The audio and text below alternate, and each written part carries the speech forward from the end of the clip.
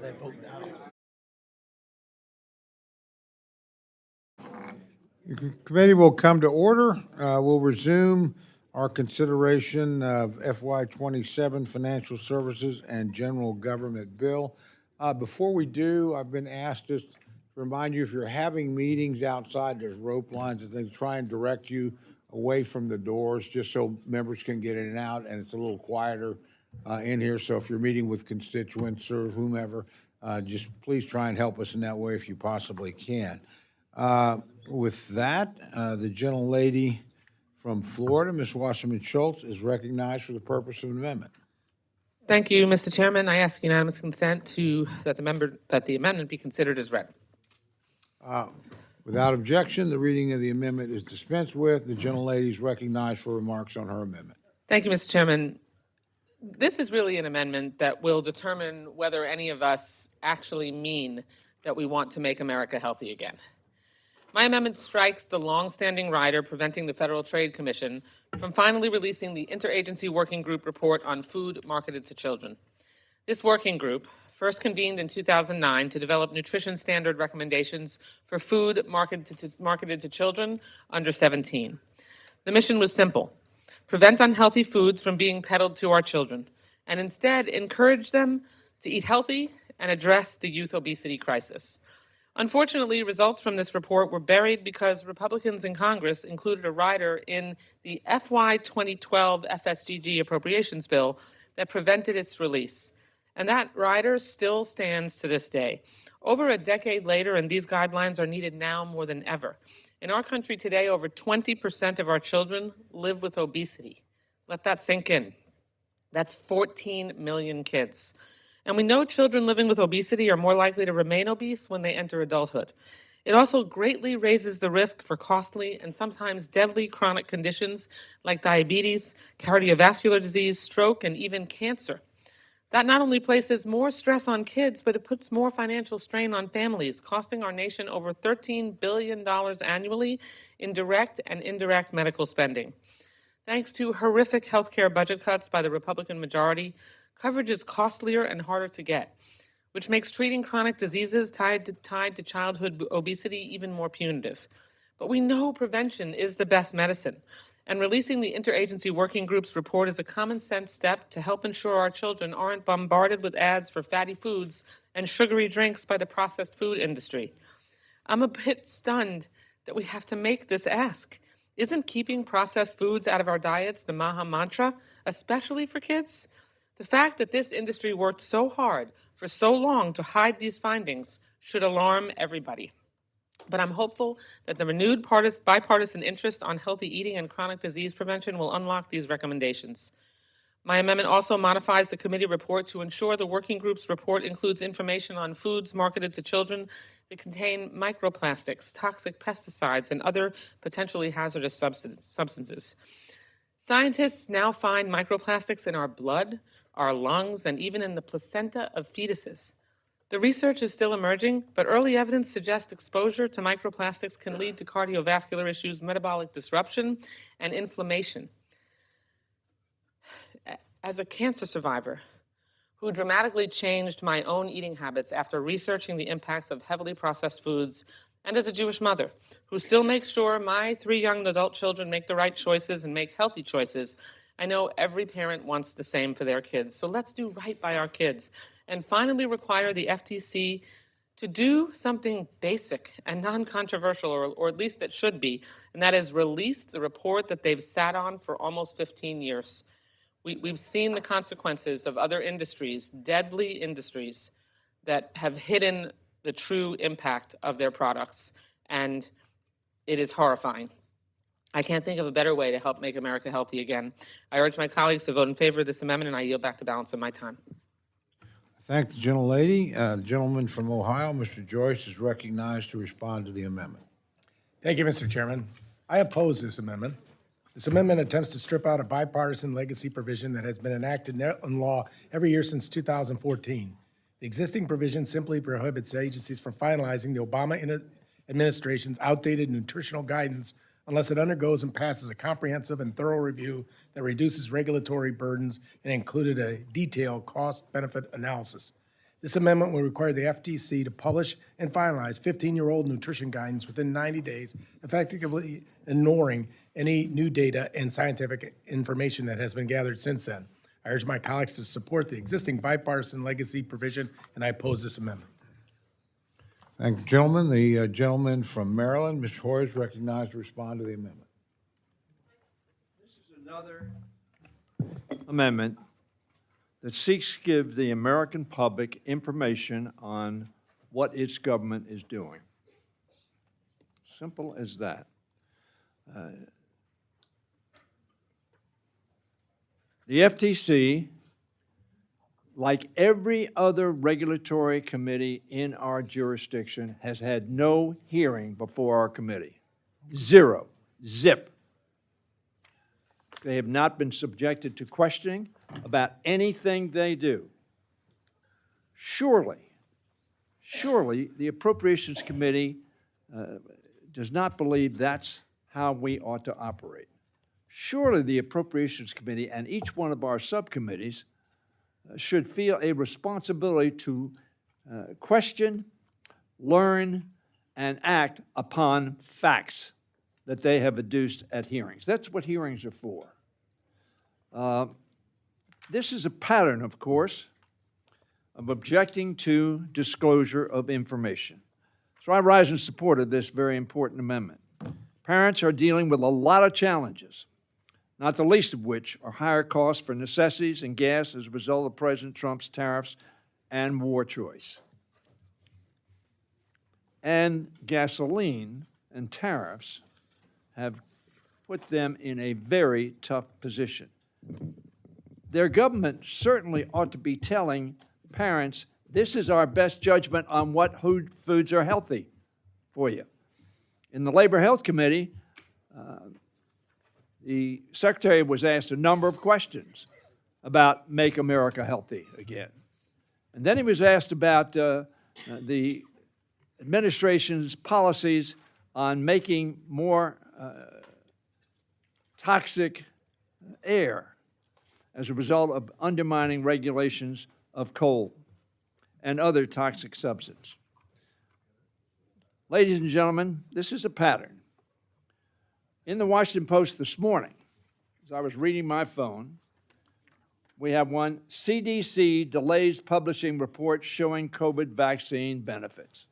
Now, you may disagree with that report, but that report was provided with taxpayer money, was done with taxpayer money.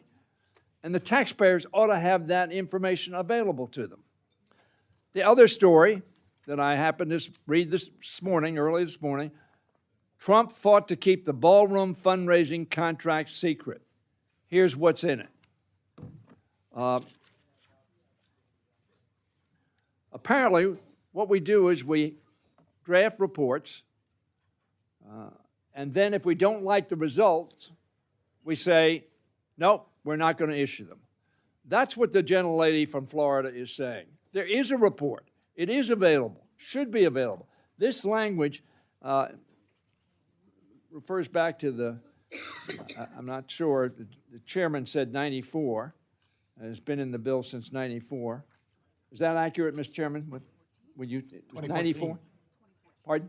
2014. Okay, 2014. That's why I was surprised at 94, because, of course, we were in charge of Congress in that year. In 2014, we weren't. Again, this language is to cover up.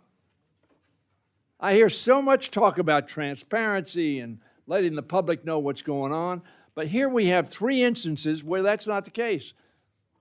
And very frankly, I was shocked when the Secretary, I know that's not our subcommittee, in Health and Human Services said that he had a condition preceding to his being appointed Secretary.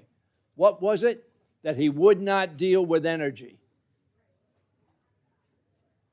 No matter what the health consequences were. He would not deal with energy. And a member of our subcommittee, who's not here right now, asked that question and pressed him on that question. He said, no, that's not my expertise. That's not my jurisdiction. So in that context, I would hope that we could have an amendment approved unanimously by this committee. Said, you got information that's important for parents? to have their children healthy, then we ought to let them peruse that and make their decision on whether or not they believe that information should be followed. I urge adoption of the amendment. Thank you, gentlemen. The gentlelady from Connecticut, Ms. DeLaura, is recognized to address the amendment. Mr. Chairman, I rise in support of this amendment. 2 years ago, I led a bicameral letter urging the FTC to complete and release an updated version of its report titled Review of Food Marketing to Children and Adolescents. The FTC's last major report was published in 2012 using data from 2009, meaning the most updated data we have on food marketing to children is nearly 20 years old. We know that American children are not meeting basic nutritional goals and that companies aggressively market unhealthy food and sugary beverages to children. This aggressive marketing includes the food, beverage, and restaurant companies that spend nearly $14 billion per year on marketing in the United States, with more than 80% of the advertising promoting unhealthy food choices. On top of that, they get a tax write-off for these advertising practices that hurt our children's health, earn them billions in revenue. So we face a dual obesity and diabetes epidemic. It is time we do our part to stop it. I will soon be reintroducing the Stop Subsidizing Childhood Obesity Act, which would address the marketing of unhealthy foods by closing the tax loophole that companies use to advertise these products to children. I hope someone in this room will join me as a co-lead. There is no reason why this legislation shouldn't be bipartisan. This amendment would provide even more information to policymakers so that we can understand what other practices companies are using to pad their bottom lines at the expense of our children's health. Crucially, modern data would also include the impact of the rise of social media and influencer marketing, which has supercharged the food advertising industry. My colleagues on the other side of the aisle often claim they want to, quote, make America healthy again, end quote. What better place to start than holding accountable the system that pushes unhealthy food on our kids in the most deceptive way? Congress must stop letting companies off the hook for negatively impacting children's nutritional health. I urge my colleagues to support this amendment, and I yield back. Thank you, gentlelady. Are there other members wishing to address the amendment? Gentleman from Maryland is recognized. Thank you very much. Look, I appreciate the comments. The fact of the matter is, this committee knows for years I've been saying we have to stop the federal government subsidizing junk food. Now, I went through the SNAP program. But yes, these companies depend for the profits they get from those SNAP beverages, sweetened beverages that are sold and subsidized by the federal government. I'm not sure this is the right approach, but I'm glad we're talking about it. I'm glad we're talking about getting our children healthy food and not sending any messages from the government that contrary to that. And I think that's what we've been doing over the years. So I want to thank the gentlelady for bringing the topic up. We have to talk about it. Is this, this is titled junk food, but then it gets into a lot of other things. If it had been just about junk food, I might have bought into this. But then we went into all the other things at the end of this amendment. We have to have that discussion. Yield back. Thank you, gentlemen. Are there other members wishing to address the amendment? If there's no further debate, then I'd recognize the gentlelady for 1 minute to close. Thank you, Mr. Chairman. This amendment is simple. We've got to bring transparency to the food marketed to our children. And respectfully to Chairman Joyce, this is not about Obama-era nutrition data. It is about junk food being marketed to our children. It also directs the FTC to update their report and then publish it. Because our country's childhood obesity crisis continues to get worse, and it has deteriorated since the rider's first inclusion over a decade ago. Chairman Harris and I have discussed this issue over the years and look forward to working with you on this, even beyond this amendment. Our children are not piggy banks for the processed food industry to exploit at the expense of their health and well-being. Parents deserve to know what's in the food their children are eating and that is being marketed to them. They also deserve to know if these foods are filled with harmful substances like microplastics and pesticides.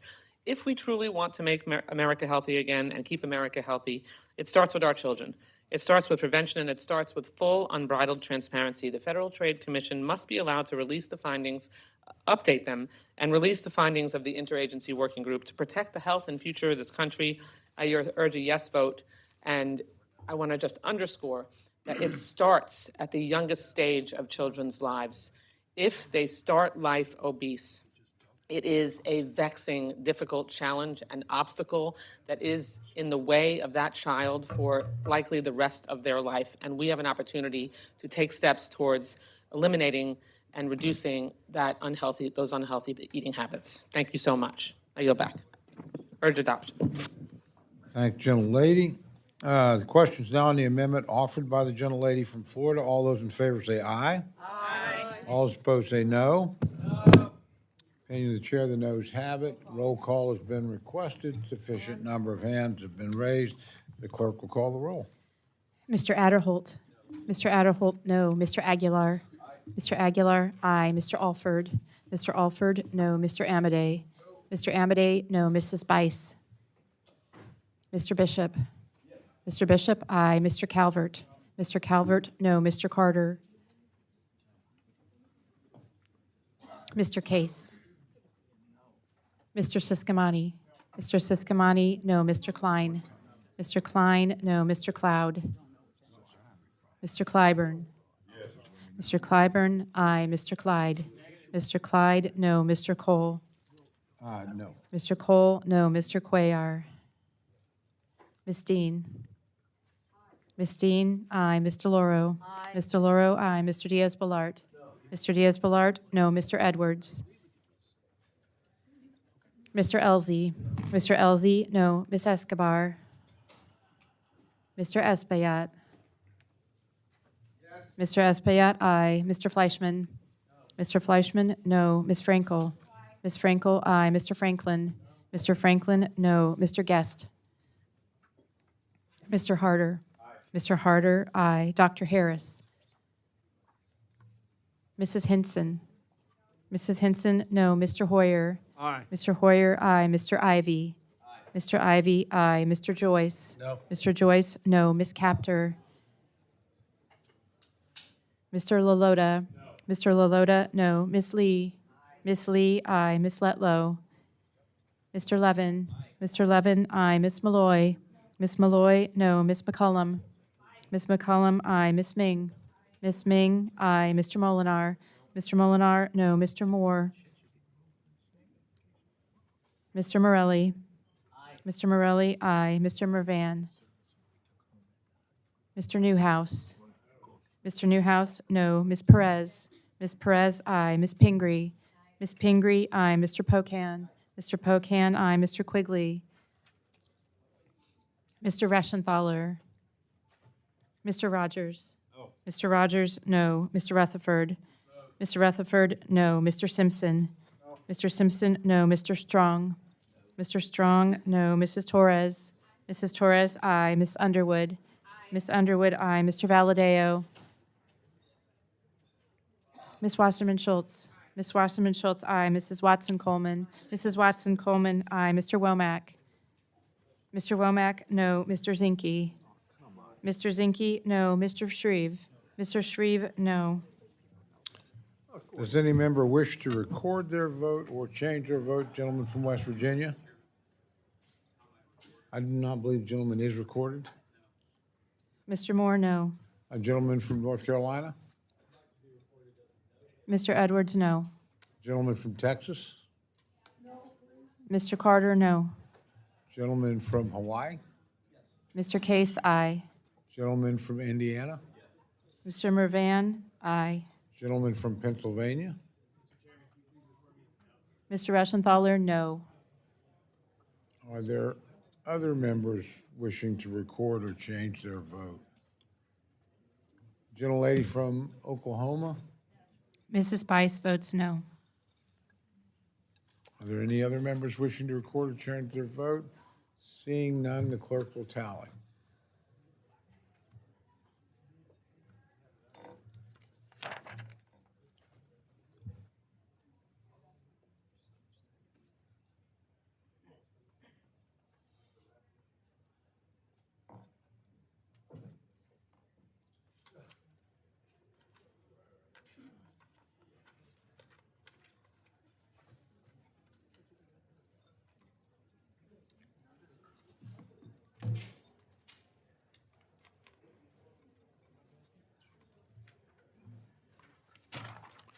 On this vote, the ayes are 24, the noes are 30. The amendment is not adopted. The gentlelady from Maine, Ms. Pingree, is recognized for the purpose of an amendment. Amendment at the desk. And move to dispense with the reading. Without objection, the reading of the amendment is dispensed with, and the gentlelady is recognized for remarks on her amendment. Thank you very much, Mr. Chair. My amendment also has to do with the release of a report, so I hope that we can come to an agreement on what is a very simple release of a report. And this amendment is about preserving our history, and I know there are many people in the room who care deeply about the history of this country, and particularly that history that is located here in Washington. Many of us walk or drive past the William J. Cohen Federal Building every single day. It's right below the HHS building here on Independence, and it is currently home to the Voice of America. I bet many of you don't realize that it is the home of some of the most significant public art in American history. As part of the New Deal, several federal programs paid artists to create works reflecting American life. It was right after the end of the Depression, and it was an important way to preserve our history and also to help put people back to work. The Cohen Building is home to so many masterpieces that were funded by this program. It's often called the Sistine Chapel of the New Deal. Murals in there have been created by such influential painters as Ben Shahn, Seymour Fogel, Philip Guston. But here's the problem. This administration has put the Cohen Building on a list for accelerated sale. These murals cannot be removed. They're painted directly on the walls, integral to the structure of the building. And there are many, many people very concerned that a developer will come in with this prime real estate, tear it down 2 blocks from the Capitol, demolish that building, including the priceless art inside. But it doesn't have to be this way. Before the Cohen Building went on sale, GSA did a feasibility study for what a renovation of the building could look like while preserving the murals. Once again, this study is taxpayer funded. It was done by federal employees, and it was completed in January of 2025, but since then, its release has been prohibited. No one has seen it, despite numerous requests, including from members of Congress. So my simple amendment just says to GSA, please release the study. Give us that opportunity to see how we can best preserve these murals. Everyone, including many outside parties and others, would benefit from seeing what experts at GSC think is possible to do with this building. I hope you will consider supporting this amendment, and I hope as you do so, you will also think about some of the things we've witnessed in the last year and a half. I won't make any comments about this administration because the administration and I may have slight differences on what we think is good taste or what should be done with historical buildings. But just ask yourselves, you don't have to answer this out loud, but when you heard that the east wing of the White House had been torn down almost overnight before you'd even heard about it, didn't you feel a little bit bad that no one consulted members of Congress, no one consulted any agencies about what should be preserved or what was in there? Didn't you feel a little bad that you wouldn't get to walk down those steps again like you had for so many Christmas parties, bringing your family in there, looking at the decorations, that suddenly it was just gone? And that no one consulted you about the ballroom plans that will be built there next? Didn't you feel a little bad when you saw that the Kennedy Center suddenly had a name change and that we don't know exactly how that building will be renovated? Or the potential plans to paint the old executive office building white or build a massive arch in the entrance to Washington, D.C.? These are big, complicated projects that are being done or proposed without the consultation of Congress. And don't you feel like we should take a little more responsibility for the art and the history that is being changed without our say as co-equal branches? So this is an opportunity to just ask the administration to release a study before yet one more historic site is transformed, one more set of beautiful art is lost to everyone, that piece of our history no longer is preserved. All you have to do is vote yes and say, just preserve, just release this report. We may choose not to preserve this building. We may choose to put it back on the market. But at least we will know what GSA with taxpayer dollars thought was the best thing to do and how to best preserve these murals before they are gone to everyone forever. So I urge a yes vote on this, and I yield back my time. Thank you, gentlelady. The gentleman from Ohio, Mr. Joyce, recognized to address the amendment. Thank you, Mr. Chairman. I appreciate the gentlewoman's amendment, but I oppose it. Cohen Building is one of the buildings recommended by Public Building Reform Board, PBRB, for its disposal. The building has approximately $200 million in deferred maintenance. It is estimated the cost to modernize the building would cost over $590 million. The PBRB estimates that disposing of the building will save $843 million. We need to make tough decisions now on what we can maintain in a cost-effective way and to start the disposal process for those buildings such as Cohen that'll cost the taxpayer more in the long run. For these reasons, I oppose the amendment. Thank you, gentlemen. The gentleman from Maryland, Mr. Hoyer, is recognized to address the amendment. As the gentlelady from Maine observes, here's a report prepared at taxpayer expense on how something could be done. Voted upon, passed, and in this year, the report's availability was stifled. I don't know what's in the report. I don't know what it says. It may say what the chairman said, that, look, this is too expensive and we've got to get rid of this building. However, what is wrong with seeing the report? What are you afraid of that we have the American people and the Appropriations Committee? This is under our jurisdiction, Mr. Chairman. We haven't had a single hearing. GSA has not been up here.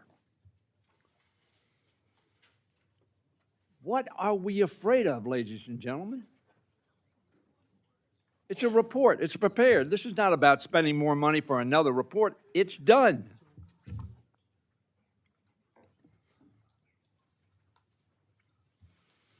And we continue, apparently, along the path of cover-up. Again, I don't know what's in the report. I have no idea. It may say the building ought to be torn down. We ought to do it tomorrow.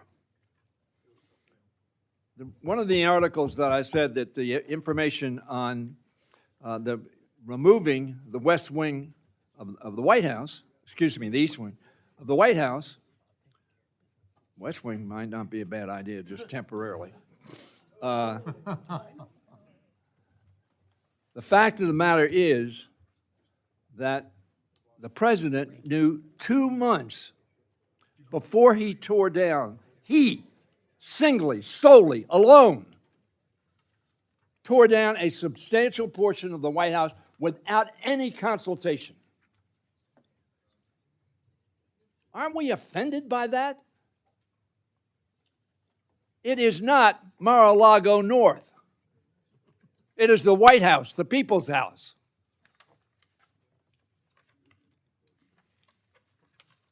And yet we put our head in the sand and say, well, Trump wanted to do it, and he's doing with private sector money that is secret, not disclosed who the donors are.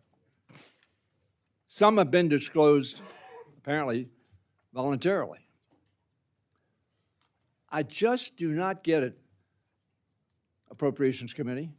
If we want to have any respect, not just in this administration, the next administration, administrations after that, then we will stop coddling this administration and the constituent agencies who refuse to give us information, refuse to testify, and we're in the dark.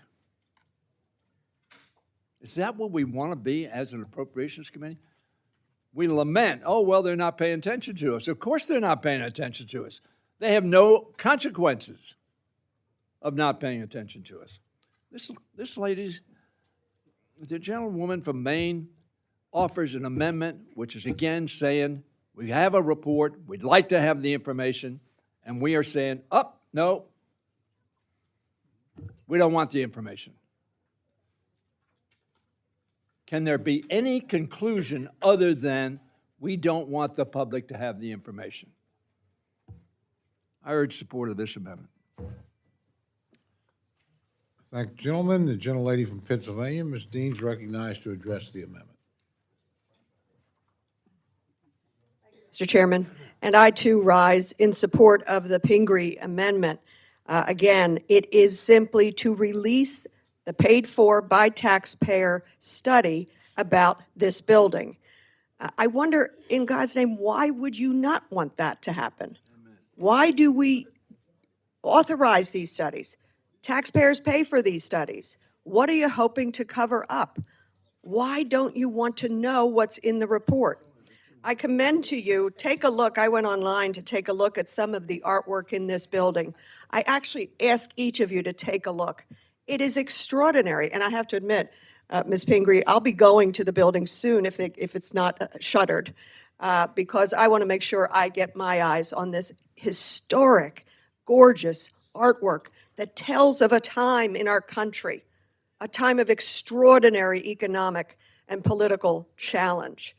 Why would we not want to know what we could better do with this building? I'll end with this story.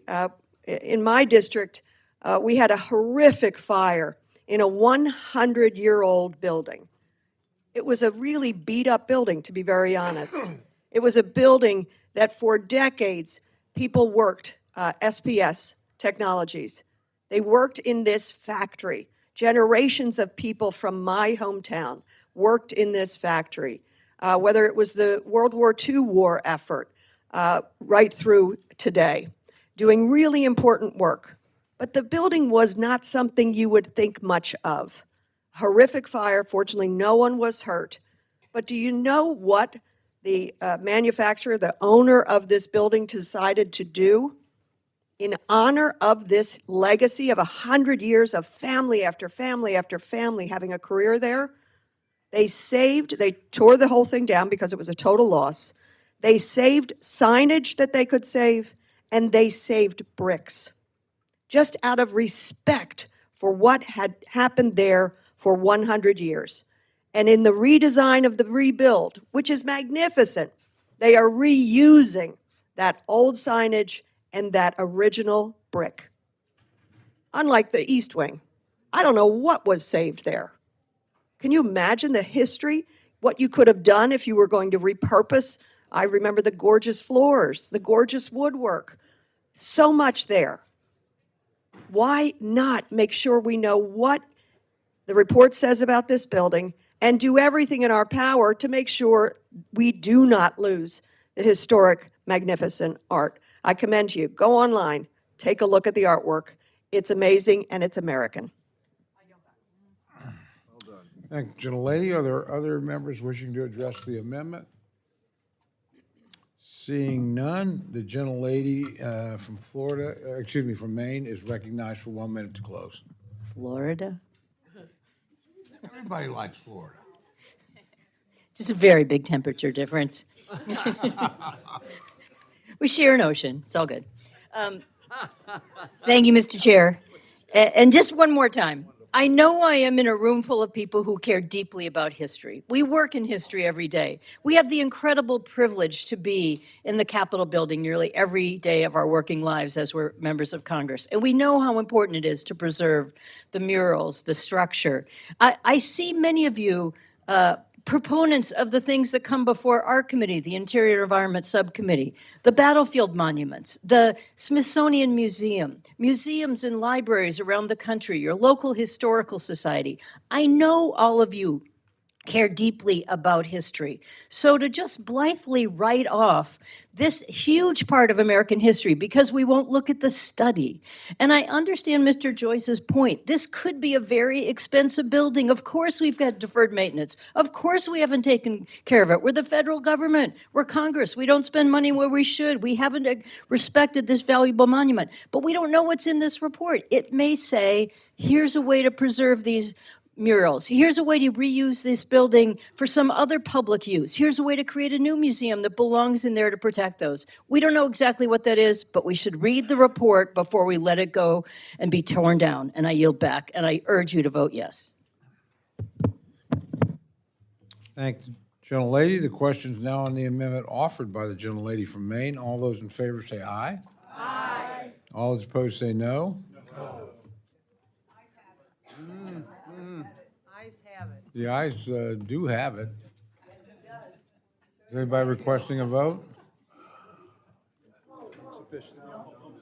Vote has been requested. Not sufficient number.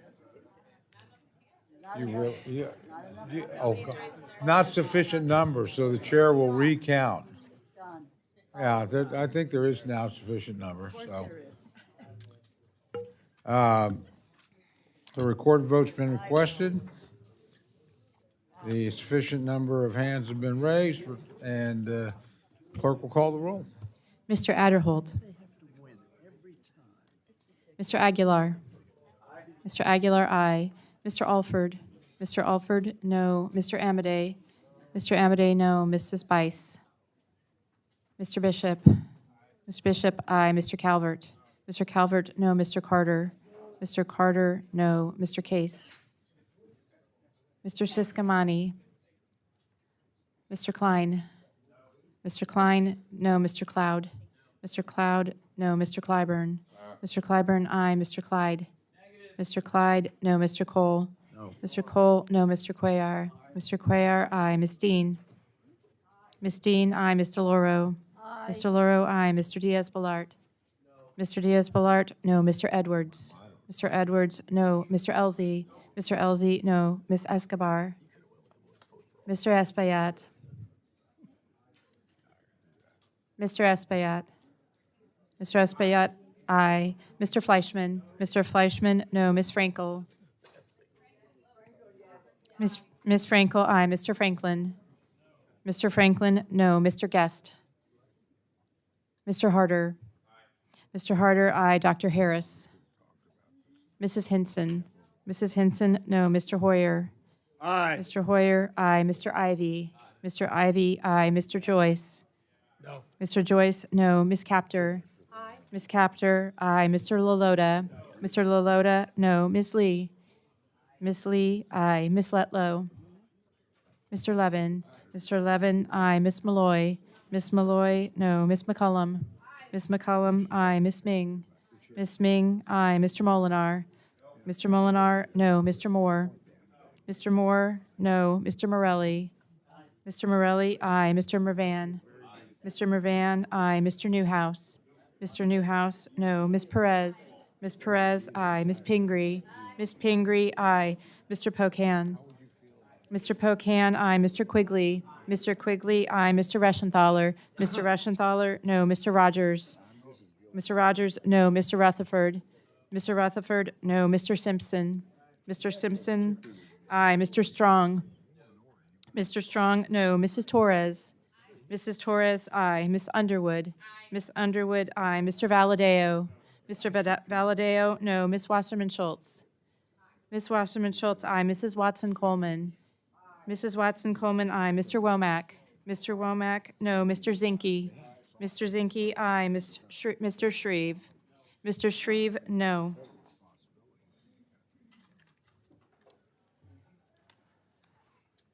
Let's see, sorry, I was. Need to Are there recognize. any members wishing to record or change their vote?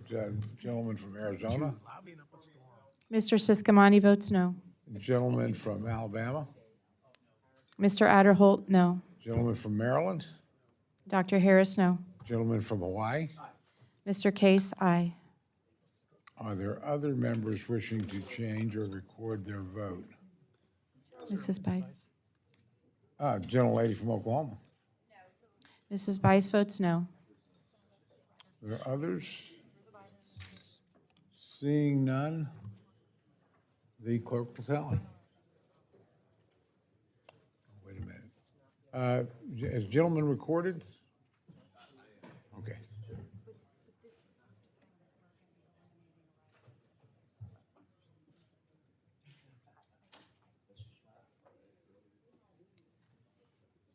People are writing to you. People are writing to you. Let me chat with them.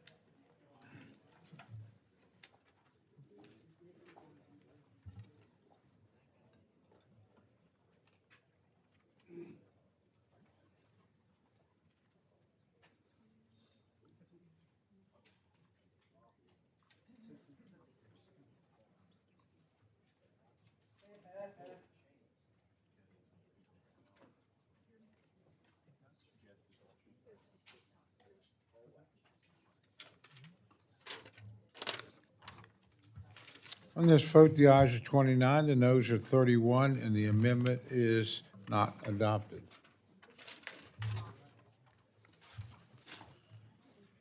The gentleman from Wisconsin, Mr. Pocan, is recognized for the purpose of an amendment. Great. Thank you, Mr. Chair. I have an amendment at the desk, and I ask that it be considered read. Without objection, the reading of the amendment is dispensed with, and the gentleman is recognized for remarks on his amendment. Thank you, Mr. Chairman. This is actually a pretty straightforward amendment. It's saying that until Russ Vogt, the director of OMB, comes before the full committee, that we would withhold 70% of the funds. We did try to negotiate in the manager's amendment what we did in the MilCon, which was 25% to have come before the committee. That wasn't agreed to, and maybe it's better because in some ways we can have this full debate. This is pretty unprecedented times where we have an executive branch, and again, this isn't team red, team blue, Democrat versus Republican. We have an executive branch taking away the funds that Congress has approved. Us, both of us, our institution has approved, whether it's impounding, and I kind of hate that term because it's so insider Washington, stealing the funds, canceling funds that we have through the process we have approved, which is what makes the Appropriations Committee relevant, right? Because we approve the bills and then Congress approves the spending. And if one branch of government that doesn't have that authority, according to the Constitution, does that, then we are at a disadvantage. In fact, this entire process is more about fantasy Congress than real Congress, because we spent 93 hours last year, by the way, in this room with each other, marking up bills, and then if the executive branch just steals the funds, well, that takes away our status as a co-equal branch of government.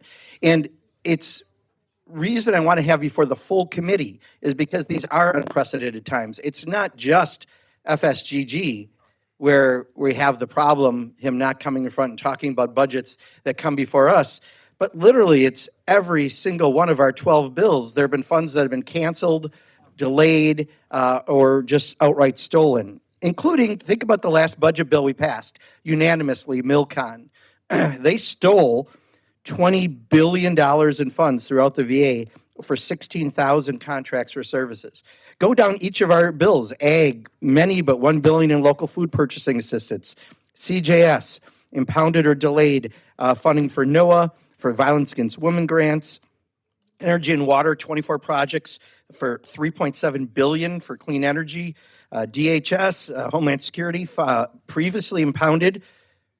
But again, why? Why do they previously impound? Don't we have those questions? We should be curious enough. $5 billion for disaster recovery money, canceled in Interior, NEA money, EPA money, in Labor, Health, and Human Services, LIHEAP money, and Community Service Block Grant money, either delayed or impounded.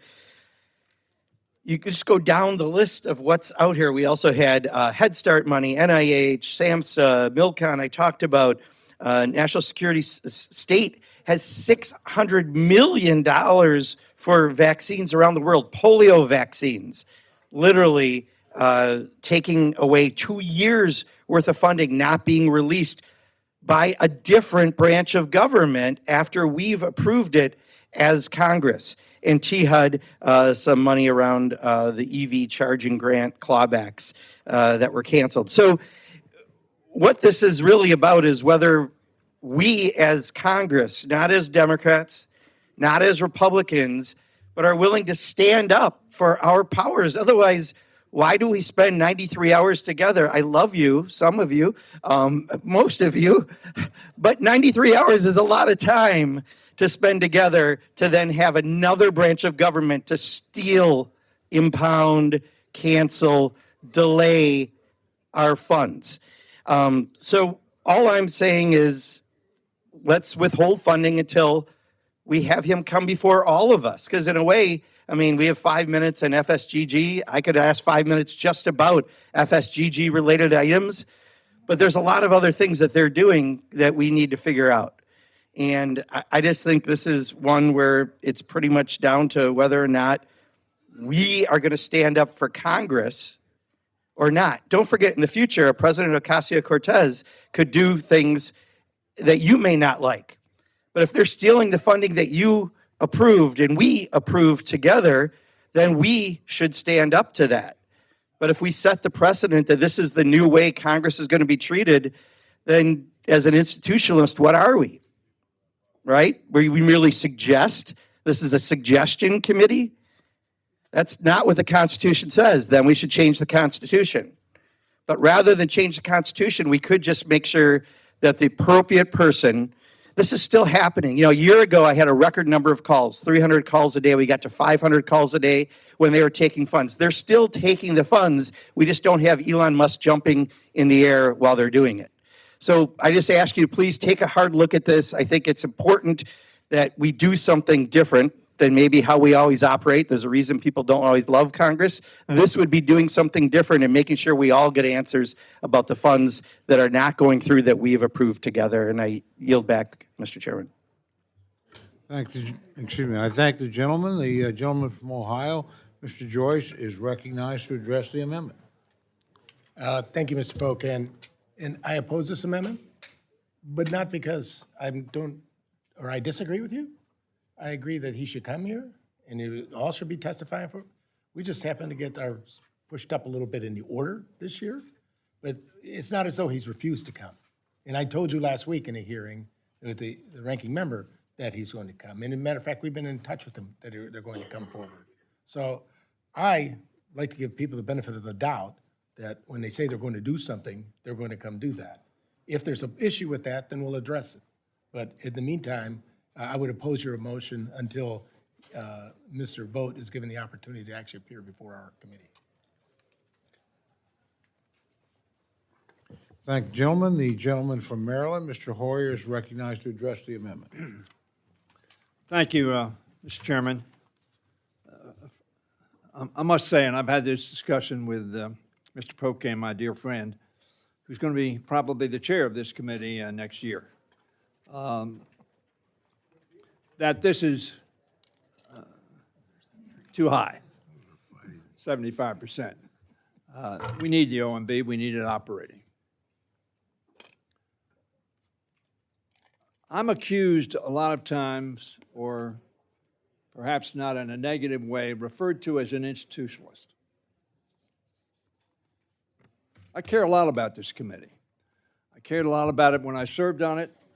And this committee, as you will ask the Ways and Means Committee or Energy and Commerce, when I was majority leader, got priority to make sure that time was available in June for the bills to be on the floor so we could pursue regular order. I offered an amendment on a report language last year, and one of the more senior members of the committee got up and said, well, this is just report language, and very frankly, the administration doesn't pay any attention to report language. This is why. Mr. Vogt has first of all said that we need a more partisan appropriations process. He's getting that. It's not good for the committee, and it's not good for the institution. Now, Mr. Vogt got $100 million in the reconciliation bill last time. There is talk about funding ICE and Border Patrol for 10 years in the reconciliation bill to come. I would hope the senior members of this committee, as well as the junior members, said, hell no. Now, it's not before our subcommittee, for another subcommittee, but it is before the Appropriations Committee. And to allow the reconciliation process to be operated in lieu of the Appropriations Committee is, I tell you, my friends, we are the authors of our own impotence.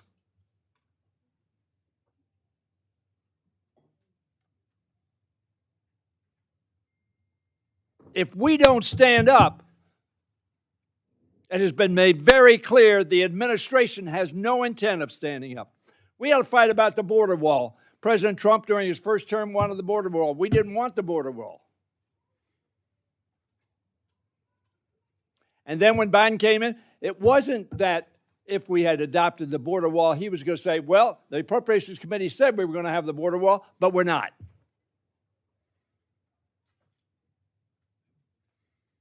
Because if that's the case, then why are we spending those 93 hours to make judgments on what we believe, pursuant to the Constitution, pursuant to Article 1, are the priorities of this country?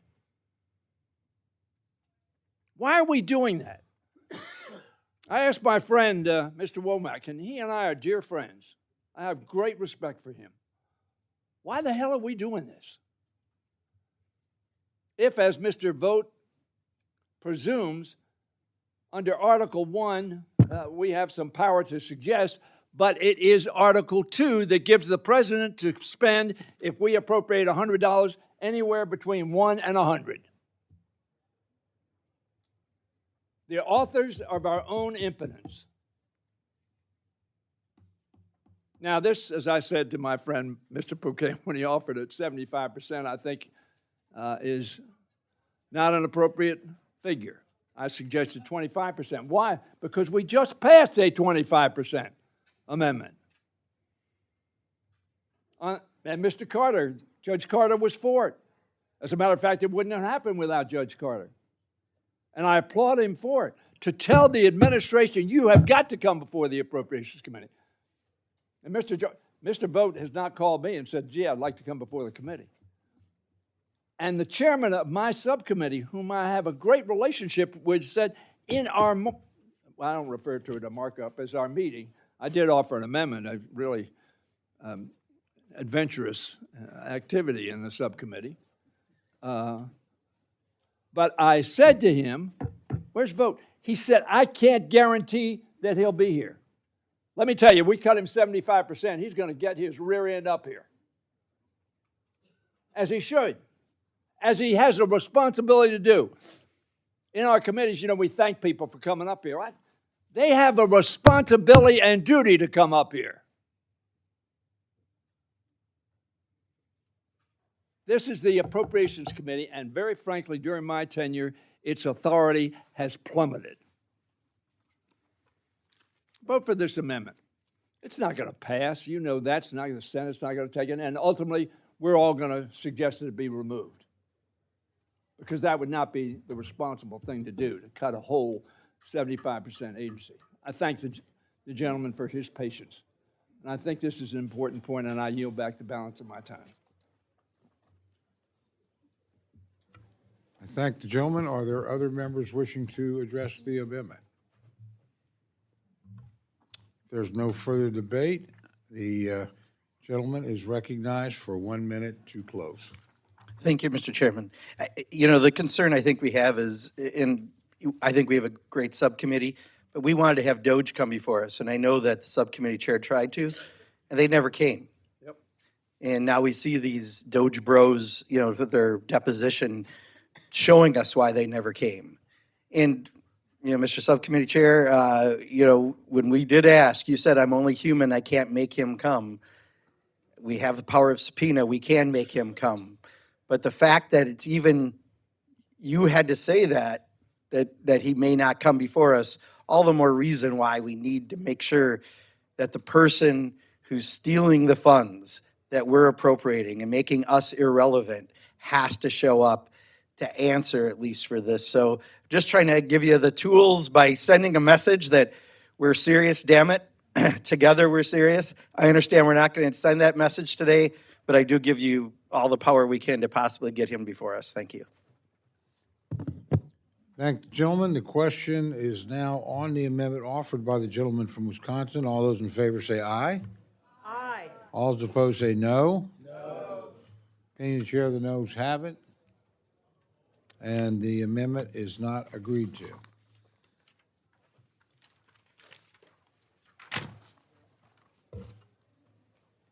Gentleman from Wisconsin, Mr. Bocan, is recognized for an amendment. Thank you, Mr. Chairman. So this amendment, Would the we're in a gentleman- kind of a unique situation, and would the- again, would the gentleman- I have an amendment before the committee asked it be considered read. Without objection, the reading of the amendment is dispensed with, and the gentleman's recognized for remarks on his amendment. Thank you, Mr. Chairman. So the situation that we have now, I'm asking you to try to think beyond it. Again, think about the institutions that were here. But this is an amendment that simply says you can't have a payout or a settlement with litigation with a sitting president. I am guessing our founders never thought this would come up, so it's not addressed. And I'm not trying to make it about any current situation, but we do have to every now and then update statutes. I think a session or two ago, the statute said at a president and their wife throughout the law. Well, someday a woman could be president, hopefully sooner than later, and that wouldn't be correct unless that woman was a lesbian. So we had to fix the language, and we did, and occasionally you've got to do that. In this case, maybe our founders never thought of this. I never thought of this prior to about a year ago, but you should not be able to try to sue the government that you're in charge of running and have a person you've appointed making the decision whether or not you get the settlement, because that would be insane. If I were to sue somehow Congress or my office, and then I'm asking my chief of staff to make the agreement to settle, that doesn't make any sense, right? And it doesn't make sense for any president with any agency that they could be suing to be able to sue, especially for $10 billion or $1 billion or for $1, and then try to have a settlement come out of there that makes any sense, that's fair at all to us. So again, try to take any current situation out. I've done my best not to mention any current situation, but I think the reality is every now and then we got to upgrade our statutes, and this is something that our founders didn't plan on, and maybe we need to fix this and try to take the politics out of it, and I would urge support for this amendment. Thank the gentleman. The gentleman from Ohio, Mr. Joyce, is recognized to address the amendment. Thank you, Mr. Chairman. I urge my colleagues to oppose this amendment. This language is broad and doesn't consider the impact on future presidents. I don't believe it's a business of the committee to remove any legal protections for our public officials are entitled to. Concerns with the Department of Justice should be directed at our colleagues at CJS, and I oppose the amendment. Thank the gentleman. The gentleman from Maryland, Mr. Hoyer, is recognized to address the amendment. I thank the gentleman for yielding.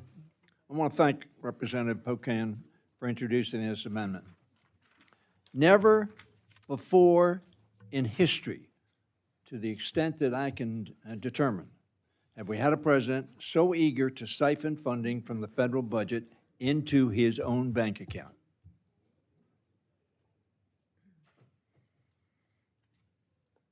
Perhaps one of you will rise and say, oh no, here's a prior historic example. We also have never been in a position where the sitting president sues federal agencies and appoints officials who are able to settle these cases with him to his benefit. No president that I have served with has treated the Justice Department as his personal lawyer. In fact, his personal lawyer is heading up the Justice Department.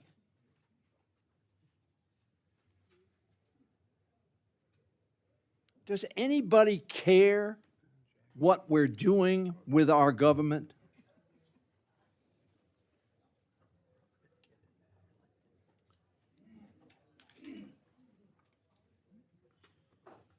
Mr. Pocan's amendment would prohibit any funds under this bill from being used to pay a sitting president for settling lawsuits.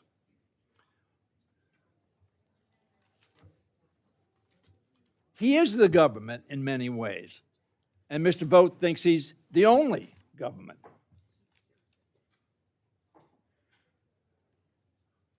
If I sue somebody that I control, who controls a lot of money, and I say to them, settle this case with me. Now, that hasn't happened. But the specter of it exists. This amendment is essential to restoring trust in our government and ensuring that taxpayers' resources go to the benefit of taxpayers, not to benefit President Trump and his family. I yield back. Thank the gentleman. Are there other members wishing to address the amendment? The gentleman from Maryland, Mr. Ivey, is recognized. Thank you, Mr. Chairman. I rise in support of this amendment. I actually have a bill that I co-authored with Congressman Magaziner that takes an approach to this on a different track. It focuses on the president or vice president having settlements with the private sector for similar kind of reasons, but this is even more egregious, it seems to me. It's really a fox guarding the henhouse kind of scenario, except there's no guarding at all because, as you just heard from my colleague from Maryland, there's no party in the middle of this that can take an objective view and block it with respect to the court or any other party and say, you know what, this is too much of this settlement amount is too large, or even more importantly, he has absolutely no right to the settlement, any dollars. In fact, in some of these instances that I've seen so far, he ought to be paying attorney's fees to the federal government for frivolous litigation. I think it's important for us to make sure that we have arm's length decision-making somewhere in this process, and we don't, given the current situation. I think nobody really anticipated the president or the presidency, seeking these kinds of settlements that would lead to personal enrichment, but here we are. And so I think it's important for us to make sure that we do everything we can to prevent that. It's important just from a good stewardship standpoint to make sure that we do this so that the taxpayers' money doesn't get used or misused in an inappropriate way. And with respect to, removing powers from the presidency or the president, that's really not the goal. It's just to delay it until such point where he's a private citizen again. Statute of limitations on most of these don't run anyway, and I'm sure there's a way to state the statute of limitations if necessary, or toll the statute of limitations if necessary, so that there can be a just day in court if the president or the former president at that point deserves it. But just to allow it to happen like this, I think is just an obvious risk to the public trust and to public funds. And so I urge support of the amendment. Thank the gentleman. Are there others wishing to address the amendment? If there's no further debate, the gentleman is recognized for 1 minute to close. Thank you, Mr. Chairman. Just to clarify, I think when it was opposed by the subcommittee chair, he said it wouldn't affect future, it would affect future presidents. That's the whole idea.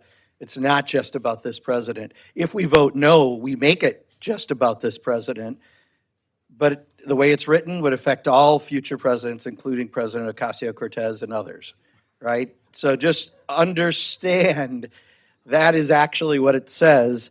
And also, as Mr. Ivey said, it still allows them to have a suit after they're not president. but the person they appointed, either at DOJ or the IRS, or in the future it could be Labor H or anywhere else, HHS secretary, they can't have their appointee deciding whether or not the person who made their appointment gets a settlement, gets a little financial gain. So I hope we vote yes, so that we're not saying it is just about the current incident, but if we make it no, I clearly, unfortunately, that's what it's about. So I would urge support, and I yield. The question is now on the amendment offered by the gentleman from Wisconsin. All those in favor say aye. Aye. All those, I'll kind of add them all up. I'll do my best. All those in favor, or all those opposed, say no. I think the noes have it. Gentleman has requested a vote. Sufficient number of hands have been raised. The clerk will call the roll. Mr. Adderholt. Mr. Adderholt, no. Mr. Aguilar. Mr. Alford. Mr. Alford, no. Mr. Amadei. Mr. Amadei, no. Mrs. Bice. Mrs. Bice, no. Mr. Bishop. Mr. Bishop, aye. Mr. Calvert. Mr. Carter. Mr. Carter, no. Mr. Case. Mr. Case, aye. Mr. Siscomani. Mr. Siscomani, no. Mr. Klein. Mr. Klein, no. Mr. Cloud. Mr. Cloud, no. Mr. Clyburn. Mr. Clyburn, aye. Mr. Clyde. Mr. Clyde, no. Mr. Cole. No. Mr. Cole, no. Mr. Cuellar. Sue you. Ms. Dean. Ms. Dean, aye. Mr. Loro. Aye. Mr. Loro, aye. Mr. Diaz-Balart. Mr. Diaz-Balart, no. Mr. Edwards. Mr. Edwards, no. Mr. Elzey. Mr. Elzey, no. Ms. Escobar. Ms. Escobar, aye. Mr. Espaillat. Mr. Espaillat, aye. Mr. Fleischman. Mr. Fleischman, no. Ms. Frankel. Ms. Frankel, aye. Mr. Franklin. Mr. Franklin, no. Mr. Guest. Mr. Guest, no. Mr. Harder. Mr. Harder, aye. Dr. Harris. Dr. Harris, no. Mrs. Hinson. Mrs. Hinson, no. Mr. Hoyer. Aye. Mr. Hoyer, aye. Mr. Ivy. Mr. Ivy, aye. Mr. Joyce. Mr. Joyce, no. Ms. Capter. Aye. Ms. Capter, aye. Mr. Lalota. Mr. Lalota, no. Ms. Lee. Ms. Lee, aye. Ms. Letlow. Mr. Levin. Mr. Levin, aye. Ms. Malloy. Ms. Malloy, no. Ms. McCullum. Ms. McCullum, aye. Ms. Ming. Ms. Ming, aye. Mr. Molinar. Mr. Molinar, no. Mr. Moore. Mr. Moore, no. Mr. Morelli. Mr. Morelli, aye. Mr. Mervan. Mr. Newhouse. Ms. Perez. Ms. Perez, aye. Ms. Pingree. Ms. Pingree, aye. Mr. Pocan. Mr. Pocan, aye. Mr. Quigley. Mr. Quigley, aye. Mr. Reschenthaler. Mr. Reschenthaler, no. Mr. Rogers. Mr. Rogers, no. Mr. Rutherford. Mr. Rutherford, no. Mr. Simpson. Mr. Simpson, no. Mr. Strong. Mr. Strong, no. Mrs. Torres. Mrs. Torres, aye. Ms. Underwood. Ms. Underwood, aye. Mr. Valadeo. Mr. Valadeo, no. Ms. Wasserman Schultz. Ms. Wasserman Schultz, aye. Mrs. Watson Coleman. Mrs. Watson Coleman, aye. Mr. Womack. Mr. Womack, no. Mr. Zinke. Mr. Zinke, no. Mr. Shreve. Mr. Shreve, no. Are there any members wishing to record their vote or change their vote? Gentleman from Indiana? Mr. Mervan, aye. Are there other members wishing to change or record their vote? Seeing none, the clerk will tally. Oh, Mr. Calvert. It's not recorded. Gentleman is not recorded. Mr. Calvert votes no. Are there any others? Clerk will tally.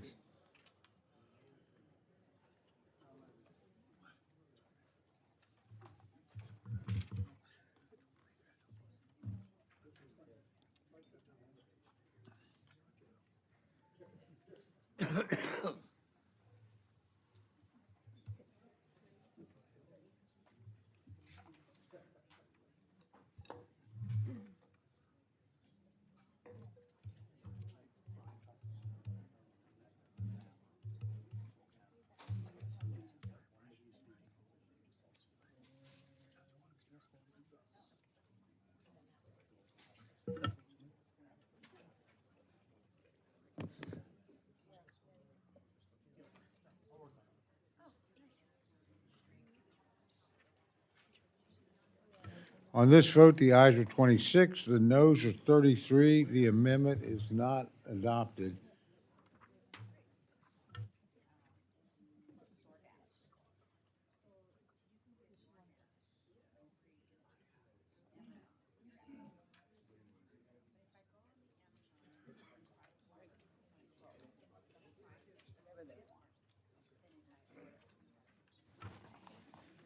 Obviously, we're beginning to vote, but we think we have sufficient time to go ahead and try and do another one. So the gentlelady from Florida, All right. Frankel, is recognized for an amendment. If we have to suspend because the debate gets lively, we'll come back and resume.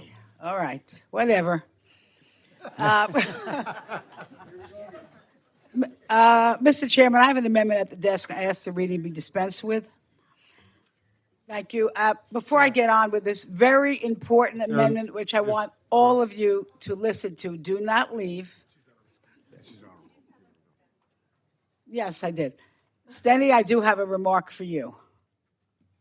I've been writing down what I admire about you. Seriously. Your knowledge base, amazing. How you articulate it, extraordinary. Your professionalism, your patriotism, your charisma, and most importantly, his memory. Does he have an amazing memory? I think we all like to have what you're drinking, really. You're fantastic, and it's just been such an honor to serve with you. And Mr. Joyce, thank you. I like you too. Not as much, but I do like you. So this is what my amendment does. It's not going to surprise you. It strikes the abortion riders in this bill that prohibit abortion coverage for federal employees, retirees, and their dependents under the Federal Employees Health Benefits Program and ban the District of Columbia from using its own funds to provide abortion services for low-income residents on Medicaid. And here we go again. My. How many times, Mr. Amadei, this was for you, and for Guy. But listen, how many times do we have to keep saying that women, not politicians, should decide whether or when to grow a family? I cannot think of a more life-changing decision, whether to bring a precious little person into the world. These riders that I move to strike are not policy, they are punishment. Punishment for federal employees who simply want to make their own private health care decisions. Look around. There are a few of them right here helping us every single day. And this is punishment for low-income women in the District of Columbia, denying them care even when the District of Columbia is willing to use their own dollars. Think about it. We're not just restricting federal funds, we are reaching into DC's own budget saying, you don't get to decide. And this is just federal overreach at its worst. But let's be clear who these riders hurt the most. Women living paycheck to paycheck, women who cannot travel, women who are already struggling to make ends meet, now forced into impossible choices about their health, their families, and their futures. And folks, the majority of Americans support reproductive freedom because it's about dignity, the right to make deeply personal decisions without politicians interfering. It's about equality because without control over our own bodies, women cannot fully participate in the economy or plan their futures. And, I'm going to say this again. The reality is this decision, whether or not to bring a child into the world, whether to start or grow a family, is it's the most important probably decision that a family will make.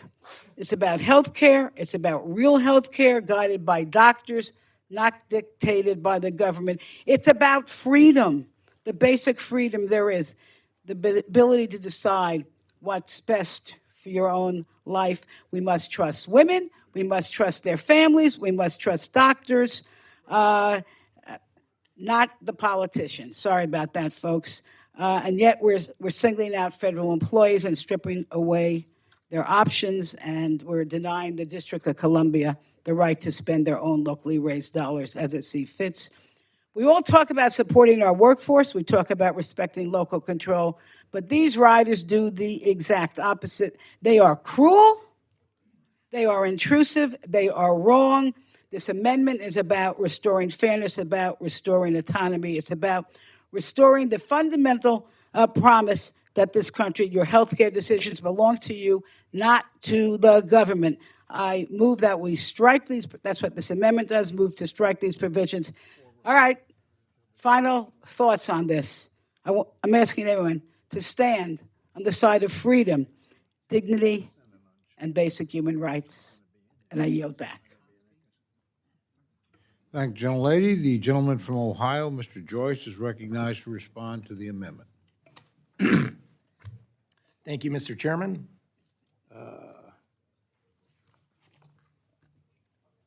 My. I must oppose this gentlewoman's amendment. Titles 6, 7, and 8 include longstanding provisions that uphold the sanctity of human life, protect religious and moral beliefs, and protect taxpayer dollars from being used for elective abortions.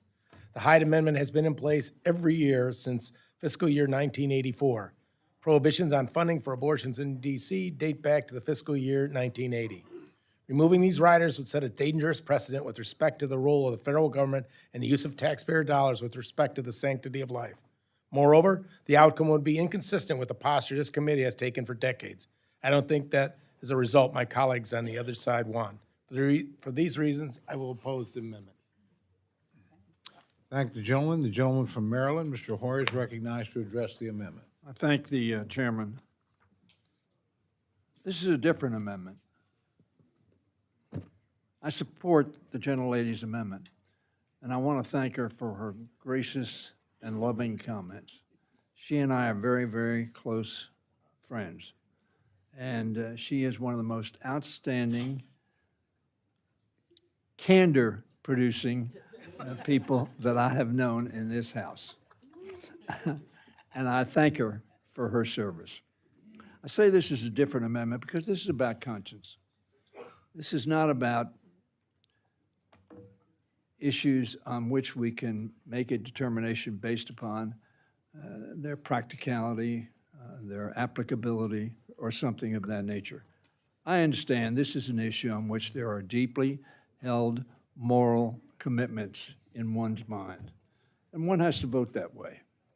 I will vote because, as I have for 60 years, starting in 1967 in the Maryland Senate, that a woman ought to have this choice. But I understand there are legitimate reasons in people's minds why that is not right. And so we'll have to vote that way. I yield back. Thank the gentleman. Are there other members wishing to address the amendment? Gentleman from Alabama is recognized to address the amendment. Thank you, Chairman. I would just like to speak in opposition to the amendment. Of course, as we all know from what's already been said, the amendment strikes the long-standing funding provision which responsibly ensures tax dollars are not used for abortion in violation of conscience of taxpayers. And just let me share with you, a Marxist poll was found that a majority of Americans, 54%, oppose or strongly oppose abortions paid for by tax dollars. And this includes 34% of individuals who identify themselves as pro-choice. I don't think we need to hide the fact that abortion is a brutal procedure. It ends the life of the unborn and should not be paid for or encouraged in any way by the U.S. government. These protections are common sense, they're long-standing, they're in place to protect life, and for that reason, I would urge a opposition to the amendment. Now, yield back. Thank the gentleman. The gentleman from Georgia, Mr. Clyde, is recognized to address the amendment. Thank you, Mr. Chairman. Let's go back to the founding document that created this nation, our Declaration of Independence. What does it say? And we hold these truths to be self-evident, that all men are created equal, and they are endowed by their Creator their creator, with certain unalienable rights. And among them are life, liberty, and the pursuit of happiness. Life is the very first right recognized by the Declaration of Independence that created this nation 250 years ago. To secure, and it goes on to say, to secure those rights, governments are instituted among men. That means it's the responsibility of government to protect and to secure life. So the question then is, when does life begin? Life begins at conception. That is when, so born or unborn, the government's responsibility is to protect life. So I urge a strong no vote on this amendment, and I yield. Thank the gentleman. The gentlelady from Nevada, Ms. Lee, is recognized to respond to the amendment. Thank you, Mr. Chairman. First of all, I want to recognize the ranking member and thank you for your mentorship, your guidance, your friendship, and your leadership. And you will be sorely missed when you're gone. This is a deeply personal issue for me. And, you know, I grew up in the Catholic faith. I understand the negative position with respect to abortion. But I also am a woman who had 3 miscarriages, and 2 of them required a DNC. And so when you talk about the sanctity of life, I also want you to consider a woman's life. And, you know, when I look at many of these employees who work for us and work for the federal government, these women who may be in a horrific position like I was, and to say to them, you do not get access to essential medical care. And I find it completely abhorrent.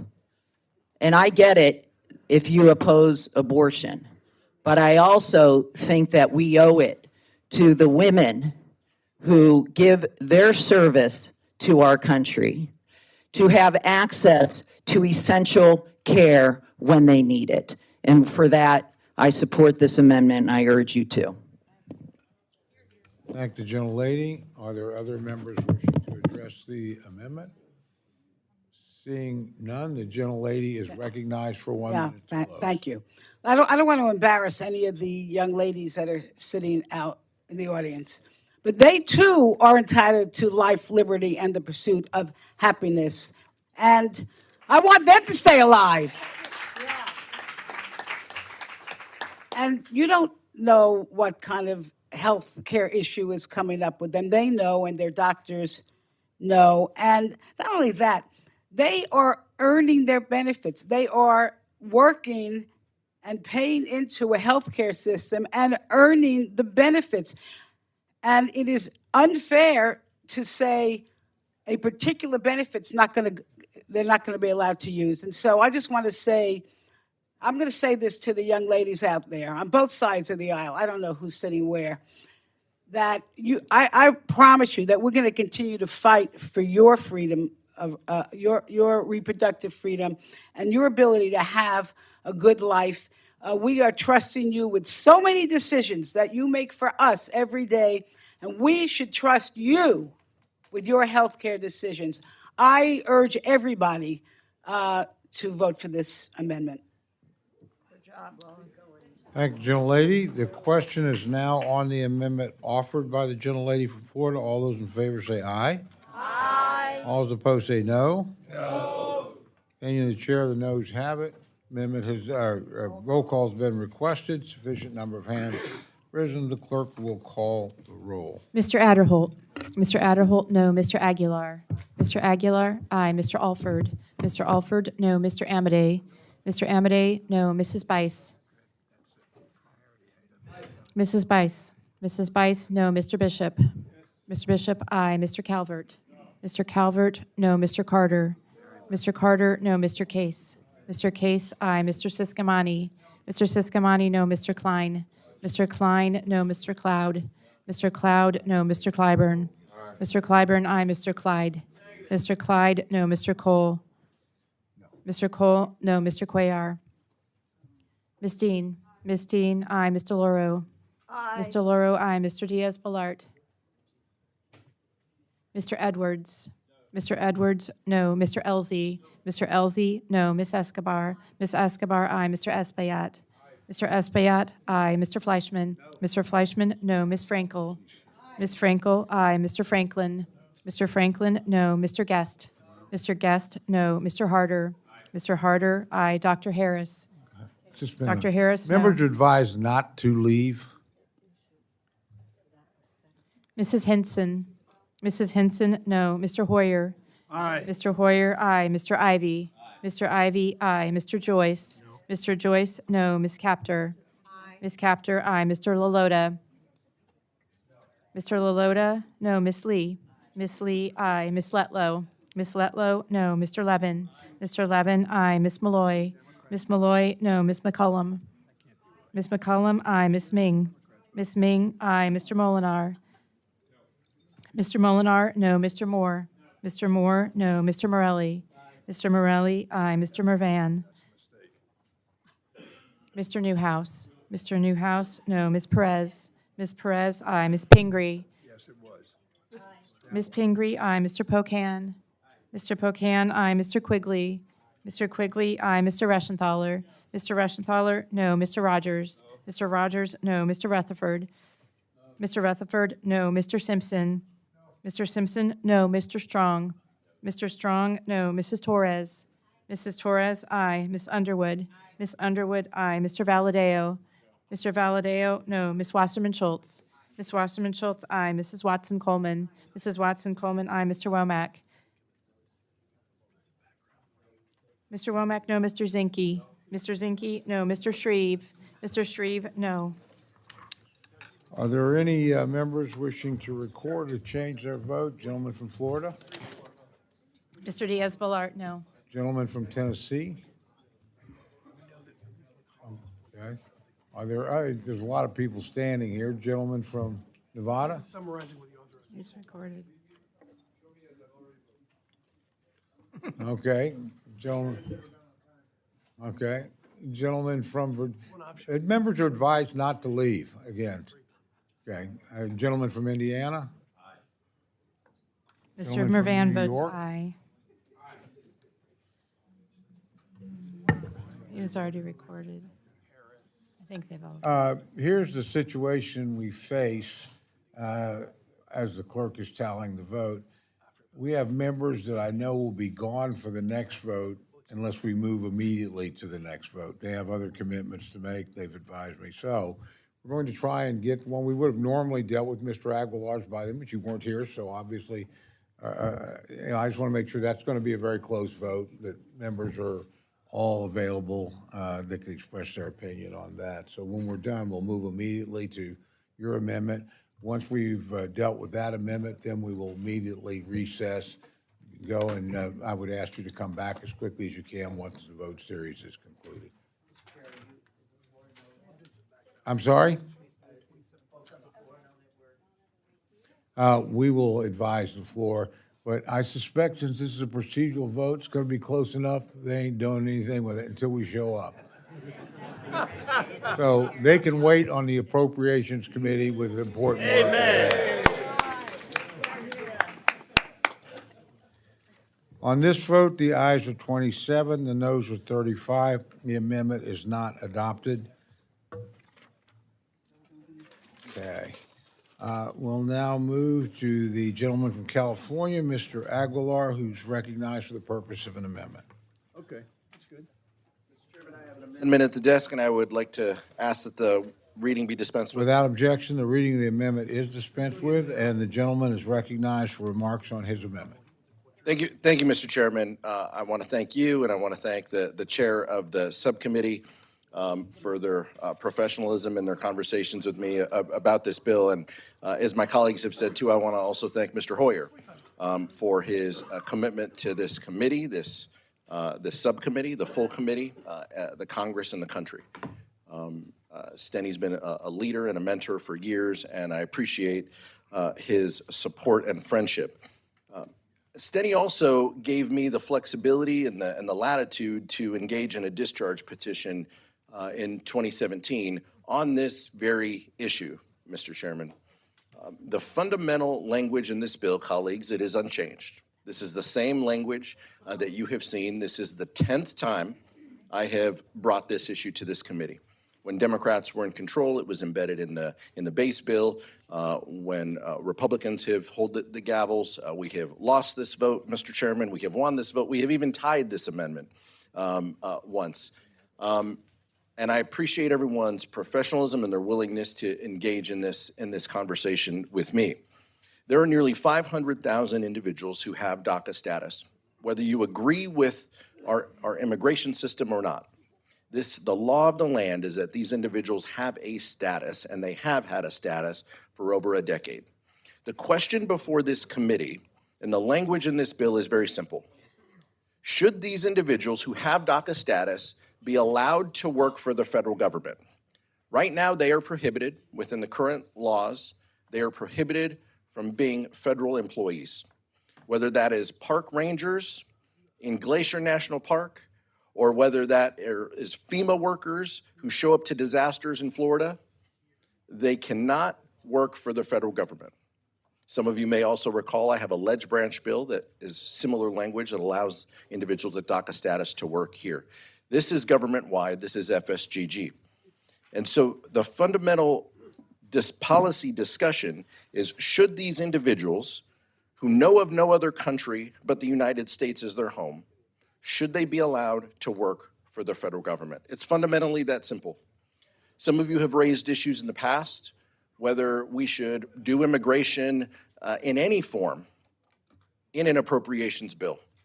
What I would argue to you is a poison pill is generally a policy writer that we disagree with. We call it a writer when we agree with it. We call it a poison pill when we don't agree with it. And let me give you a few examples of some writers that have been part of our base bills over and over and over again. They have become de facto policy because the Congress of the United States has been unwilling or unable to address the underlying issue. Whether it's H-2B caps, which I would argue are immigration related, we have changed those caps in appropriations bills and those have lived on, or whether it is NIH funding and the overhead costs that the chair and the ranking member have worked on in the past, those changes were made, if I recall, in 2017. And those have lived on as policy, as de facto policy within the appropriations bill. That is the power of this committee, colleagues. The power of this committee is we can embed language in an appropriations bill that guides the 1 year that we have, and it has the potential to live on if it is good policy and if the Congress of the United States is dysfunctional and can't pass the underlying policy in and of itself. This is simple. This is language you have all seen before. Some of you have been supported. Some of you have been opposed to it. Some of you have been opposed to it and grabbed me in the elevator and said that you were supportive of it. Some of you have said that you wished it would have passed even when you voted against it. I don't care.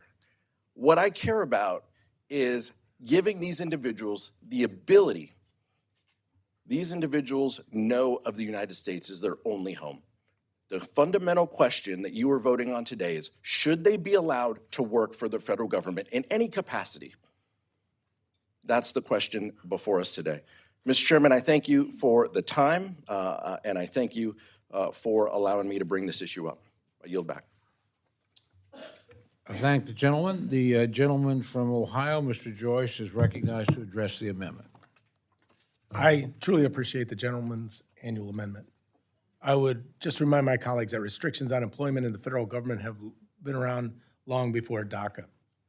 This includes limiting federal employment to U.S. citizens, legal permanent resident, a person who has refugee status or granted asylum, who has indicated their intent to become an LPR or citizen, and a U.S. national who owes allegiance to the United States. I appreciate that we're talking about children who have been in this country through no fault of their own. But this amendment deserves more than just an hour-long debate. We should have our authorizing committees work with us rather than just inserting a line in the FSGG appropriation bill. Thank you, gentlemen. The gentleman from Maryland, Mr. Hoyer, is recognized to address the issue. I rise in strong support of this amendment. I think in the previous iterations of this amendment, which are frequent and appropriate in my opinion, I indicated I was sitting next to President Trump during his first term. I was then Majority Leader of the House and sat next to the President. We talked about DACA. And the President said to me, if you will send me a DACA bill, I will sign it. That was for a path for citizens, not just to work for this institution or for the federal government, but because at that point in time, at least, I can't read why he said that, but my presumption is because 80% of the American public believes that these young people ought to be extended a path to citizenship and full inclusion in our country. I've met thousands of DACA students, I'm sure, or not students, DACA situated people. They're doctors, nurses, teachers, business people, participating in every part of our society in a very positive way. And as the gentleman from California says, this is their country. They went to school in elementary schools, in junior high school, colleges, medical school, law schools, other professional schools. They're technicians, business people. And that is why I think the President said to me, you send me a bill, I'll sign it. And we participated with Mr. McCarthy and some others, Mr. Durbin and I, and Mr. McCarthy and a member from the Senate, and Mr. Kelly, who was then Chief of Staff, General Kelly, Chief of Staff of the Armed Forces, sat in that meeting with Mr. McCarthy and I.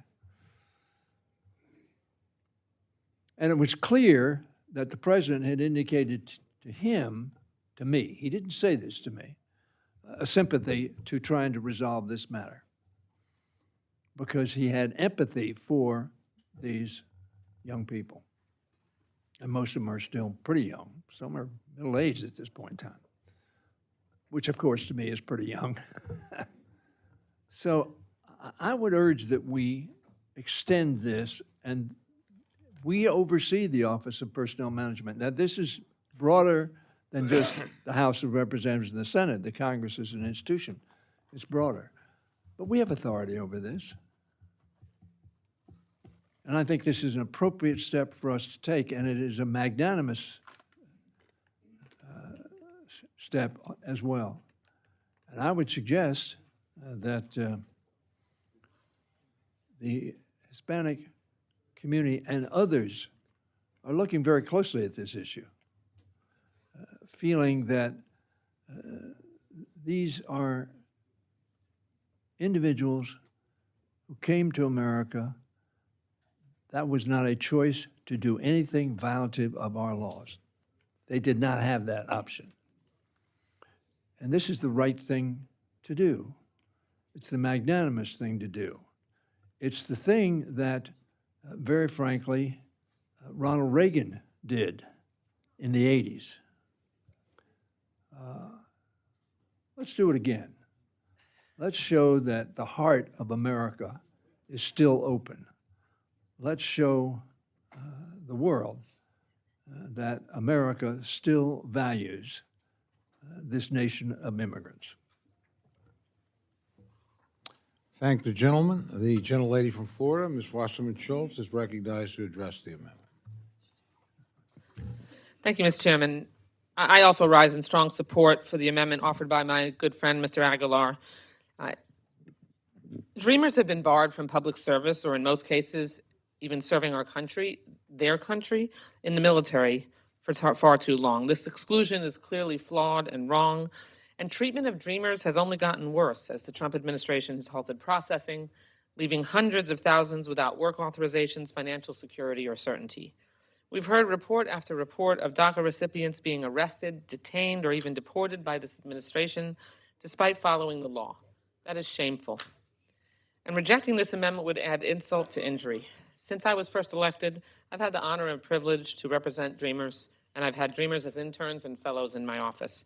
I can personally attest, as nearly all of us could, that Dreamers are just as patriotic, dedicated, and capable as any other person I've hired in my office or your own offices, if not more so.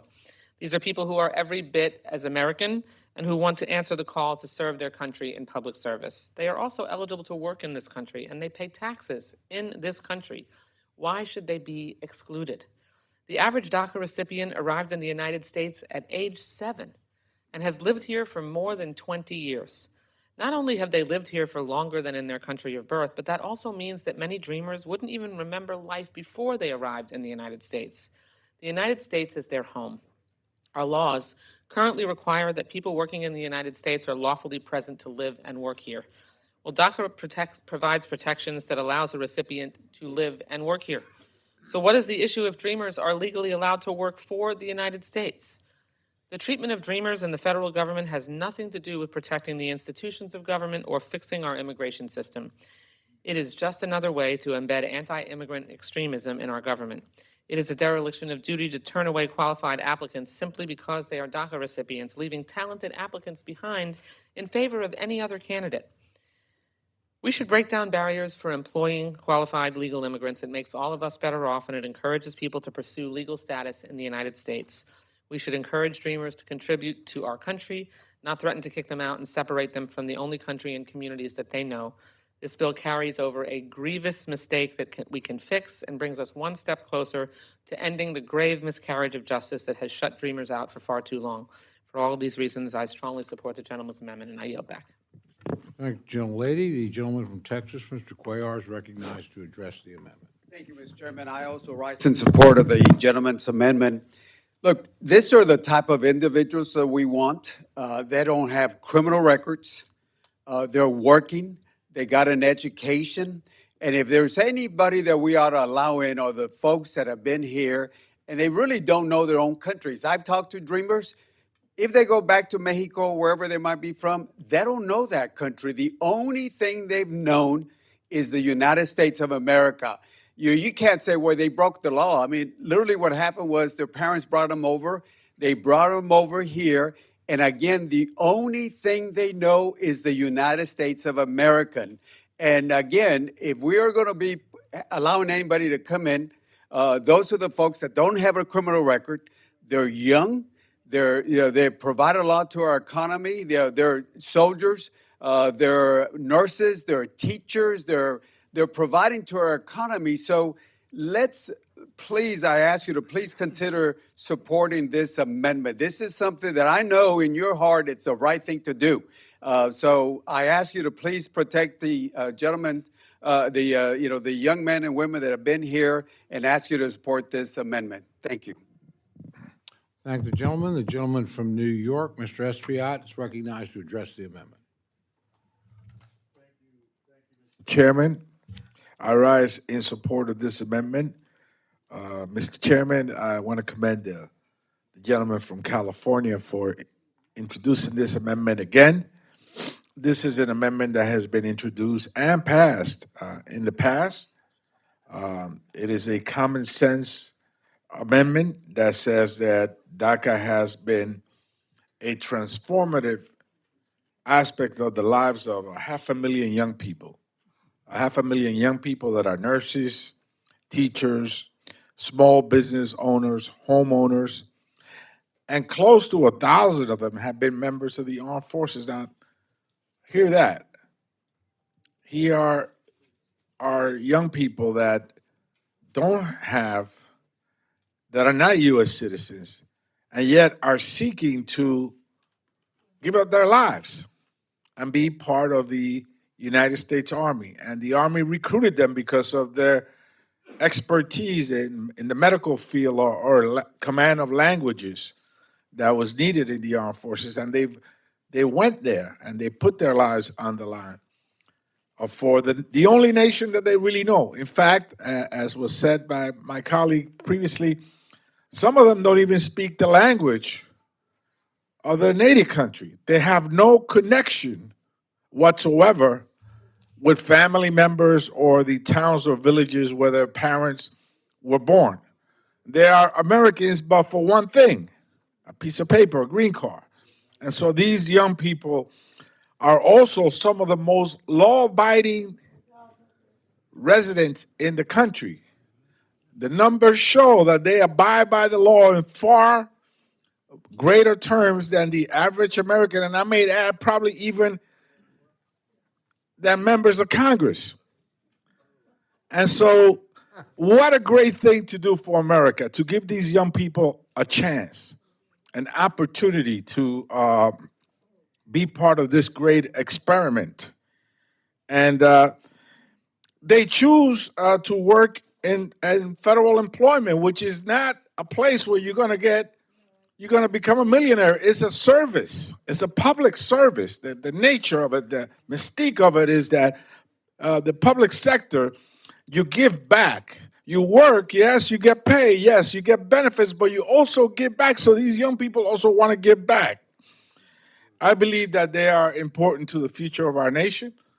In fact, I believe that they are an intricate part of our nation, and for that reason, I urge all my colleagues to vote in support of this amendment. And I yield back. Thank the gentleman. Gentleman from Wisconsin, Mr. Bocan, is recognized to address the amendment. Thank you, Mr. Chairman. Unfortunately, there's a vote on the floor, but I don't give a damn because I think this is something that deserves the debate. We should have had the time for it, so I'm going to make the time for it. In fact, I should have debated this every year that Mr. Aguilar's brought this up.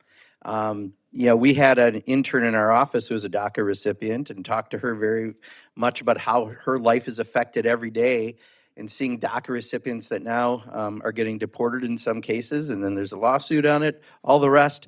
I mean, these are people who, in many cases, could have been here since 2 weeks old, 2 years old. They don't know the country that they have come from. They don't speak the language of the country they've come from, and they are here, and as all the other folks who've talked about this said, are an important, in many ways more important part of our society, because they are living their life under this risk of what everyone has to deal with these days. If you look a little different or if you sound a little different, you might be at risk.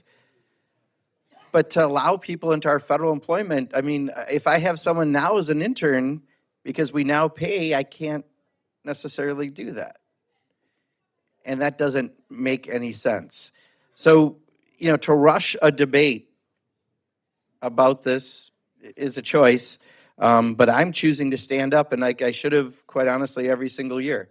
And I think we all should stand up for folks in our districts who are in this situation. But for us to not act on this in a way that respects the many, many constituents that each and every one of us has in our districts. This is not about the immigration debate itself at all. This is about people who, again, have been here virtually all their lives, and now suddenly we are making a decision to treat them very differently, I think, than they had signed up for. And I hope more people will talk out about this. I don't want to make this a rushed debate because of a previous question. This is important. It's worthy of the respect of this committee and this Congress. And I think it's something that is worthy of having a thorough debate about. And I know the subcommittee chair said it'd be an hour debate. We're not at an hour. I don't know if they'll wait for an hour, but I'm looking at the numbers, and it hasn't moved for a while from 179 to 179. So I hope this is something that we can just do the right thing on. We did the right thing yesterday on a bill. We passed one of the 12 bills out unanimously because we did our jobs. And this is something we could do again to show the importance of the committee that we're doing our jobs. So I just urge everyone to not rush this, to give it the full consideration it deserves. And I want to thank Mr. Aguilar for introducing this, and I will yield back, Mr. Chairman. Thank the gentleman. Gentlelady from California, Ms. Torres, is recognized to address the amendment. Thank you, Chairman. The average DACA recipient arrived in the U.S. at age 7 and has lived here more than 20 years. 20 years. Why? No fault of their own. Our government has failed them in many ways to approve their application and has kept their dream in a black box. It is unfortunate in my office right now, within the last 2 weeks, we have had 28 calls due to a 5-month backlog. A backlog created by this administration. These are public servants. They know no other country. This is where they grew up. They don't have a criminal record. They have a public service record, a lifelong public service record of volunteering in their communities, in their church, in their school, doing any job to help improve the quality of life for the people in their community, their neighbors. The least that we can do is ensure that the people that are so committed to our country and have such great ethical work priorities, that we give them an opportunity to fulfill their dreams. And if not now, then when? And with that, Mr. Chairman, I urge my colleagues to finally support this amendment from my colleague from California. Let's move forward. Let's not continue to be the speed humps and the walls into the future of these young people that are as American as any one of our children. Thank you. Thank the gentlelady. The gentlelady from Texas, Ms. Escobar, is recognized to address the amendment. Thank you, Mr. Chairman. And before I get to the amendment, I want to join in the chorus of colleagues who are praising the ranking member, Mr. Hoyer. I don't know if I'm going to speak on any other amendment, so this is my one opportunity to say thank you, Steny, for your leadership and for how you have served our country, how you have served your colleagues, and for the friendship that I have, and I know many of us have really enjoyed. You will really, really be missed. I'm glad we have the rest of the year to work together, but seeing as this is your last markup, leading the last markup, really appreciate your service.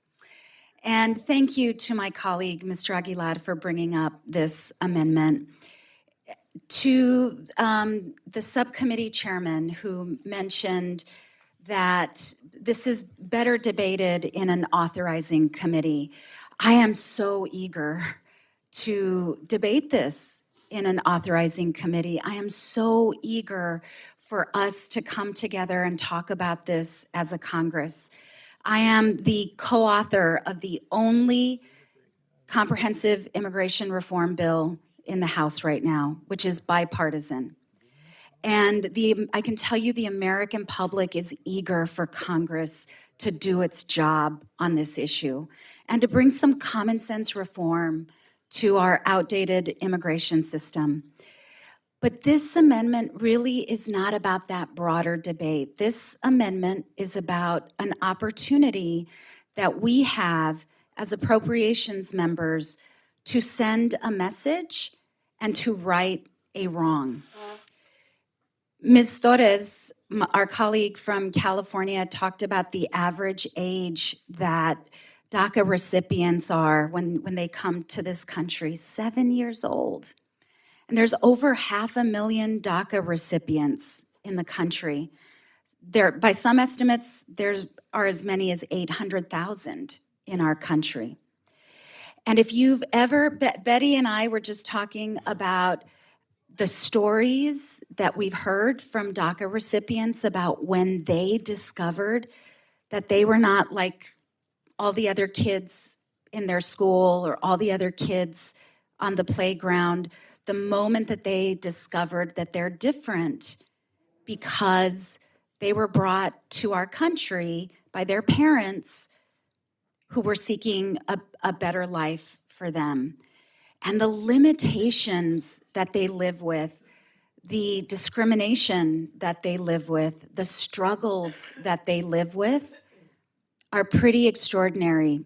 It creates a resiliency that I'm sure they would love to not have to create, but it creates an incredible resiliency among these young people. And when they want to serve their nation by serving here in the Capitol with us, despite the barriers that have been put in front of them, despite the discrimination they've had to endure, despite the obstacles, that they want to come and serve. And as Mr. Espaillat mentioned, it's not like it's buckets of money. You can ask any of the young people who sacrifice to come and work for us and with us. They do it for love of country. So I know we're not going to fix the broken immigration system here today in this committee. I hope anyone who's interested in a bipartisan common sense fix will come and talk to me or any of the co-sponsors in this room of the only bipartisan comprehensive immigration reform bill we have. And I hope we get to that one day. I hope we get to that this Congress. But what we can do today, right now, is open up the opportunity for those young people who want to come and serve their country by working with us and for us. Thank you, Mr. Aguilar, for your persistence in bringing this forward. I'm proud to support this amendment. I yield back. Thank you, gentlelady. Gentlelady from New Jersey, Ms. Watson-Coleman, is recognized to address the amendment. Little did I think I'd be speaking today, but I cannot not speak. First of all, let me say to Steny Hoyer, you've always been kind and a mentor and just true to your beliefs and a true Democrat in the good times and the bad times. To Representative Aguilar, thank you for your steadfastness. If anybody doesn't know it, look at me. I'm a Black woman in America, and I know what discrimination looks like. And this denial of individuals who've come from other countries, countries of color, countries of torture and fear and everything necessary to make sure that the babies you have, the children that you get them out and you get them to this place that says, give me your tired, your poor, your heart, masses yearning to be free. To a nation that says it's Christian in so many respects, but fails to deal what Jesus said in terms of dealing with your strangers and dealing with those who are least among us.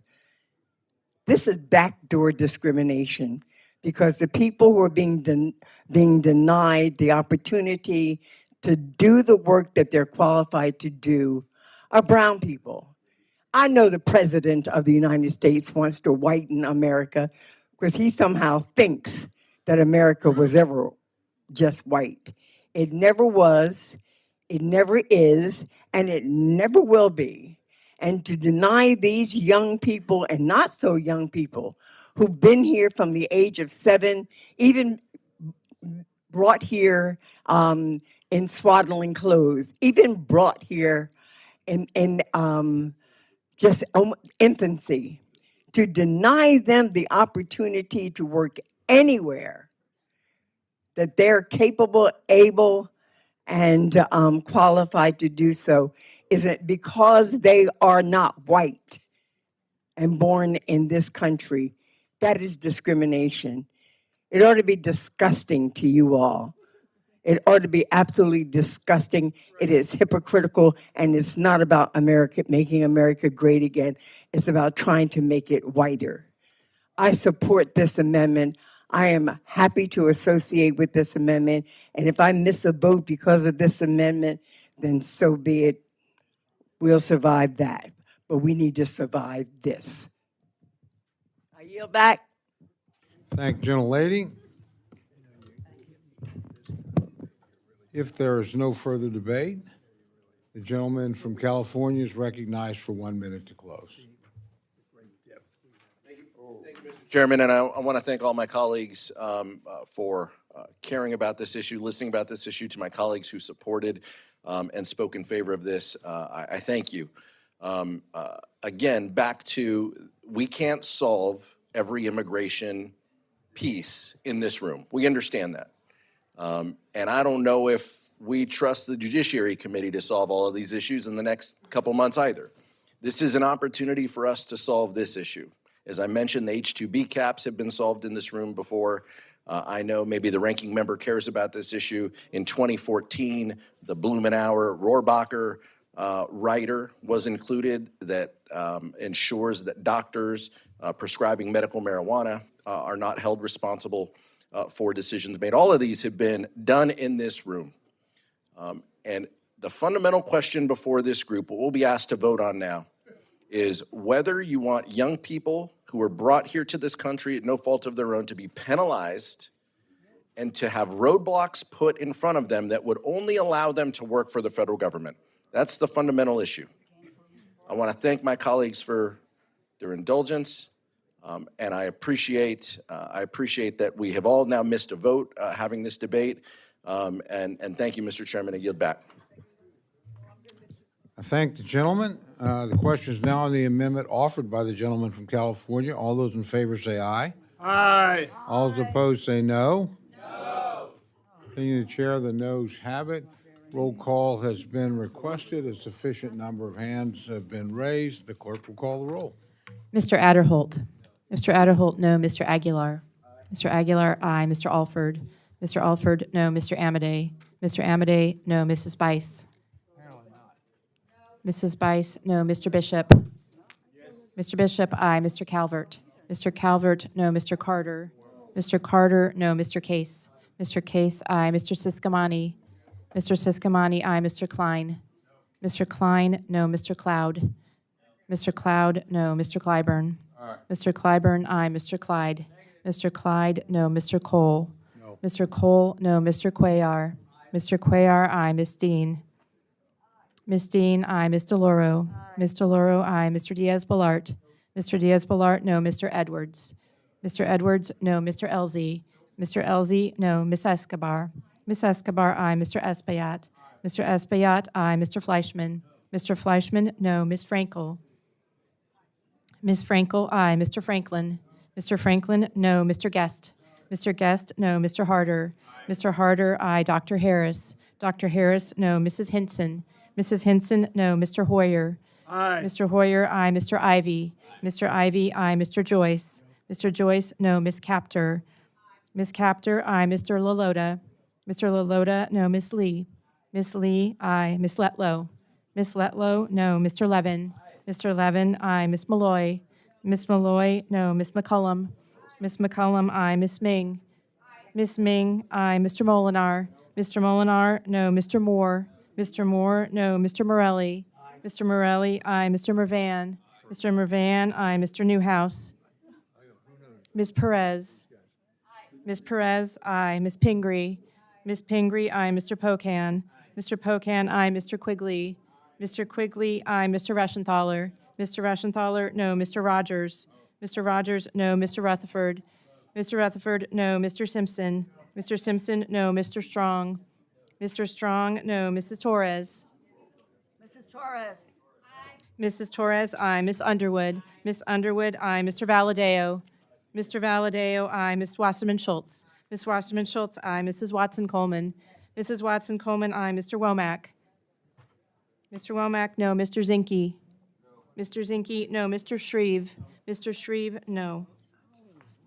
Does any member wish to record their vote or change their vote? Seeing none, the clerk will tally. I think that is correct.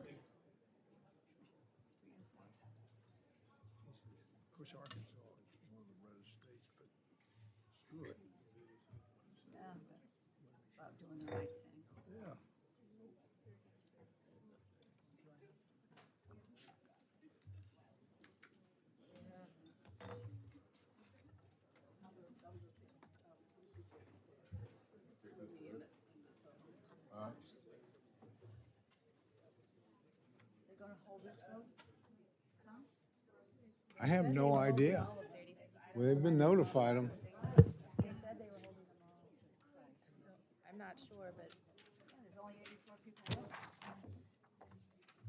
On this vote, the ayes are 30, the noes are 32. The amendment is not adopted. We'll reassemble after the vote series is done. So the committee is now in recess. Please return quickly after the vote series if you can. Thank you. Listen.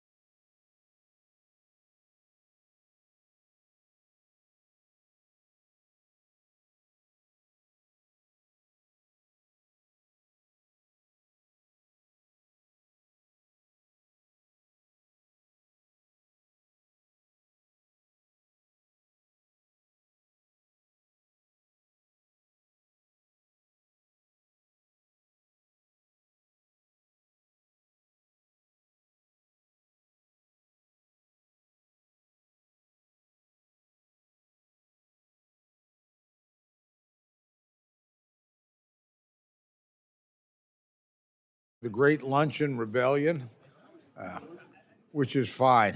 And sorry again about what happened, but it was just timing, trying to make sure everybody had an opportunity to vote and participate on an important issue. So with that, the gentlelady from California is recognized for the purpose of an amendment. Thank you, Mr. Chairman. I rise to offer an amendment and ask that the reading be dispensed with. Without objection, the reading of the amendment is dispensed with, and the gentlelady is recognized for remarks on her amendment. Thank you. My amendment, Chairman, would prohibit the federal government from hiring or employing anyone, included in President Trump's pardon of January 6th insurrectionists, individuals who violently forced entry and attacked our Capitol Police officers in a failed attempt to overturn the 2020 election. January 6th was a violent attack by a vicious mob trying to overturn a free and fair election. They set up a noose and gallows on the Capitol grounds and called for the hanging of Republican Vice President Pence and the killing of police officers. The same U.S. Capitol Police that kept us safe here every day. 5 Capitol Police officers lost their lives as a result of the January 6th insurrection. More than 150 officers sustained injuries. Yet President Trump, on the first day and the first hour of that day, after being inaugurated, pardoned more than 1,550 participants of the January 6th insurrection, including those convicted of violently assaulting police officers. Daniel DJ Rodriguez plunged a stun gun onto the neck of U.S. Capitol Police officer Michael Fanone, causing the officer to suffer a heart attack and traumatic brain injuries. Rodriguez was sentenced to over 12 years in prison for attacking a police officer with a taser, and Trump pardoned him. Patrick McCoy III used a stolen police riot shield to crush Officer Daniel Hodges in a metal door frame, leaving the officer trapped, bleeding, and unable to breathe. He was given a 7-year sentence. But last week, Trump's DOJ moved to throw out the seditious conspiracy conviction of 12 leaders of the Proud Boys and Oath Keepers, the far-right extremist groups who coordinated the insurrection.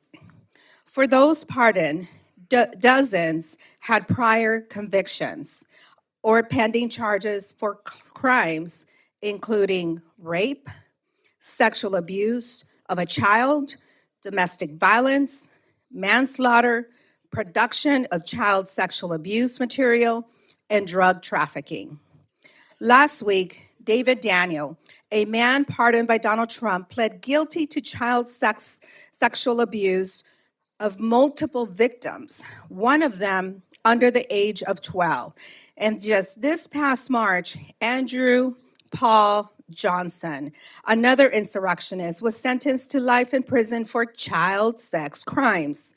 Johnson had promised hush money to one of his little victims, money he expected to receive from the DOJ, moving to throw out the seditious convictions. In April, David Toxey was sentenced for possessing more than 100,000 child sexual abuse images and videos. His lawyer tried to argue that the case should be dismissed because of the pardon that Trump gave him. That is despicable. Last October, 9 months after Trump's pardon, John Ibanuelos was arrested on charges of kidnapping and guess what? Yes, sexual assault. He is accused of trapping his victim in his home, beating her, strangling, and sexually assaulting her. January 6ers belong in a prison, full stop. They have absolutely no right to be working in our federal government. We denied federal opportunities for young people obeying the law, DACA, dreamers, but yet we give a license to continue to commit crimes to these January 6ers, friends of insurrectionists. Hardworking taxpayers' dollars should never be funding the salaries of criminal sexual predators who try to overthrow our democracy. But that's already happened. Last summer, the Trump administration hired Jared Weiss, a January 6th insurrectionist who was caught on police body cam footage urging rioters to kill police officers on the Capitol grounds, calling the officers Nazis and Gestapo. Members, I urge you to support this amendment. We cannot continue to utilize hardworking taxpayers' dollars to pay these disgusting people that try to overthrow our government. And with that, I yield to the chair. Thank you, gentlelady. Before we go on, I know many members will be aware of this, but we just lost one of our most valued colleagues, David Scott, passed away.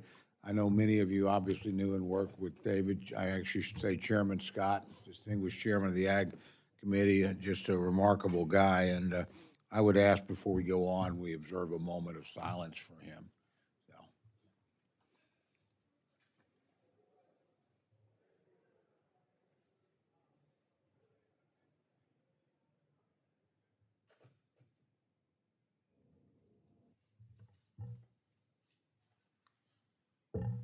Thank you very much. Very sad. With that, Chair recognizes Mr. Joyce to respond to the amendment. I oppose this amendment. Article 2 of the Constitution provides the President of the United States with the sole authority to grant reprieves and pardons for offenses against the United States. The Supreme Court has interpreted this provision to include the power to grant pardons and commutations of sentences. Every president except for William Henry Harrison and James Garfield has used this unique authority, and they have no requirement to consult with anyone on such decisions. Hours before his administration ended, President Biden set a precedent by pardoning individuals he determined were vulnerable. Regardless of our personal opinions on the actions of an individual, the Constitution provides for this process, and the legal system upholds it.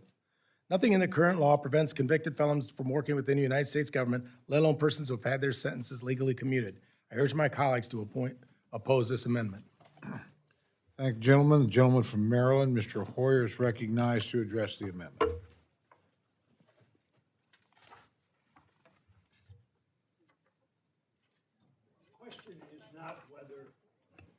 The president had the authority to do what he did. The question is, what did people do? What did these people who were either convicted or pled guilty and found guilty do?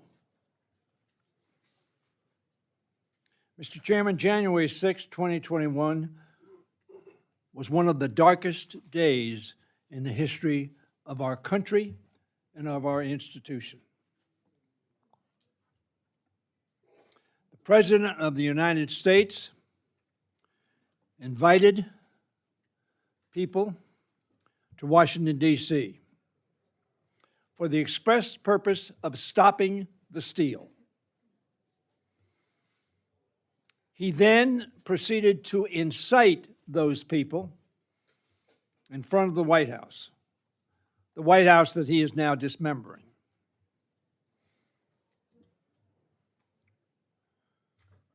He then, after inciting that mob, said, I want you to go down to the Capitol, stop the steal, and a direct quote is, fight like hell. This was not an act of a president of the United States to suggest that people involve themselves in petitioning their government. It was an incitement to destroy their government, undermine the Constitution of the United States, and to have the result, the loss of life by some officers the bad injury of others, and to send a message around the country that the Constitution should be undermined by force. That is treason.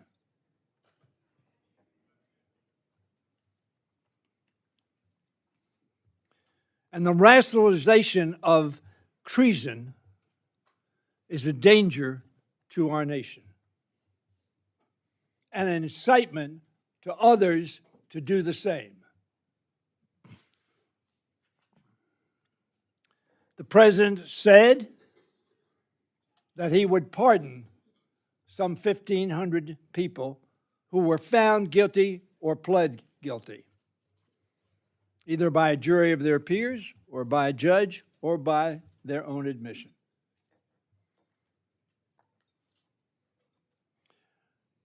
The president had said during the course of the campaign to the Proud Boys, stand back and stand by.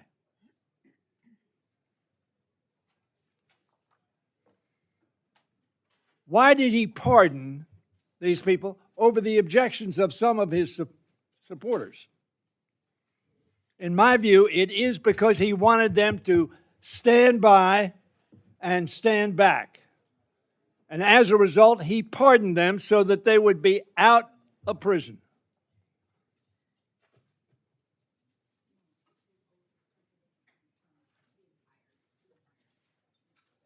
I don't think there's a previous example of this action by any president of the United States.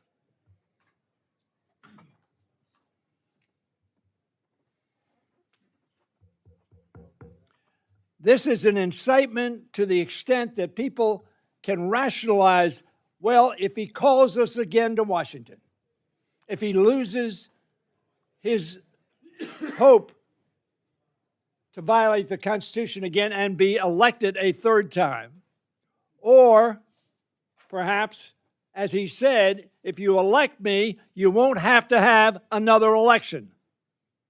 That's a quote. I don't know exactly what he meant by that, but it is ominous.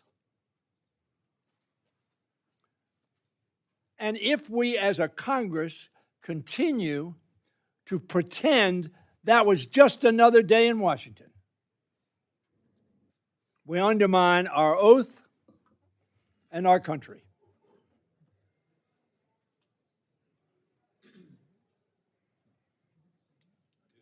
This amendment says we will not rationalize it by having people who pled guilty, found guilty, pardoned or not, serve in the institution that they threatened on January 6th, 2021.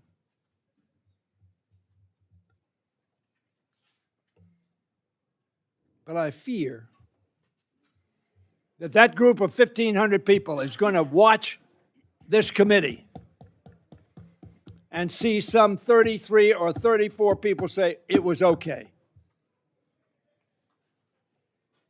We'll forget it. Come work with us.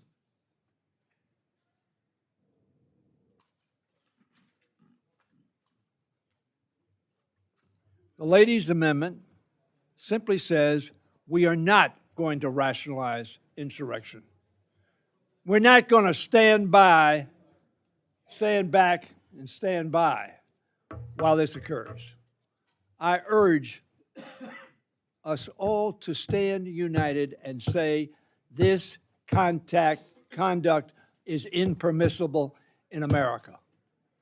You go to the ballot box, you debate, you resolve differences peacefully. Support this amendment. Are there other members wishing to address the amendment?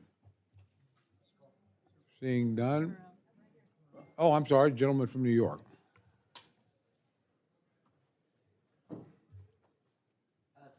Thank you, Mr. Chair. And before I begin, I want to add my voice to those who've already spoken on behalf of the ranking member of the subcommittee on his extraordinary leadership and service to this country. He's been a great friend and a mentor to all of us, and just appreciate his passion and dedication and commitment to this country and his long service to the institution, which we care deeply about, and to our country. So thank you, Mr. Hoyer. I rise just to add my voice to my friend and colleague, Ms. Torres, who I have the privilege of serving Committee on House Administration, which has responsibility for federal elections under our jurisdiction, and to that of Mr. Hoyer's. You know, it's remarkable for those of us, and many of us in this room, we're here on January 6th in 2021. It's remarkable to recount those days and to think about the extraordinary events that unfolded where people would come into this sacred citadel of democracy, the U.S. Capitol, by force, breaking windows, pushing past police officers, leading to, as Ms. Torres has recounted, the death of those charged with defending this place on the day that we were going to certify the Electoral College results. And the idea that for 200 and, at that point, 26 years or so, under this Constitution, we had observed the peaceful transfer of power from party to party, from literally the day that John Adams turned the keys to the presidency over to Thomas Jefferson. First time a party had transferred authority. And we did it without a single bullet being fired, without a drop of blood. And that day was traumatic, not only to those of us here, but traumatic to all Americans. And then the notion that the president would offer a pardon. By the way, some of these pardons for some of the most violent acts you can imagine. Some of these people who were pardoned have been since pardoned a second time for additional violations of law. These are people who the Justice Department has suggested should receive pardons for acts completely unrelated to January 6th. One as far as a commission of crimes in California. I mean, it's the insanity of the whole response. The notion that the president wants, first of all, to not even put any basis or to have any faith in our democracy and the transfer of power.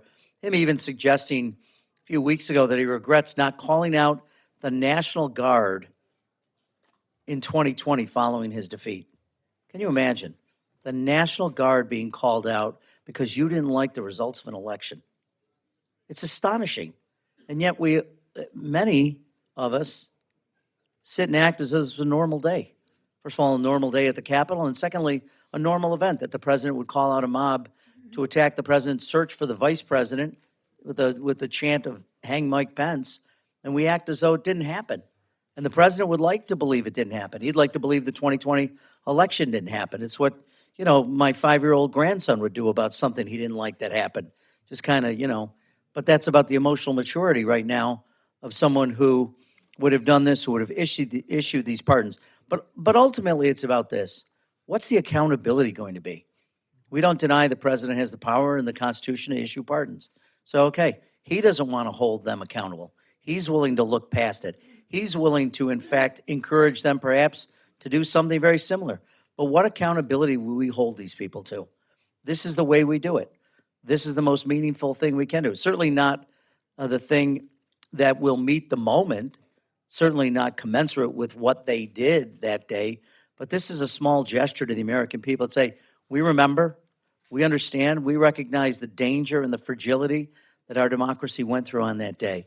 Seems like a very small gesture. The least we could do is say they're not going to come back into employment. This government is not going to pay them for service after what they did. It seems an entirely appropriate response.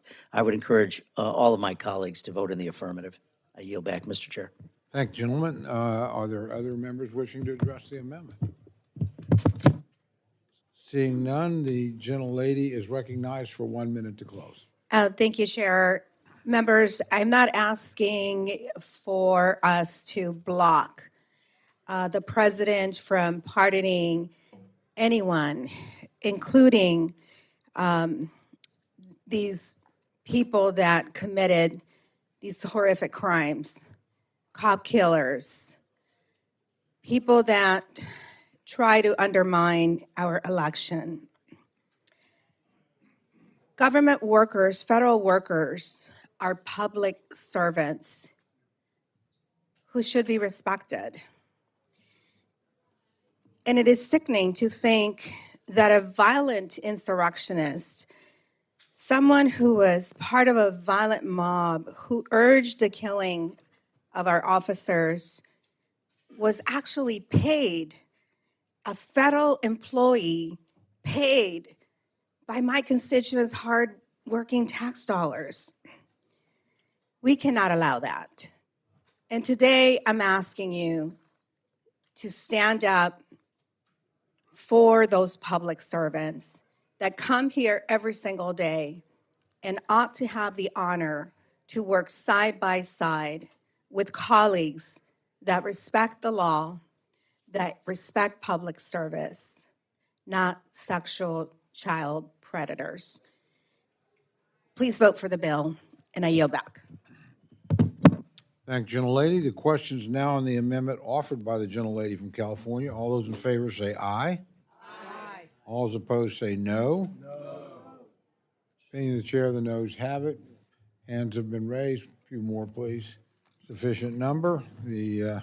For a roll call vote, clerk will call the roll. Mr. Adderholt.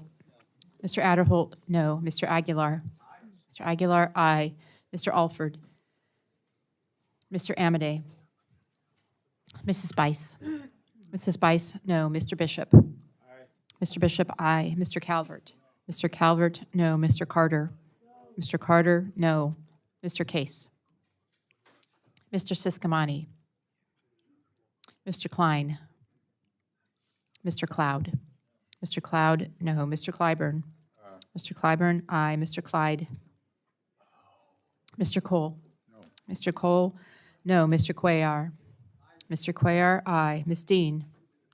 Ms. Dean, aye. Ms. DeLauro. Ms. DeLauro, aye. Mr. Diaz-Balart. Mr. Diaz-Balart, no. Mr. Edwards.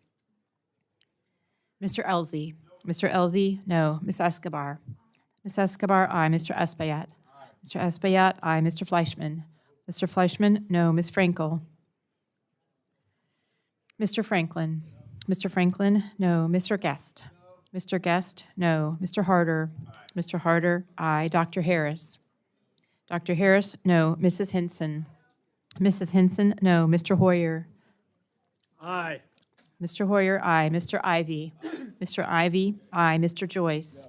Mr. Joyce, no. Ms. Capter. Aye. Ms. Capter, aye. Mr. Loloda. Mr. Loloda, no. Ms. Lee. Ms. Lee, aye. Ms. Letlow. Mr. Levin. Mr. Levin, aye. Ms. Malloy. Ms. Malloy, no. Ms. McCullum. Ms. McCullum, aye. Ms. Sming. Ms. Sming, aye. Mr. Molinar. Mr. Molinar, no. Mr. Moore. Mr. Moore, no. Mr. Morelli. Mr. Morelli, aye. Mr. Mervan. Mr. Mervan, aye. Mr. Newhouse. Mr. Newhouse, no. Ms. Perez. Ms. Perez, aye. Ms. Pingree. Ms. Pingree, aye. Mr. Pocan. Mr. Pocan, aye. Mr. Quigley. Mr. Quigley, aye. Mr. Reschenthaler. Mr. Reschenthaler, no. Mr. Rogers. Mr. Rogers, no. Mr. Rutherford. Mr. Rutherford, no. Mr. Simpson. Mr. Simpson, no. Mr. Strong. Mr. Strong, no. Mrs. Torres. Mrs. Torres, aye. Ms. Underwood. Ms. Underwood, aye. Mr. Valadeo. Ms. Wasserman Schultz. Ms. Wasserman Schultz, aye. Mrs. Watson Coleman. Mrs. Watson Coleman, aye. Mr. Womack. Mr. Womack, no. Mr. Zinke.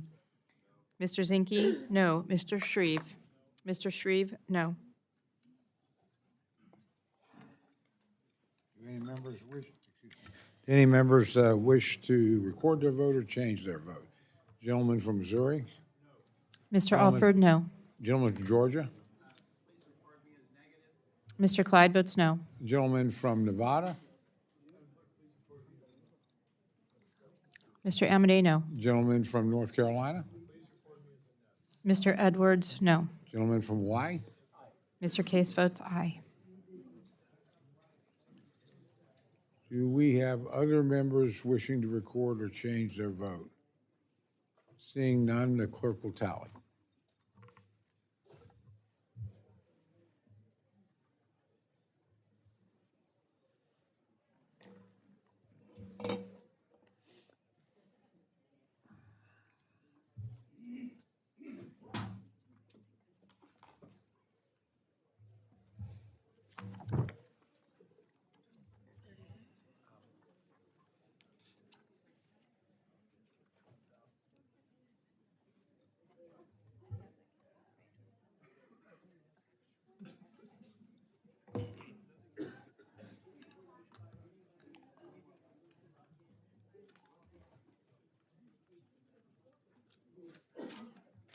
you. On this vote, the ayes are 27, the noes are 31. The amendment is not adopted. Gentlelady from California, Ms. Torres, is recognized for the purpose of an amendment. I rise to offer an amendment and ask that the reading be dispensed with. Without objection, the reading of the amendment is dispensed with, and the gentlelady is recognized for remarks on her amendment. Chairman, my amendment would direct the Federal Trade Commission to investigate surveillance pricing so families are not ripped off at the grocery store. Surveillance pricing is when retailers use digital tools and your data, like the location data on your phone, shopping history, and other information to quickly change prices or offer different prices to people for the same goods and services. A December 2025 report revealed that Instacart, for example, the largest online grocery market, used surveillance pricing without customers knowing anything. Grocery prices varied by as much as 23% for each item from one Instacart user to the next. After the report came out, they were caught. Instacart stopped using that tool. But there are reports that the practice is coming to our grocery stores. Big grocery stores like Walmart and Kroger are already rolling out digital price tags, so-called electronic shelf labels that can change prices in an instant. Imagine if the price of eggs changing between the time that you enter the grocery store to when you get to the aisle. Or the price of milk going up because the store knows that you're driving back from picking up your kids and you're in a hurry. Americans are already struggling to afford groceries. Surveillance pricing means unexpected price hikes for our constituents who are just trying to get by. Families should not have to worry about prices going up and down every minute or changing based on the data that is on your phone. My amendment directs the FTC to investigate predatory surveillance pricing and report back to us. I urge my colleagues to support this amendment, and I yield back. Thank the gentlelady. The gentleman from Ohio, Mr. Joyce, is recognized to respond to the amendment. Thank you, Mr. Chairman. I oppose this amendment. The FTC is already in the process of conducting a study on surveillance pricing, and adopting this provision would be duplicative and divert important resources from the Commission's ongoing work. In addition, last year's House report included a provision directing the FTC to report to the Committee on the State of Retail Competition in the United States with a specific focus on the grocery industry. This report will provide Congress with important information on the factors inhibiting robust competition and how to lower prices for consumers.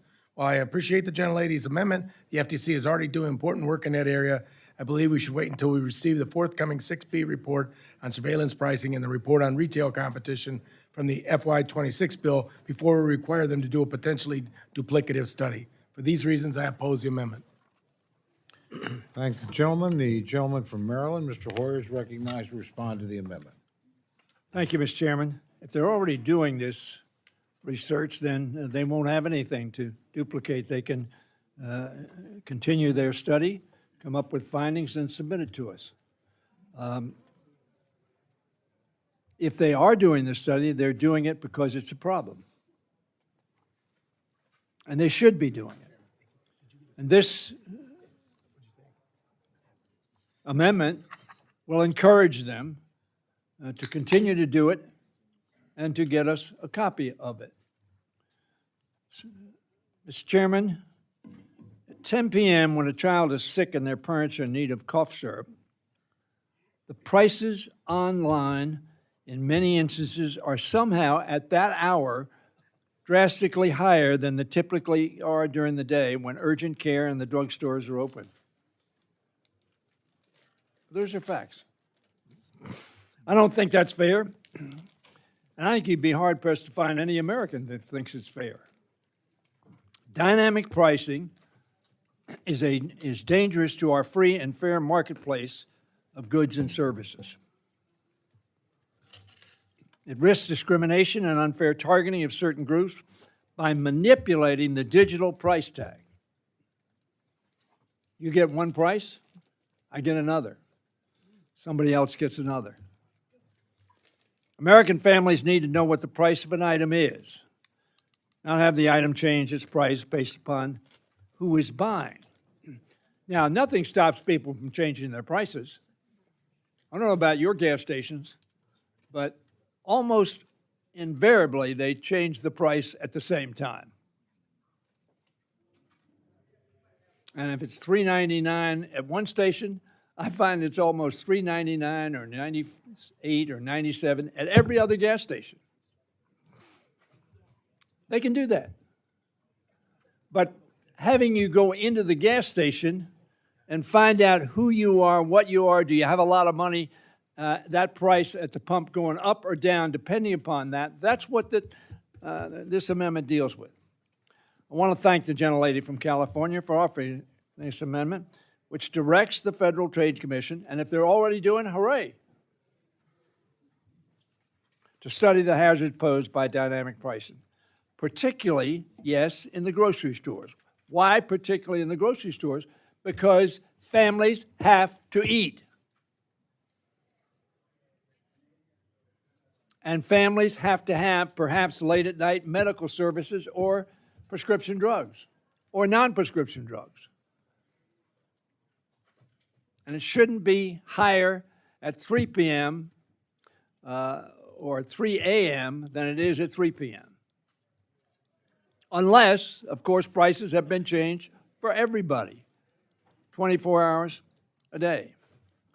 So I urge us to, even if we're sending a message, we're not good at sending messages anymore, but even if we're sending messages about this dynamic pricing, it is discriminatory. And I think we ought to send this message that the lady wants to send. And I think it's probably useless to urge us to vote aye, but I'm going to do it anyway. Thank you, Mr. Chairman. Thank you, gentlemen. Are there other members wishing to address the amendment? Gentlelady from Washington, Ms. Perez is recognized. Thank you, Mr. Chair. I've spoken before about what it's like right now to raise a small child. I've got a 4-year-old, and let me tell you, cough syrup is like $20 a bottle right now. Prices are just, they have gone through the roof. And I can absolutely see the reality where you go at 3 a.m. and things cost more than they ought to because they know they can. And then let me tell you, if you're not as sensitive to prices, they're still coming for you. Your neck is still on the line. Just wait and see what happens to your favorite, power tool supply store. My grandpa at Grizzly, I think about him going into Grizzly and buying a table saw or a bandsaw or some new bits. That is actually where a lot of this is happening also. Charging quilters more, shutting down craft stores, losing the tactile arts out of this country. This is going to spread like wildfire, and we have a chance to nip it in the bud now. And I urge you all to consider voting yes on this. And I thank the gentlelady for bringing this very important resolution to the floor. Amendment. I yield back. Thank you, gentlelady. Are there others wishing to address the amendment? Seeing none, the gentlelady is recognized for 1 minute to close. Thank you. Surveillance pricing is something that affects every single one of us in our constituents, and it's something that we need to investigate and understand before we see it at every grocery store. If the Federal Trade Commission is already doing a report, they should say so when we ask these questions. They should come to committee and answer some of these questions. But none of that is happening. So unless we ask them directly to provide this report to Congress, we are never going to know if our constituents are being ripped off at the grocery store, online sales, or anywhere else. And, I urge my colleagues to support this amendment. And thank you so much, Steny, for all that you have done. You continue to be the one and only member of Congress that I've invited and welcome to my district. Your Pride program of making it in America resonated very, very loudly in my community, where hardworking individuals are not looking for a handout. They're looking for a good middle-class job to help them get ahead. So thank you for all of the work and your service to our country. With that, I yield back, Mr. Chair. Thank you, gentlelady. The question's now on the amendment offered by the gentlelady from California. All those in favor say aye. Aye. All those opposed say no. No. The opinion of the chair, the noes have it.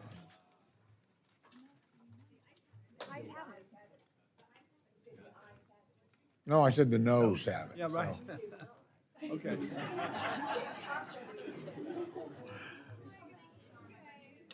Just a few more hands up, please. Just, okay. Roll call's been requested. Sufficient support has been demonstrated. The clerk will call the roll. Mr. Adderholt. Mr. Adderholt, no. Mr. Aguilar. Mr. Aguilar, aye. Mr. Alford. Mr. Alford, no. Mr. Amade. Mrs. Bice. Mrs. Bice, no. Mr. Bishop. Mr. Bishop, aye. Mr. Calvert. Mr. Calvert, no. Mr. Carter. Mr. Carter, no. Mr. Case. Mr. Case, aye. Mr. Siscamani. Mr. Siscamani, no. Mr. Klein. Mr. Cloud. Mr. Cloud, no. Mr. Clyburn. Mr. Clyburn, aye. Mr. Clyde. Mr. Clyde, no. Mr. Cole. No. Mr. Cole, no. Mr. Cuellar. Ms. Dean. Ms. Dean, aye. Ms. DeLauro. Aye. Ms. DeLauro, aye. Mr. Diaz-Balart. Mr. Edwards. Mr. Edwards, no. Mr. Elzey. Mr. Elzey, no. Ms. Escobar. Ms. Escobar, aye. Mr. Espaillat. Mr. Espaillat, aye. Mr. Fleischman. Mr. Fleischman, no. Ms. Frankel. Mr. Franklin. Mr. Franklin, no. Mr. Guest. Mr. Guest, no. Mr. Harder. Mr. Harder, aye. Dr. Harris. Dr. Harris, no. Mrs. Henson. Mrs. Henson, no. Mr. Hoyer. Yes. Mr. Hoyer, aye. Mr. Ivy. Mr. Ivy, aye. Mr. Joyce. No. Mr. Joyce, no. Ms. Capter. Ms. Capter, aye. Mr. LaLota. Ms. Lee. Ms. Lee, aye. Ms. Letlow. Mr. Levin. Ms. Malloy. Ms. Malloy, no. Ms. McCullum. Ms. McCullum, aye. Ms. Ming. Ms. Ming, aye. Mr. Molinar. Mr. Molinar, no. Mr. Moore. Mr. Moore, no. Mr. Morelli. Mr. Mervan. Mr. Mervan, aye. Mr. Newhouse. Mr. Newhouse, no. Ms. Perez. Ms. Perez, aye. Ms. Pingree. Ms. Pingree, aye. Mr. Pocan. Mr. Pocan, aye. Mr. Quigley. Mr. Quigley, aye. Mr. Reschenthaler. No. Mr. Reschenthaler, no. Mr. Rogers. Mr. Rogers, no. Mr. Rutherford. Mr. Rutherford, no. Mr. Simpson. Mr. Simpson, no. Mr. Strong. Mr. Strong, no. Mrs. Torres. No one's. Mrs. Torres, aye. Ms. Underwood. Ms. Underwood, aye. Mr. Valadeo. Ms. Wasserman Schultz. Ms. Wasserman Schultz, aye. Mrs. Watson Coleman. Mrs. Watson Coleman, aye. Mr. Womack. Mr. Womack, no. Mr. Zinke. Mr. Zinke, no. Mr. Shreve. Mr. Shreve, no. Are there any members wishing to record or change their votes? The gentleman from California? Mr. Valadeo, no. The gentleman from Nevada? Mr. Amade votes no. Gentleman from New York? Mr. LaLota votes aye. Gentleman from California? Mr. Mervan votes aye. Gentleman from Florida? I'm sorry. Mr. Levin votes aye. Mr. Diaz-Balart votes no. Gentleman from New York? I do not believe the gentleman is recorded. Correct. Mr. Morelli votes aye. Are there other members wishing to vote or change their vote? Seeing none, the clerk will tally.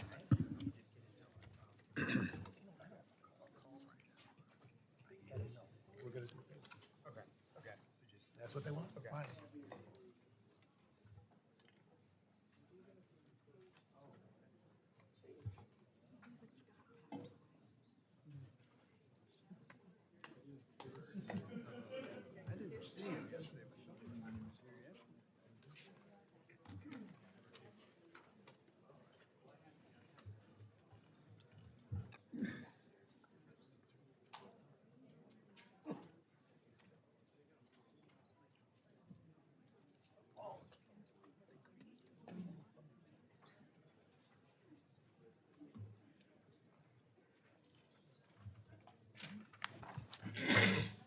On this vote, the ayes are 27, the noes are 32. The amendment is not adopted. Gentleman from New York, Mr. Espout's recognized for the purpose of an amendment. Thank you, Mr. Chairman.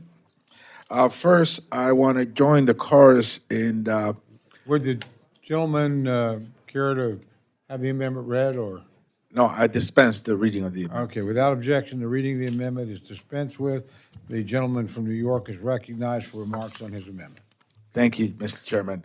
I want to join the chorus of acknowledgements for the distinguished gentleman from the state of Maryland, Congressmember Steny Hoyer, who has been a caballero, a gentleman, always well-dressed, well-spoken, always concerned about all of us, and somehow he found the time to mentor all of us as we came in. So I want to acknowledge that.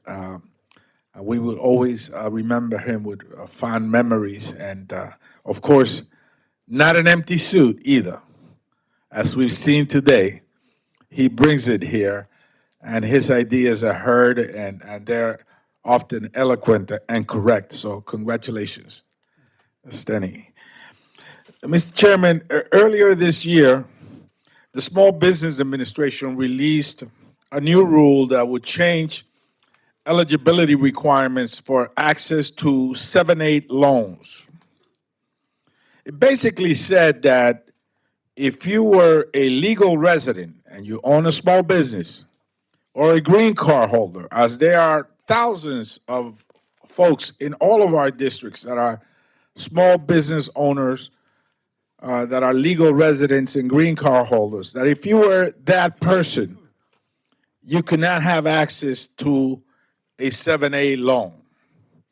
What a horrible time to implement this rule, precisely when the economy is hurting, where inflation continues to batter our pockets, when grocery stores and small businesses across the nation continue to find it hard to move forward. They shut the door on the ability of legal residents and green card holders who are small business owners, not undocumented, but people that are here playing by the rules. And I suspect that unless you're a Native American in this room, there is, each one of us have a route going somewhere across the world.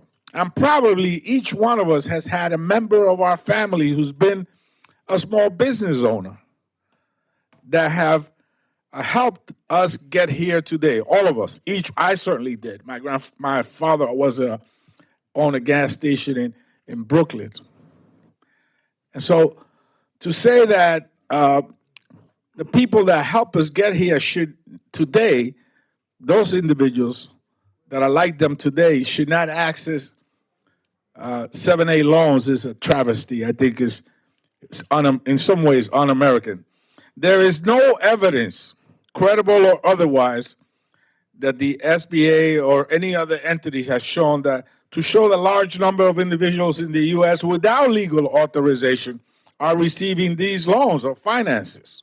So this is squarely hurting small businesses owned by legal residents and green card holders. The main purpose of the 7(a) program is to provide credit-worthy small business borrowers that demonstrate an ability to repay and who cannot find credit elsewhere access to these loans and loan guarantees. That is the purpose, and very often these businesses need that help. The citizenship status of a borrower has absolutely no bearing on their credit worthiness or their ability to repay.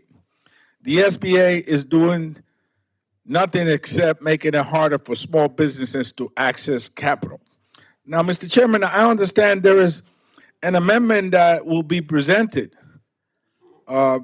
later, an amendment that will ask for the justification for this exclusion, and that in essence will ask the SBA to provide data showing how many businesses have defaulted on their loans, and their credit worthiness. Now, I have no objection to that amendment. It should be a friendly amendment to my amendment. Surely I want to have that data too. But that amendment should not prevent these businesses, these small businesses that are legal residents, that are owned by legal residents and green card holders, the ability to access these loans. It almost unmasks our ability to do bipartisan work. Here I am asking for these small businesses to get access to 7(a) loans, and an amendment is being presented asking for data showing how many of them have defaulted in other data. I have no problems with that amendment. They should both be part of this amendment. And it is a clear testament of how difficult it is in this body to work together. So, Mr. Chairman, immigrant-owned businesses routinely bring in millions and millions of dollars to our communities and help turn America's economic engine. They provide millions of jobs at a time when the president's tariff and trade policies are putting immense pressure on American small business. This is exactly the wrong thing to do. So I ask, Mr. Chairman, that we consider this amendment. I'm open to a friendly amendment from my colleague so that we can work together, both sides of the aisle, in helping small businesses survive across this great nation. Thank you, and I yield back. I thank the gentleman. The gentleman from Ohio, Mr. Joyce, is recognized to respond to the amendment. Thank you, Mr. Chairman. I oppose this amendment. The House Small Business Committee passed a bill on the floor earlier this year that codified giving these loans to green card holders. We should encourage our colleagues in the Senate to consider that legislation and pass it in a timely manner. This committee works together with our authorizing counterparts to fund their directives. We can't do that until a clear path is set forward. I urge my colleagues to oppose this amendment. Thank the gentleman. The gentleman from Maryland, Mr. Hoyer, is recognized to respond to the amendment. Thank you, Mr. Chairman. This is in the best interest of our country. I want to tell you a little story, and I'm not going to mention the name, either of the restaurant or the gentleman in question. But I was at an event up on Long Island, as a matter of fact, and he came up to me and he said to me, you know, I was an illegal immigrant for 20 years in this country. He was Irish. And he said, you know, I started this restaurant, and when he told me the name of the restaurant, which is not his name, but another name, I said, well, I know that restaurant. That's run. He said, yes. I started that 25 years ago. Now it's one of the most successful restaurants in Washington. Why do people come to America? To make it. Whatever their status is, they want it to be better. They want to improve it for themselves and their children. They come to America in many cases to make it. And they are some of the most courageous, innovative, entrepreneurial people in the world. That's why America was really so great, because people showed the courage to leave their home, come to America to make it. And they made it. Not only did they manufacture things, make things, sew things, grow things, and sold them, but they made it. That's when you get a high five. We've made it. We aced the test. We won the game, or we got the job. And what this amendment says is, let us not shut off to people who are legally here the opportunity to see them grow jobs in America, to employ people in America. You know, to buy things from people because they're making it in America. and therefore they have the ability to do what our economy does so well, allow them to purchase goods that make their lives better and make the lives of those who produce those goods better.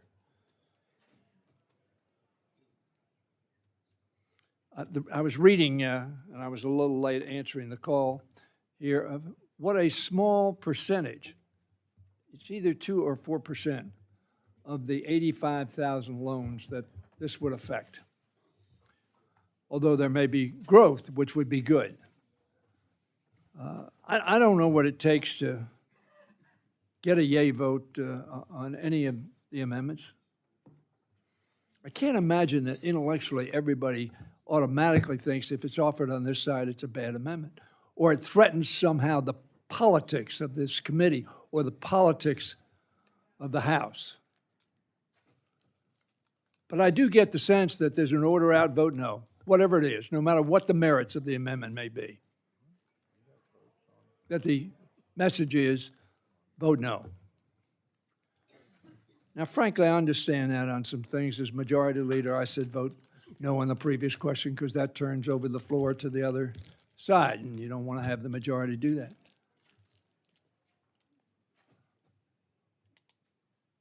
We're 435 people here. We're now down to 433, I guess, or 432. And each of us have been elected by individuals who voted for us to go up and use our judgment on the merits of pieces of legislation or proposals that come before us. This is a pretty simple, straightforward amendment that says, let's grow America. Immigrants grew America. Let's give them an opportunity. They're legally here, and they can create jobs here. The president, of course, wants to do that as well. And I forget the figure off the top of my head, but if you bring $5 million to the game, you're okay. But if you're in a garage and you put something together and you want to have a little stand and sell it, and you want to maybe even rent a little store so you want an SBA loan, no way. Sad. So I urge you to at least consider this amendment without necessarily saying the only vote is no. This is a good amendment. It's an American amendment. It's about opportunity. It's about entrepreneurship. It's about doing what has made our country great. Please support it.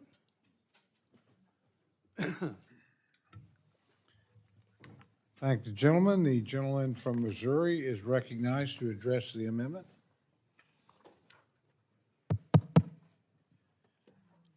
Thank you, Chairman, and I appreciate my friend Mr. Espaillat's efforts on this amendment.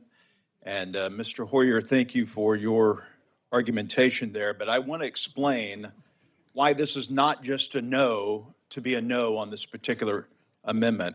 In addition to serving on this esteemed committee, I also had the privilege of being the chairman of the Small Business Committee's Oversight, Investigations, and Regulations Subcommittee. The Trump administration and House Republicans have been very clear that we are not just putting America first, but we are putting Americans first.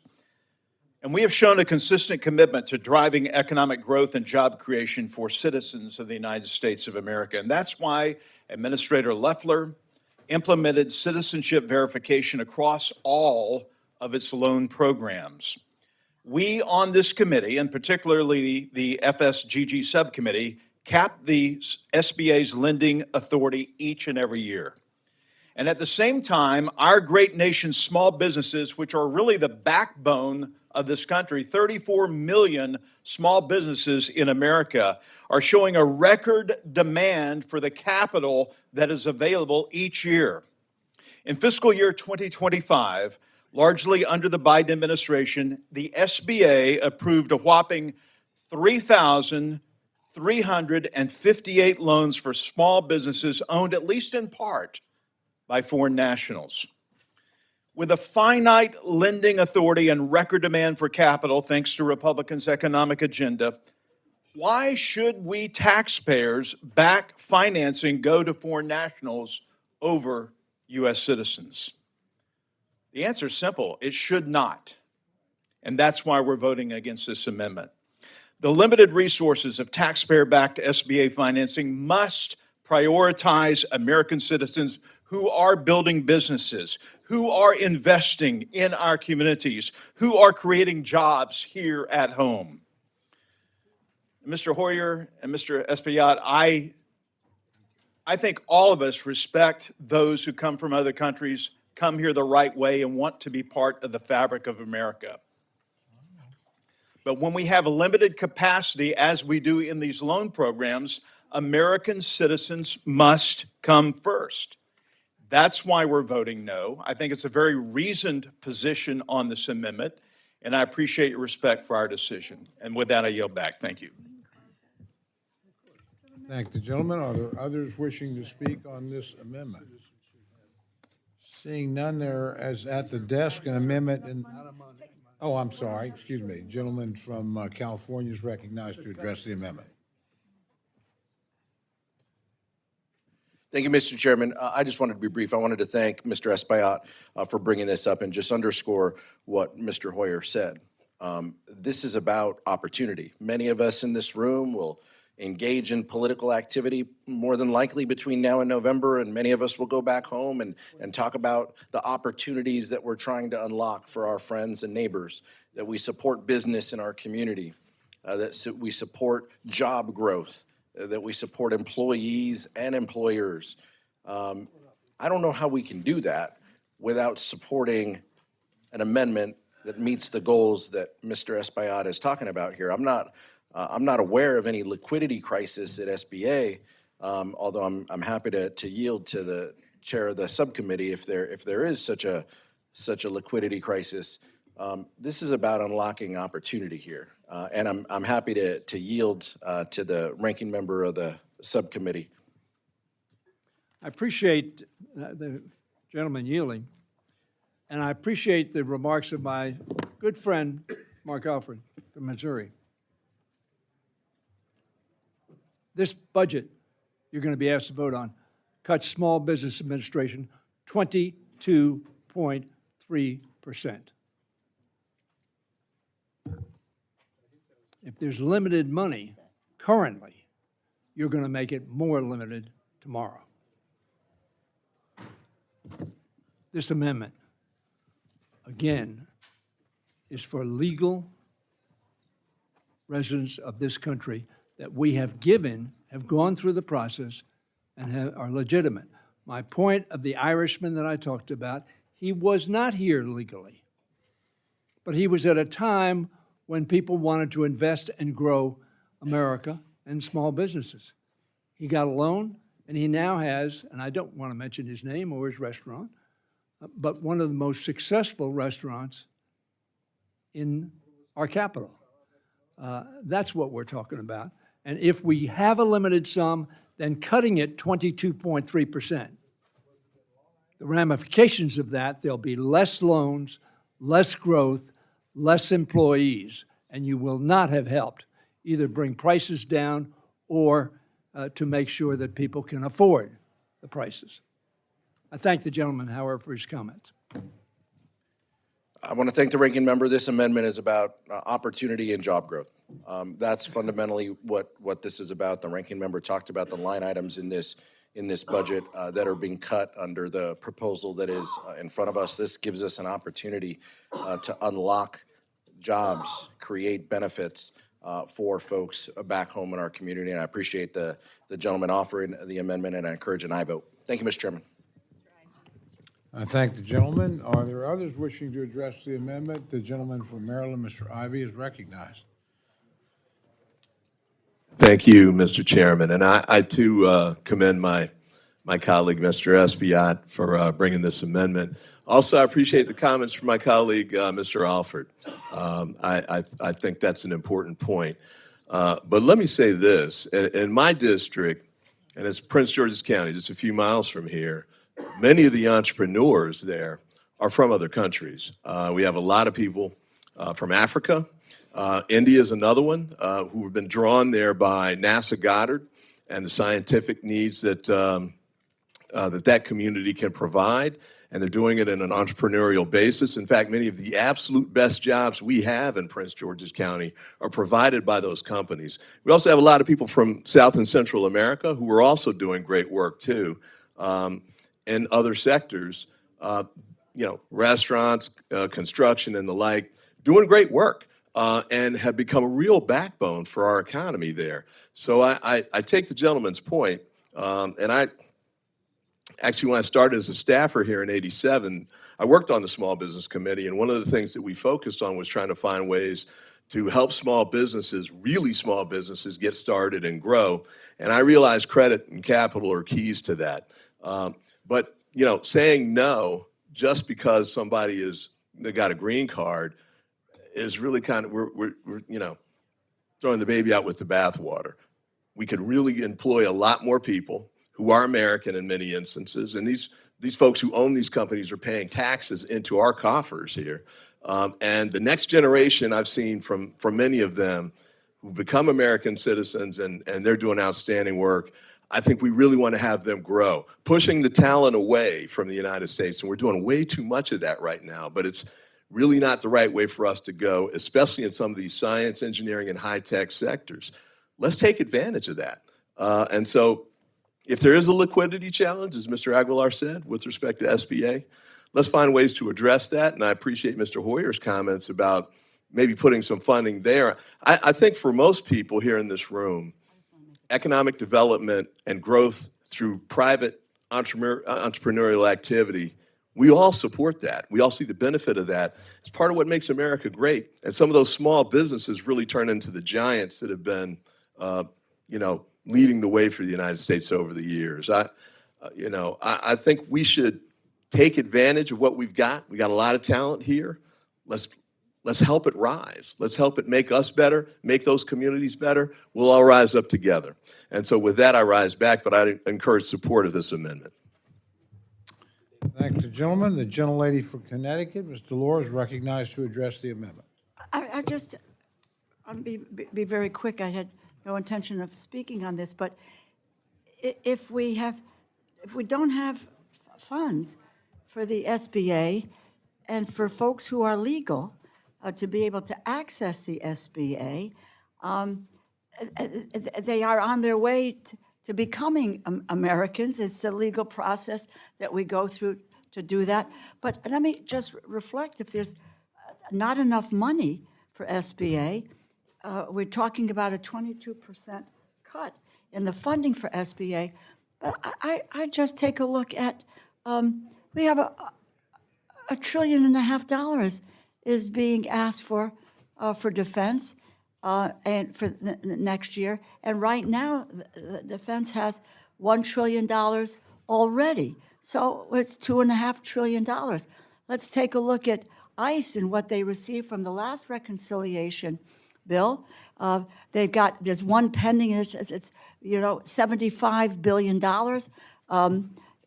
plus $10 billion in the slush fund. And then you've got another, which is pending, the Senate just did this, just another $70 billion. And to think that we do not have the resources to invest in small businesses to help to grow our economy.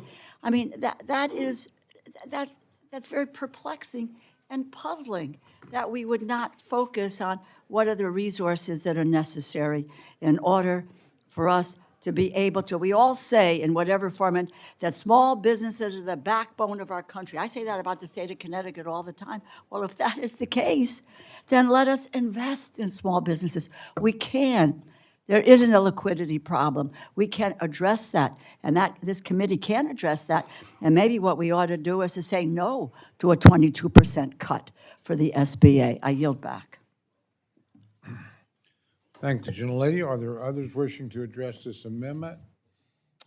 Seeing none, the gentlelady from Oklahoma is recognized for an amendment in the second degree. Sorry, Mr. Chairman, I have a second-degree amendment to the gentleman's amendment, and I ask unanimous consent to dispense with the reading of the Without amendment. objection, the reading of the second-degree amendment is dispensed with. The gentlelady is recognized for remarks on her second-degree amendment. Thank you, Mr. Chairman. Let me start by saying to my colleague from New York, I believe this to be a friendly amendment. It was offered in good faith to try to, I think, provide data for us to be able to properly address the issue. And so I hope he knows that.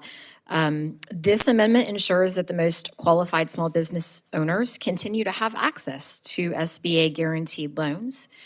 There is no secret that waste, fraud, and abuse have been rampant with agencies across federal government, including the SBA.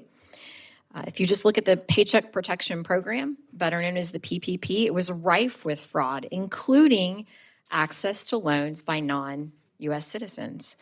And I do ask unanimous consent, Mr. Chairman, to insert an article about that particular fraud into the record. Without objections. My second-degree amendment would simply direct the SBA to give us their justification for preventing access to SBA guaranteed loans to foreign nationals so that we can better understand the reasoning and act from there, which is our job in Congress.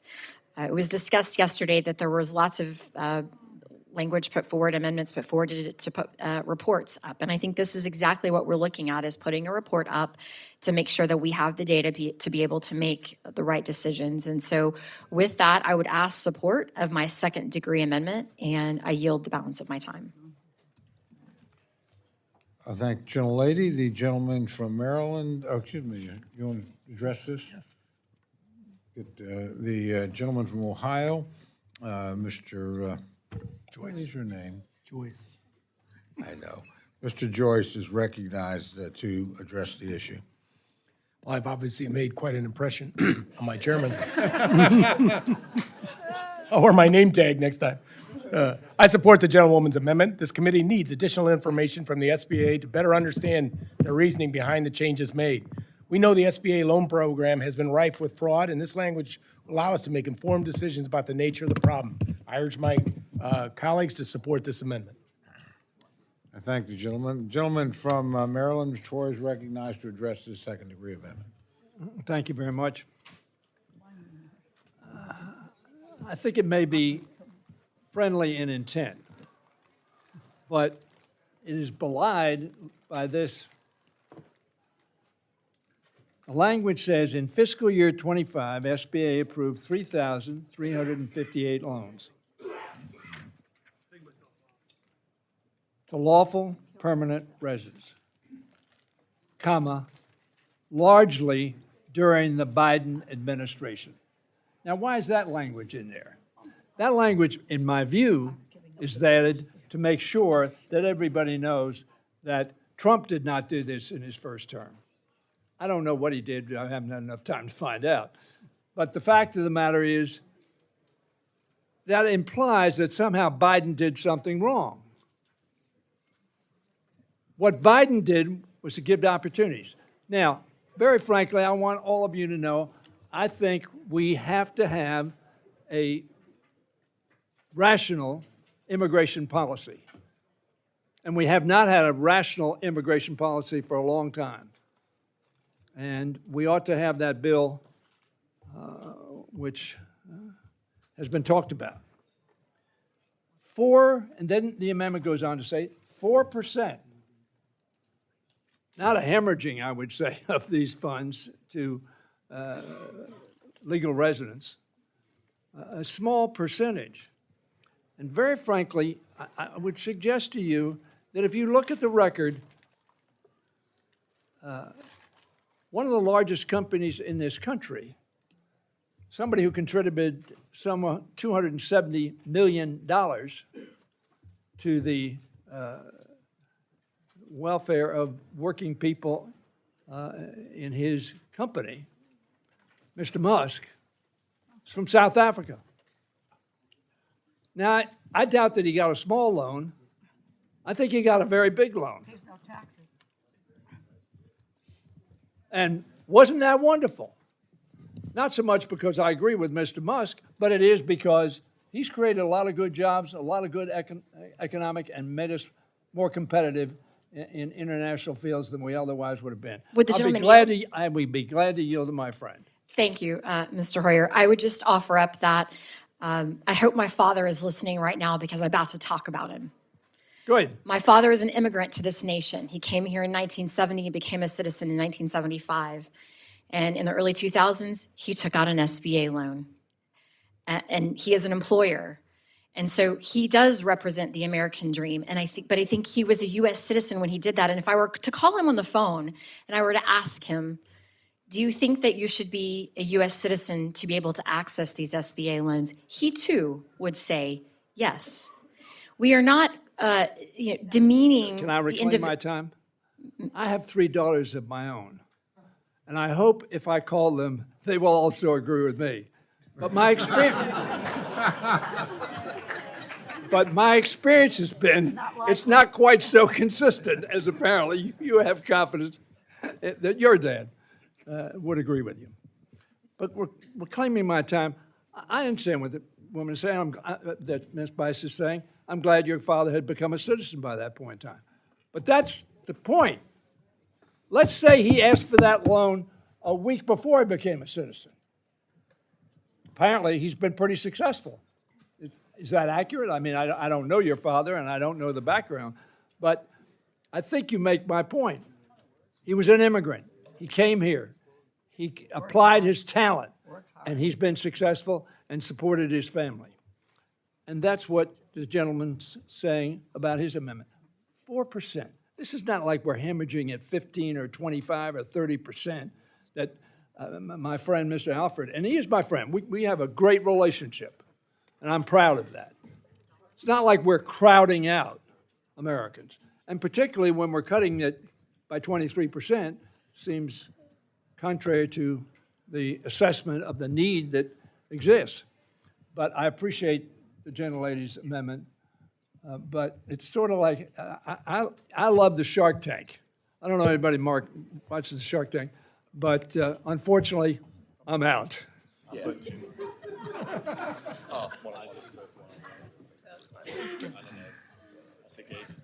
Thank the gentleman. The gentleman from New York, Mr. Espiat, is recognized to address the second-degree amendment. Mr. Chairman, and of course, I appreciate the gentle lady's aspiration that this amendment be a friendly amendment. But it's not, because it shuts people out. Unlike, for example, the U.S. Armed Forces, when you come as a legal resident, a green card holder, they don't shut you out. They say you can come in and serve the nation. In fact, I have a constituent family in my district who saw their son, Staff Sergeant Ryan Tejada, be killed in Baghdad in 2003. And he was a legal resident, a green card holder. In fact, he was given his citizenship posthumously. And that, there is no shutting the door on that. America says, come in service. You can put your life on the line if you're a legal resident, a green card holder. And in this case, unfortunately, Staff Sergeant Ryan Tejada was killed in Baghdad. We just had tax day on the 14th of this month. I didn't see anybody say, oh, don't pay your taxes. You're a green card holder.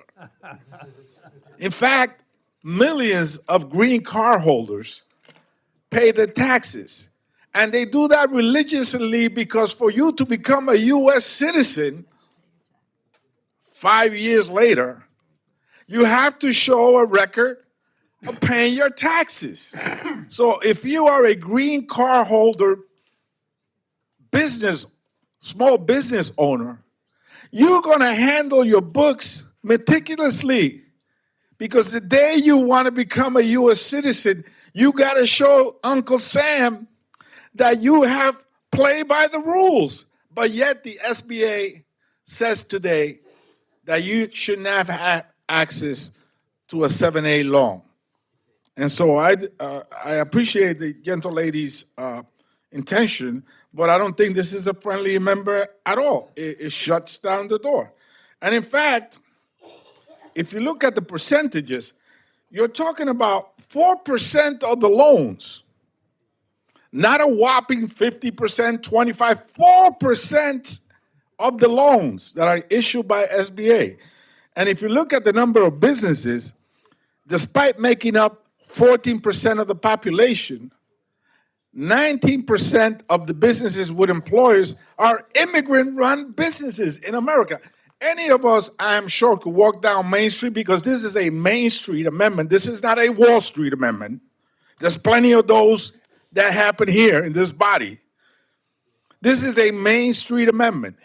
If you walk around any of your neighborhoods, whether it is an Iranian neighborhood in Los Angeles, very entrepreneurial community, or whether it is a Portuguese restaurant in the Ironbound district of Newark, very good food, or a Mexican community where you have great businesses as well, you're going to see that you have people paying their taxes. And the businesses are trying to hire local residents, including U.S. citizens. So if we want to address the unemployment surge, the best way is to create jobs, and these small businesses are creating jobs, and yet the Small Business Administration chooses to say no and slams the door at a critical time in our economy to small business owners that are legal residents and green card holders. I think this was a wonderful opportunity to have a bipartisan effort, and although some may interpret it as being a friendly amendment, I think it's mean-spirited. When you shut down the dreams of a small business owner, I think it's mean-spirited. And so, Mr. Chairman, I will ask that you and others vote against the amendment to the amendment, and I yield back. I thank the gentleman, and are there others wishing to address the amendment? The gentleman from California is recognized. I'll be brief, Mr. Chairman. I wanted to make 2 points. First, to Mr. Alford, I know when Mr. Hoyer said he was a friend of yours, I don't want that used against you in the political context, so I want to clean that up. Only if it's in your best interest. You can be friends, potentially. I'll ask unanimous consent to withdraw my remark. Just want to make sure everybody goes into this with the right spirit in mind. As Mr. Espaillat mentioned, we're talking 4%. But if we want to use the same standard here, is this body, how would this body treat a restriction on lawful permanent residents serving in the military? Are we Americans first, that only U.S. citizens can serve in the military? Maybe that's an amendment that Chairman Calvert wants to consider. This is ridiculous to close this door and close this opportunity. Lawful permanent residents, many of which, just like Ms. Bice's father, are on their way to become U.S. citizens. What about that time period between 1970 and 1975 that she mentioned, where her father was an LPR and was working to become a U.S. citizen? Should an individual in that scenario have a door closed on utilizing SBA and creating jobs in their community? I don't believe that to be the case. I don't think that's what this body wants. But if you're truly, U.S. citizens first, lawful permanent residents can own property. They can receive assistance at public universities. Those are the benefits that currently are law. This is a slippery slope. If you want to close this door, you're closing doors that hurt our military, hurt our country, and hurt our economy. Yield back. Thank you, gentlemen. The gentlelady from Ohio, Ms. Capter, is recognized to address the second-degree amendment. No, okay. Then the gentleman from Maryland, Mr. Ivey, is recognized to address the second-degree amendment. Thank you, Mr. Chairman. With respect to the amendment, I'll just say 2 quick things. I hear the waste, fraud, and abuse issue come up frequently. And the point I would make there is, if we're really concerned about it, and obviously it does exist and we need to stamp it out, increase the number of investigators that we have that are focused on sniffing this out. And at the Department of Justice, stop cutting back on the number of prosecutors who handle these kind of cases, especially at the fraud division, which has been decimated in the past year and a half. Let's beef those up and let's have them go after these cases. Secondly, with respect to the SBA, and I had a chance to represent a number of companies and advise a number of companies who were trying to navigate their way through this process. It's difficult for many of them to figure out all of the red tape and requirements that, you know, go with doing work with the federal government, getting a loan from the federal government, meeting those requirements. And I know that my Republican colleagues are very sensitive to the issue of red tape and bureaucracy. One of the things that would help that got cut was the SBA had entities and departments that would help small business owners with technical assistance, and they would provide it for free. You could come in and get advice, and it was tremendously helpful to many of these businesses because they didn't have the ability to go out and hire expensive lawyers who would provide the work and do provide that kind of advice and guidance for major corporations at $1,000 an hour or more. So let's do the whole piece of it. Let's make sure that if we're going to try and address that issue, I think, you know, getting the data collected is never a bad thing. And I think to the extent there is waste, fraud, and abuse out there, let's go after it. I think it's an important function for us to make sure we carry out. But let's also see if we can help small businesses navigate the challenges that we all know that are faced by businesses in the United States, dealing with whether it's whatever type of bureaucracy you want to talk about, or, you know, healthcare coverage or the like. Let's help them instead of getting in the way. And let's use some of the resources that have been discussed earlier to help provide those kind of resources, because we get it back over and over again in tax revenue that we get, in employment from these folks hiring. Many of them also do a lot of charitable work in the community. They're great givers through their places of worship and to their communities through other means. These are great citizens, or soon-to-be citizens. Let's help them help us in that process. Last point on this. I've got a big family. Some of my kids have married people from overseas. And watching them go through this process has been a real eye-opener for me. And it takes years. I think Mr. Aguilar just mentioned something about 7 years. It can take even longer than that, with people doing all of the right things, coming to the country with all of the skill sets that are beneficial to the nation, married to an American, in some instances had American children here, and it still takes years.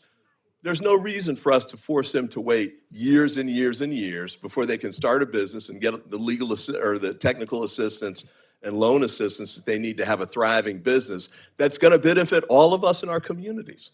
Let's expedite it. Let's facilitate it. Let's make it happen. And with that, I yield back. Thank you, gentlemen. Excuse me. I thank gentlemen. The gentleman from Missouri, Mr. Alford, is recognized. Mr. Chair, I'll be very brief. I just want to correct the record, Mr. Hoyer.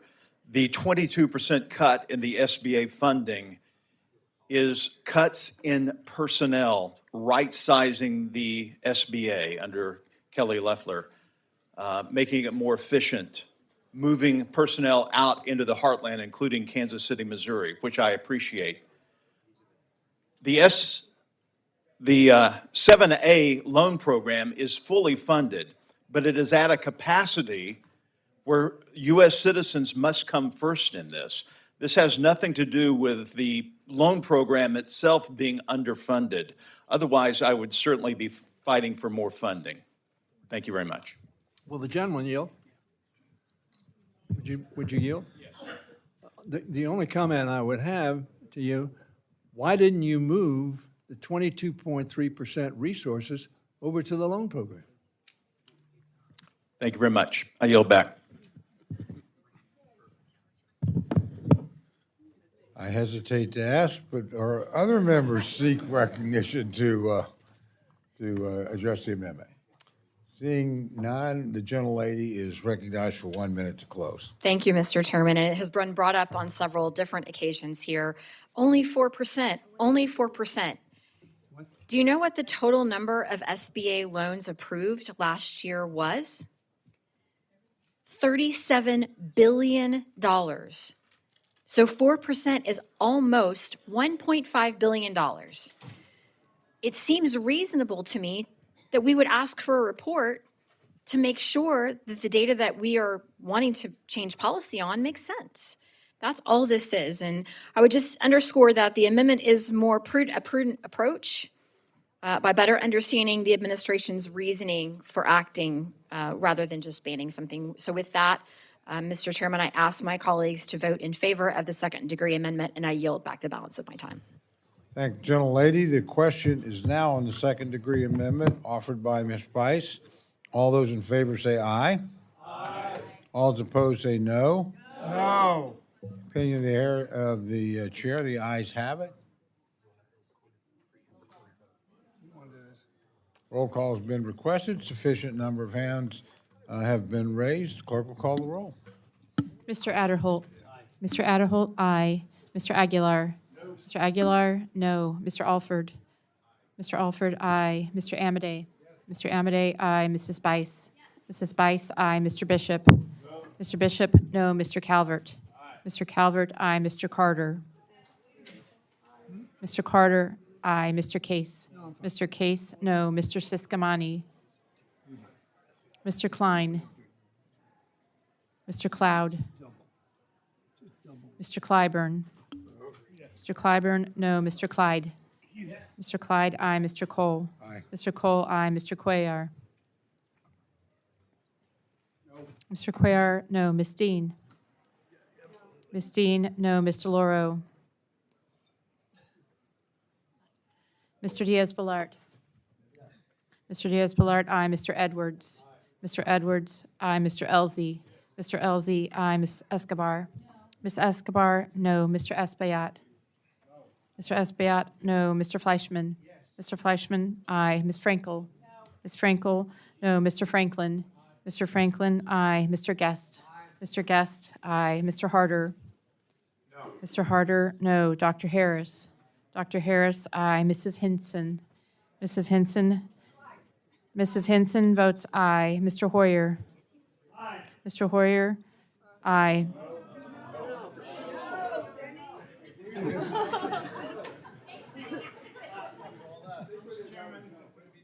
Like a daughter.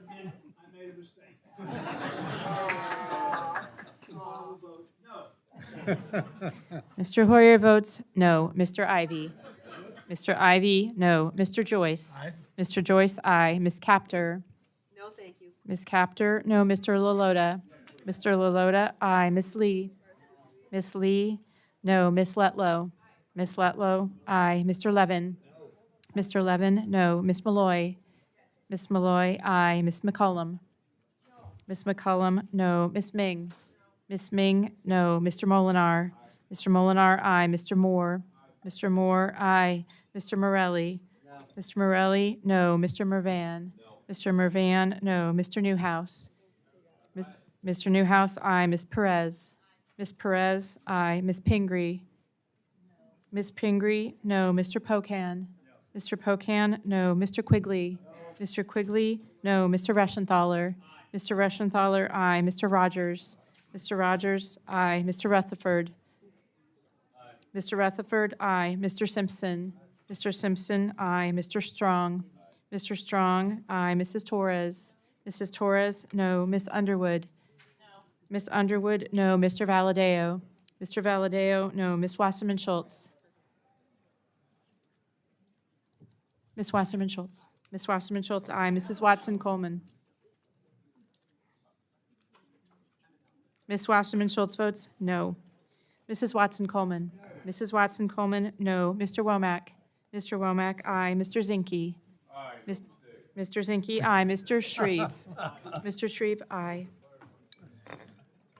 Well, my good friend from Florida knows she was misled by the distinguished ranking member.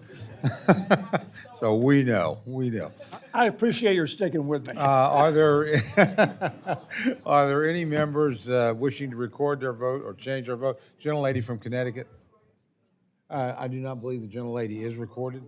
Mr. Laro votes no. Gentleman from Arizona. Mr. Siscomanni votes aye. Gentleman from Virginia? Mr. Klein, aye. Is the gentleman from Mississippi just standing around, or is he recorded? He's recording. Recorded? Okay, very good. Are there others wishing to be recorded or to change their vote? Seeing none, the clerk will tally.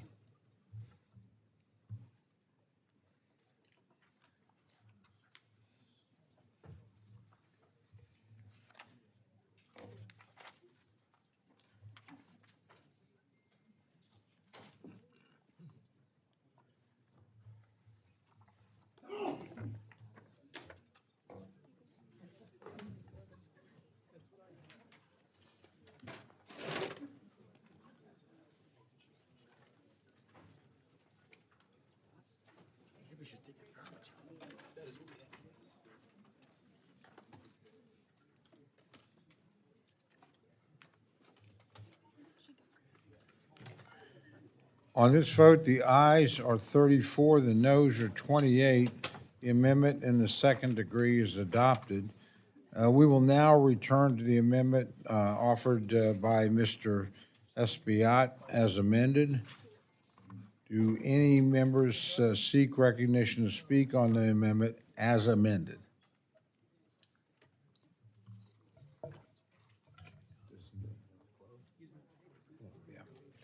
Okay. Now you got to vote on it. There seem to be none, but the gentleman is recognized for a minute to close. You all for this a robust debate, and I hope that this debate has created the possibilities for a future discussion about bipartisan work on this issue, and I look forward to members from both sides of the aisle working with me on that, and I yield back. I thank the gentleman. The question is now on the amendment offered by Mr. Espiat as amended. All those in favor say aye. All those opposed say no. Opinion of the chair, the ayes have it. And the amendment is accepted.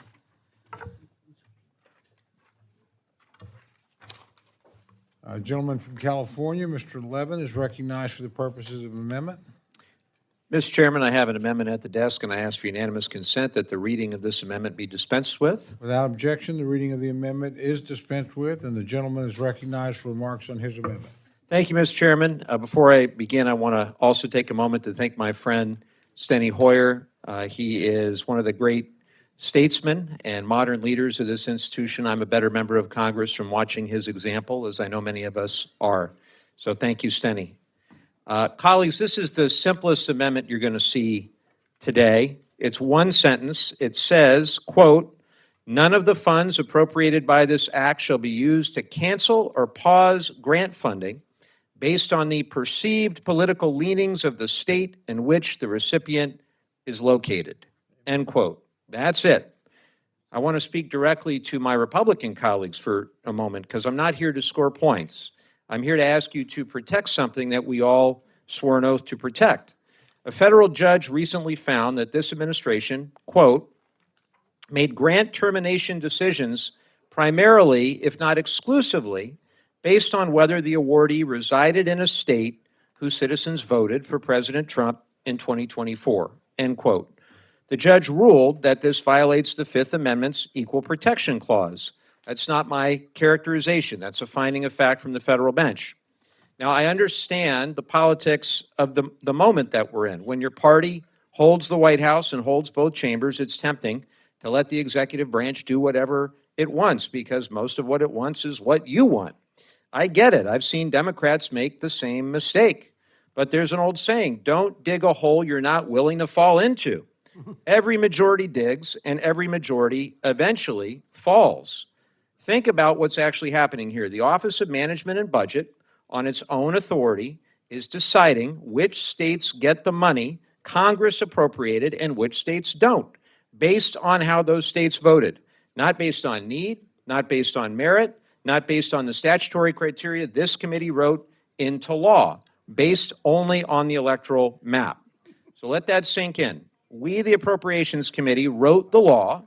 We decided where the money was to go, and OMB is overriding us. It's not a Trump issue. It's not a Russ vote issue. It's an Article 1 issue.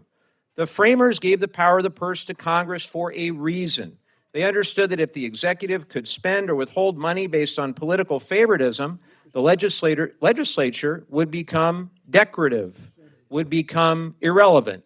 That's exactly, sadly, the road that we're on. And here's the part I really want my Republican colleagues to hear. The precedent that you let stand today is the precedent you live under tomorrow. I can't tell you when the next Democratic president will be sworn in. None of us can. But one will be someday. It might be in 3 years, might be in 7 years, who knows?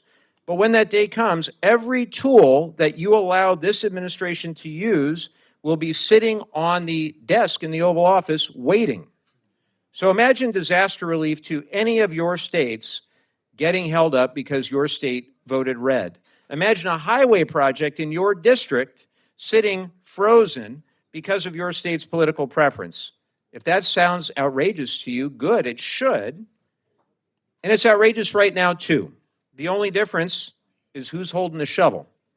So this amendment doesn't stop a single dollar from being appropriated. It doesn't favor one party over the other. It doesn't tie the president's hands on policy. All it says is that the money we appropriate has to be distributed based on the law, not based on which way a state voted.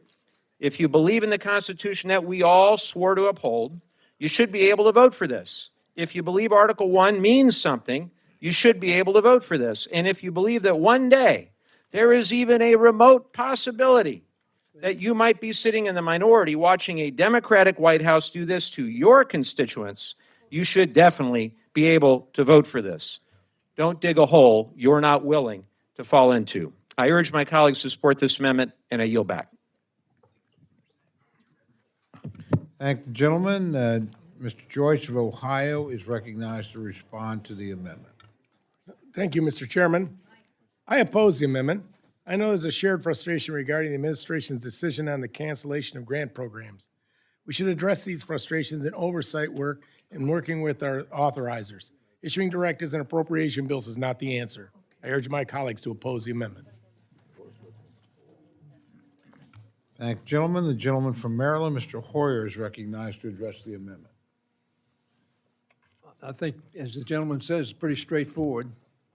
Nobody in this committee would think that political affiliation was totally unknown to either party.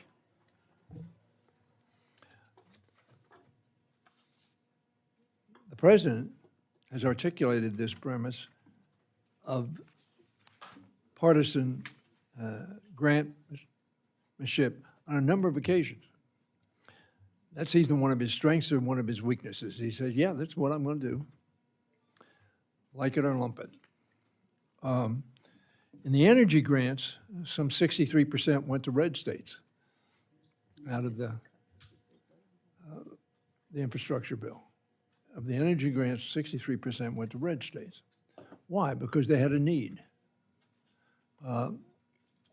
Highway funding. Rural states have a lot of highways going long ways. They're big states, a lot of them.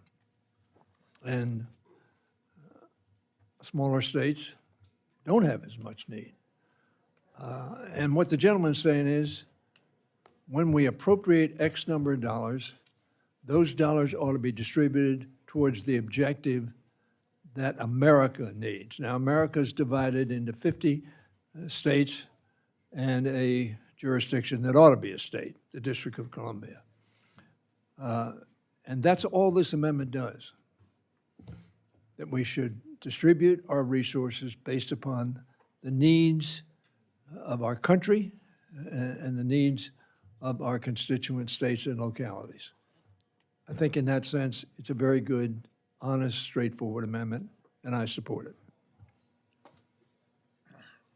Thank you, gentlemen. The gentlelady from Ohio, Ms. Caput, is recognized to address the amendment. Thank you, Mr. Chairman. Let me just reread the Levin Amendment. None of the funds appropriated by this act shall be used to cancel or pause grant funding based on the perceived political leanings of the state in which the recipient is located. Prohibiting federal agencies from denying, restricting, or canceling grant funding based on the applicant's perceived political ideology or viewpoints. Who defines that? Politically driven funding decisions strip resources from essential services that the American people depend on. So we supposedly act on the basis that federal grants have to be awarded on merit and community need. The way I look at the world, the federal government owes my region a lot of money because of what happened years ago with the passage of really bad trade agreements, NAFTA, CAFTA, China, PNTR. There's a lot of places in the country that got kicked in the gut over and over and over again because of those terrible agreements. Now, in Ohio, we're trying to catch up to all the damage. My whole career has been about catching up for the damage that was done. The Department of Health and Human Services here at the federal level failed to provide funding recently for the Toledo Public School System Head Start program, causing temporary closure of the program, leading to chaos for tots, teachers, families. That's wrong. That's wrong, no matter how you look at it. Harming kids, not getting their education, throwing school systems into chaos, large school systems that have thousands of children, is absolutely un-American.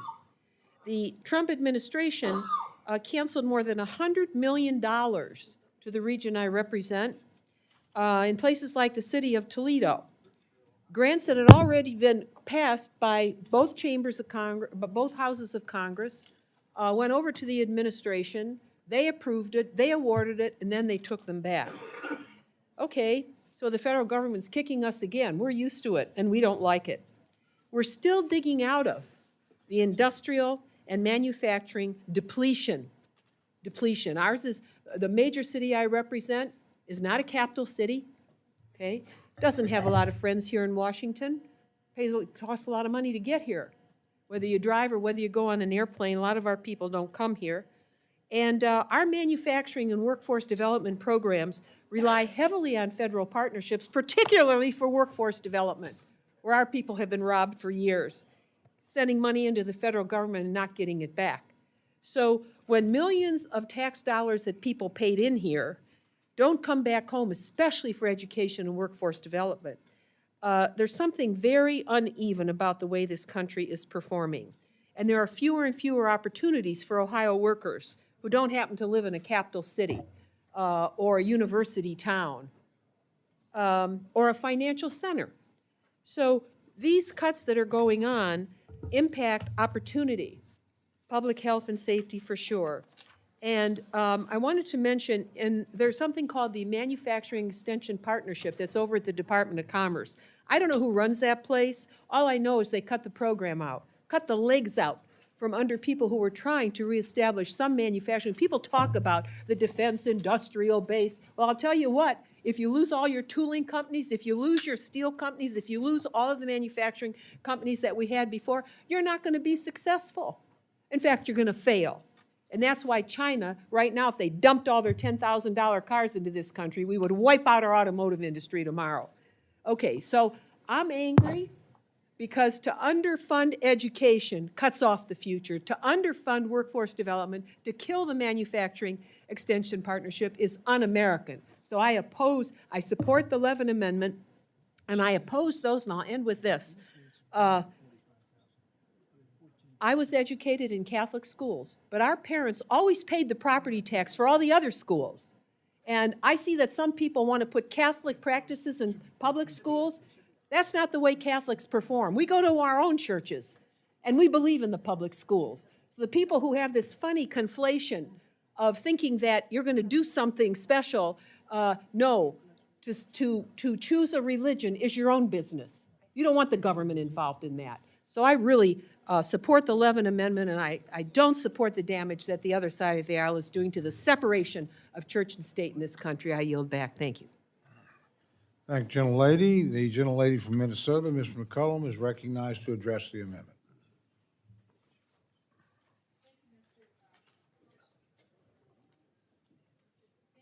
Chair. I just did some quick research on what other states besides Minnesota were being affected by cuts, and these are cuts to healthcare. On February 11th, there were several states, 4 of us in total, who had a 5-year CDC grant cut.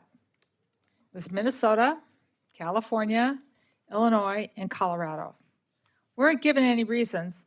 They were just cut.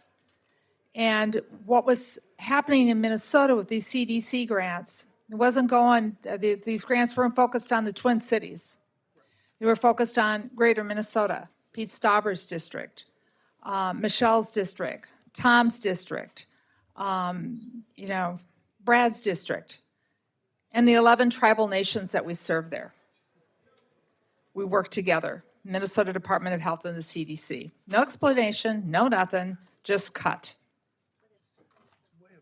So I support this amendment because I don't think it should, in the future, if it would be a Republican president and they disagreed with what you were doing or how you voted on the election to certify or anything like that, that should happen to anyone. 5-year grant, in the middle of it, just cut. Our state legislators, especially the outstate legislators, and I served on the Health and Human Services Committee when I was in the Minnesota State House, that was baked into some of the work that we were doing for the Minnesota Department of Health when we did our budget. Just cut. No explanation, no reason, other than that, it was Minnesota. With that, I support the amendment and I yield back. Thank you, gentlelady. Are there other members wishing to address the amendment? Seeing none, if there's no further debate, the gentleman is recognized for 1 minute to close. Thank you, Mr. Chairman. Colleagues, let me leave you with this. Every one of us took the same oath to the Constitution, and that Constitution gives the power of the purse to us, to this committee, to this Congress, not to OMB, not to the White House, to us. A federal judge has already ruled that withholding funds on the basis of political preference violates the Fifth Amendment of the United States Constitution. That's not my opinion. That's a finding of fact from the federal bench. And a no vote on this amendment is a vote to let that unconstitutional practice continue on our watch with our money in our name. So I'm asking you to protect your own district because the next Democratic president will come eventually. And as I said before, when they do, every tool you hand this White House will be sitting on the desk of that Democratic president, pointed at your constituents, pointed at your grants, pointed at your roads, pointed at your hospitals. Defend your districts. Defend Article 1. Vote yes. The question is now on the amendment offered by the gentleman from California. All those in favor say aye. Aye. All those opposed say no. No. Opinion of the chair, the noes have it. Roll call has been requested. Sufficient support has been shown. The clerk will call the roll. Mr. Adderholt. No. Mr. Adderholt, no. Mr. Aguilar. Mr. Aguilar, aye. Mr. Alford. Mr. Alford, no. Mr. Amade. Mr. Amade, no. Mrs. Bice. Mr. Bishop. Aye. Mr. Bishop, aye. Mr. Calvert. No. Mr. Calvert, no. Mr. Carter. No. Mr. Carter, no. Mr. Case. Mr. Case, aye. Mr. Siscomani. Mr. Klein. Mr. Cloud. Mr. Clyburn. Mr. Clyburn, aye. Mr. Clyde. Mr. Clyde, no. Mr. Cole. No. Mr. Cole, no. Mr. Cuellar. Mr. Cuellar, aye. Ms. Dean. Ms. DeLauro. Aye. Ms. DeLauro, aye. Mr. Diaz-Balart. Mr. Diaz-Balart, no. Mr. Edwards. Mr. Edwards, no. Mr. Elzey. Mr. Elzey, no. Ms. Escobar. Ms. Escobar, aye. Mr. Espaillat. Mr. Espaillat, aye. Mr. Fleischman.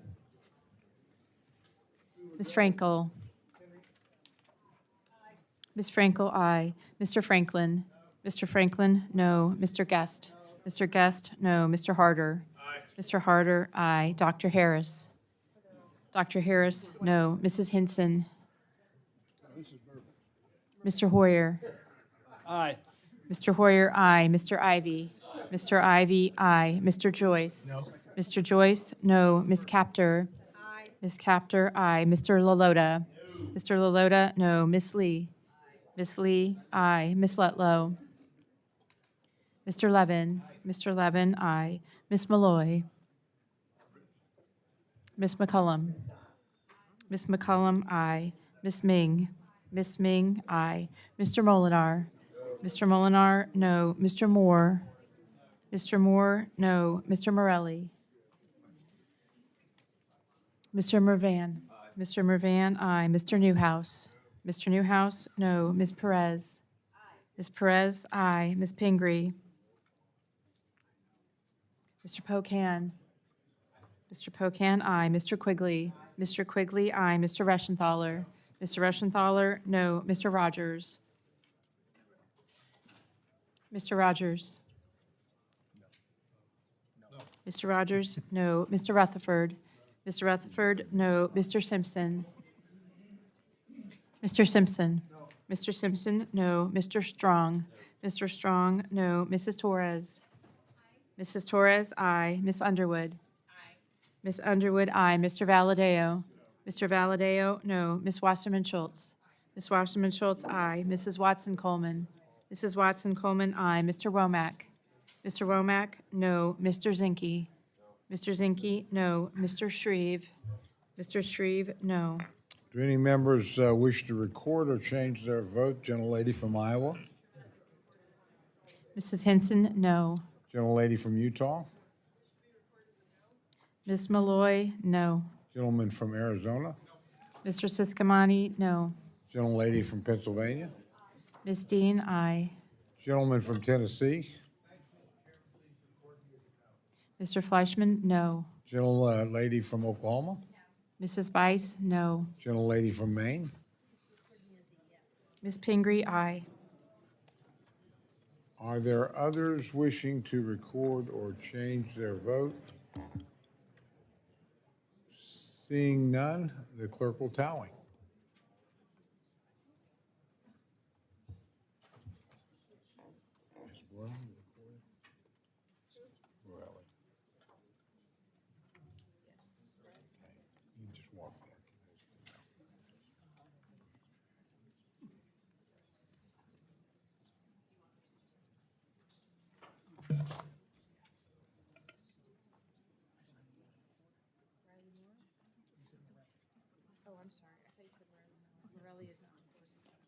Gentleman from New York is now recorded. Please record me in the affirmative. Thank you, Mr. Chairman. Mr. Absolutely. Morelli votes aye. I'm sorry.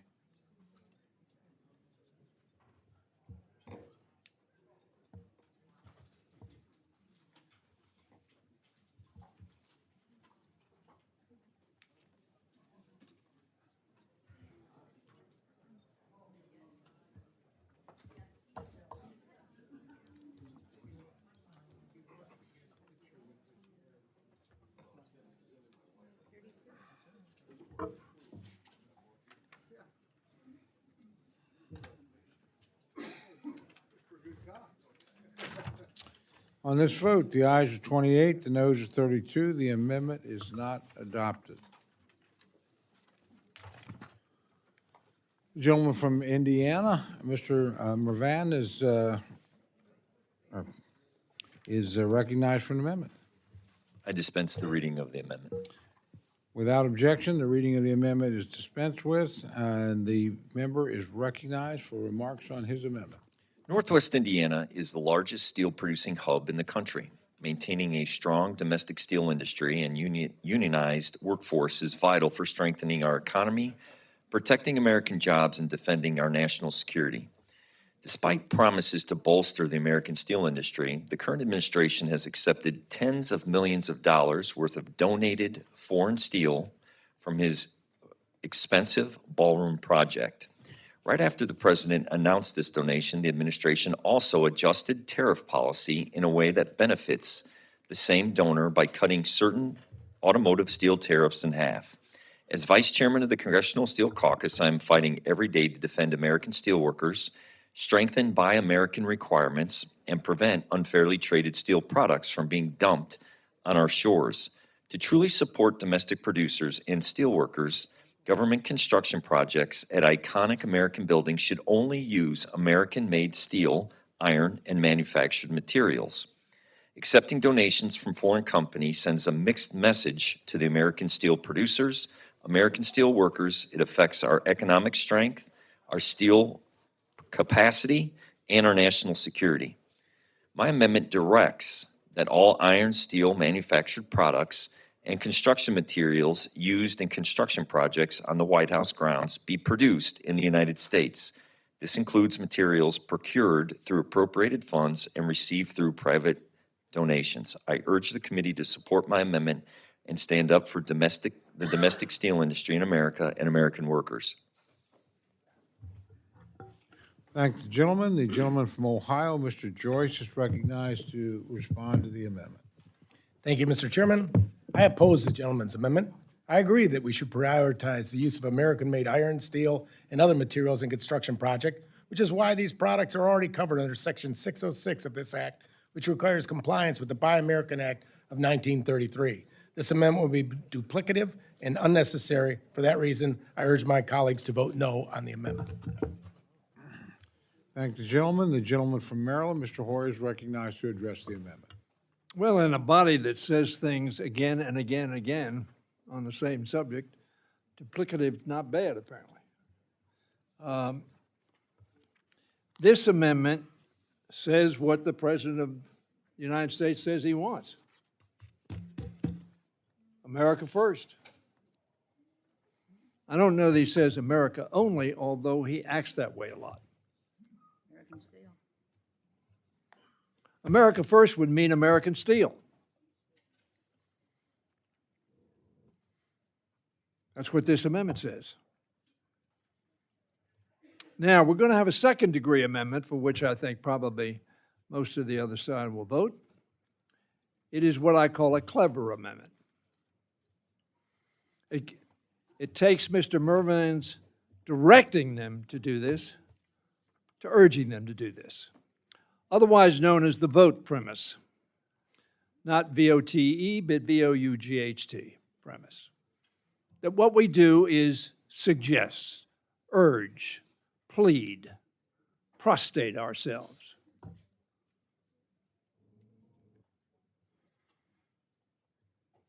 Mr. Mervin's amendment says, do it.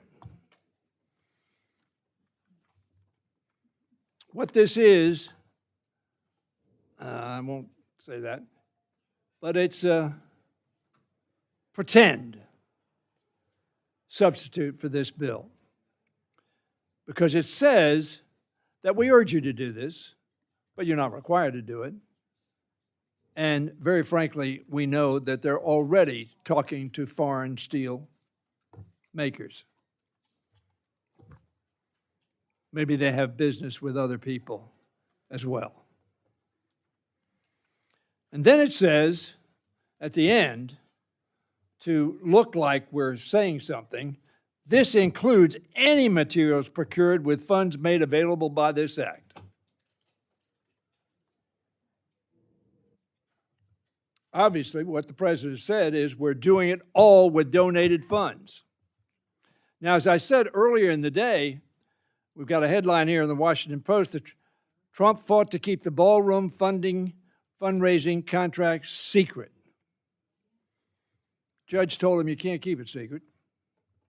So maybe we'll know whether they can use American steel or not, and maybe we won't, because they have attempted to keep this very secret.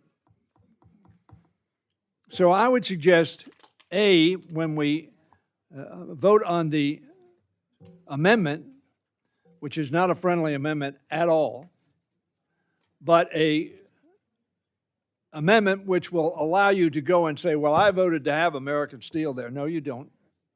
You're urging. Doesn't have any legal effect. None. Zero zip.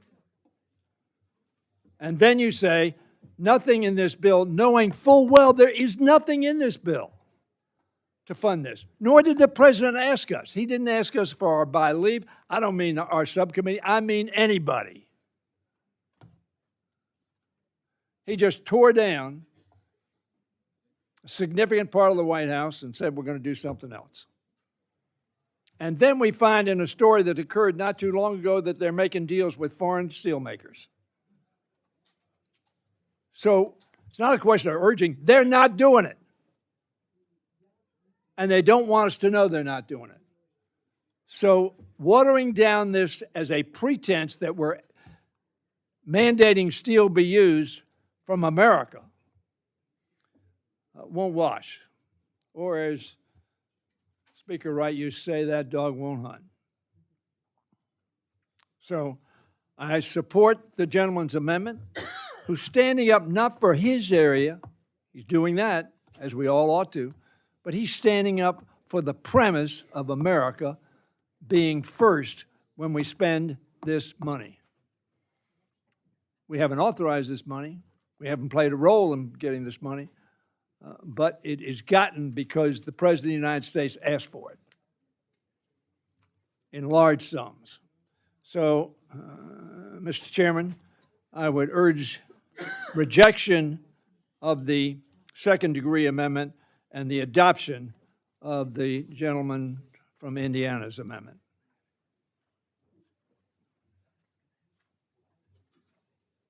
Thank you, gentlemen. The gentlelady from Pennsylvania, Ms. Dean, is recognized to address the amendment.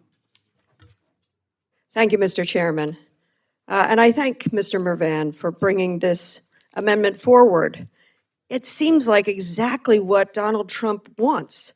After all, this is all about make it in America.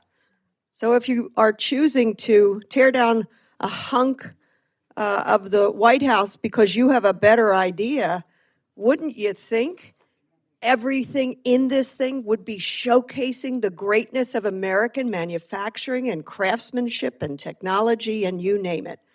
It's all about make it in America. Mr. Chairman, I rise in support of Mr. Mervan's amendment. It adds report language directing that, quote, all iron, steel, manufactured products, and construction materials, end quote, used for the White House complex must be domestically produced. Who could be against that? Mr. Trump should be for this. This shouldn't be partisan. It should not be controversial. This administration has made increasing domestic manufacturing a priority. Bolstering domestic steel has been a featured part of the agenda. Tariffs on foreign steel currently at 50%. You see the influence of tariffs here to prefer American steel. Yet according to a recent New York Times article that I have right here, the reporting is, quote, the White House has secured tens of millions of dollars worth of donated foreign steel for Mr. Trump's $400 million ballroom project, end quote. It reads that the White House has not disclosed details of the donation, but Mr. Trump said last October he had been offered a donation of steel for the ballroom valued at $37 million. $37 million. And of course, opaque, don't want to show us it, but that is what he boasted of before. Further, it would appear that coinciding with this donation, quote, the White House made adjustments to its tariffs that could benefit the foreign donor company. This whole affair is unethical, it's un-MAGA, it's unpresidential, it's just plain bonkers. If my colleagues were serious about wanting to support domestic steel, they should join me. I invite you to join Mr. Mervan in this amendment. Vote yes, promote U.S. steel, and we'll deal with the ballroom later. I yield back. Thank you, gentlelady. There's at the desk an amendment in the second, or others? Okay. There's at the desk an amendment in the second degree offered by Mr. Reschenthaler. Gentleman, is he here? Gentleman's recognized to explain his amendment. Thank you, Mr. Chairman. I rise to offer a second-degree amendment to the gentleman's amendment, and I ask that the reading be dispensed with. Without Mr. Chairman. objection, the reading is dispensed with, and the gentleman's recognized to explain his amendment. Thank you, Mr. Chairman. I rise in opposition to the gentleman's amendment. This amendment is really nothing than just a veiled attack on the ballroom. I'm from Pittsburgh, and I can tell you that there's no president that's been better for U.S. steel production than President Trump. I'll give you a good example. The Nippon Steel deal, this deal was going nowhere before President Trump came in. This is a deal that's bringing in roughly $1 billion in the Mon Valley, honoring all the labor agreements that were in place, and is going to greatly increase the amount of domestic steel production. This amendment currently at hand will not do anything to help the American steelworker. The underlying bill makes it clear that we support U.S. steel production. Chairman Joyce made that clear. I associate myself with his remarks.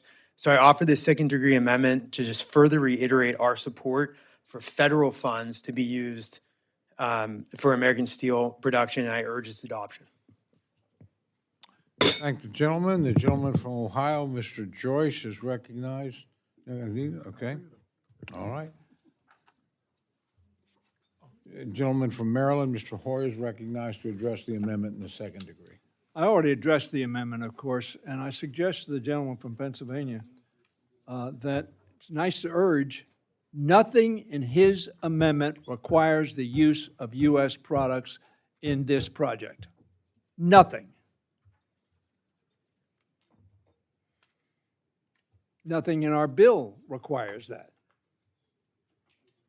If I'm wrong on that, Mr. Chairman, you can correct me, but I don't believe there is anything in that bill that requires. So it is as I suggested before. We are the authors of our own impotence. We say we want steel used from America. Fine. We have the authority to say that.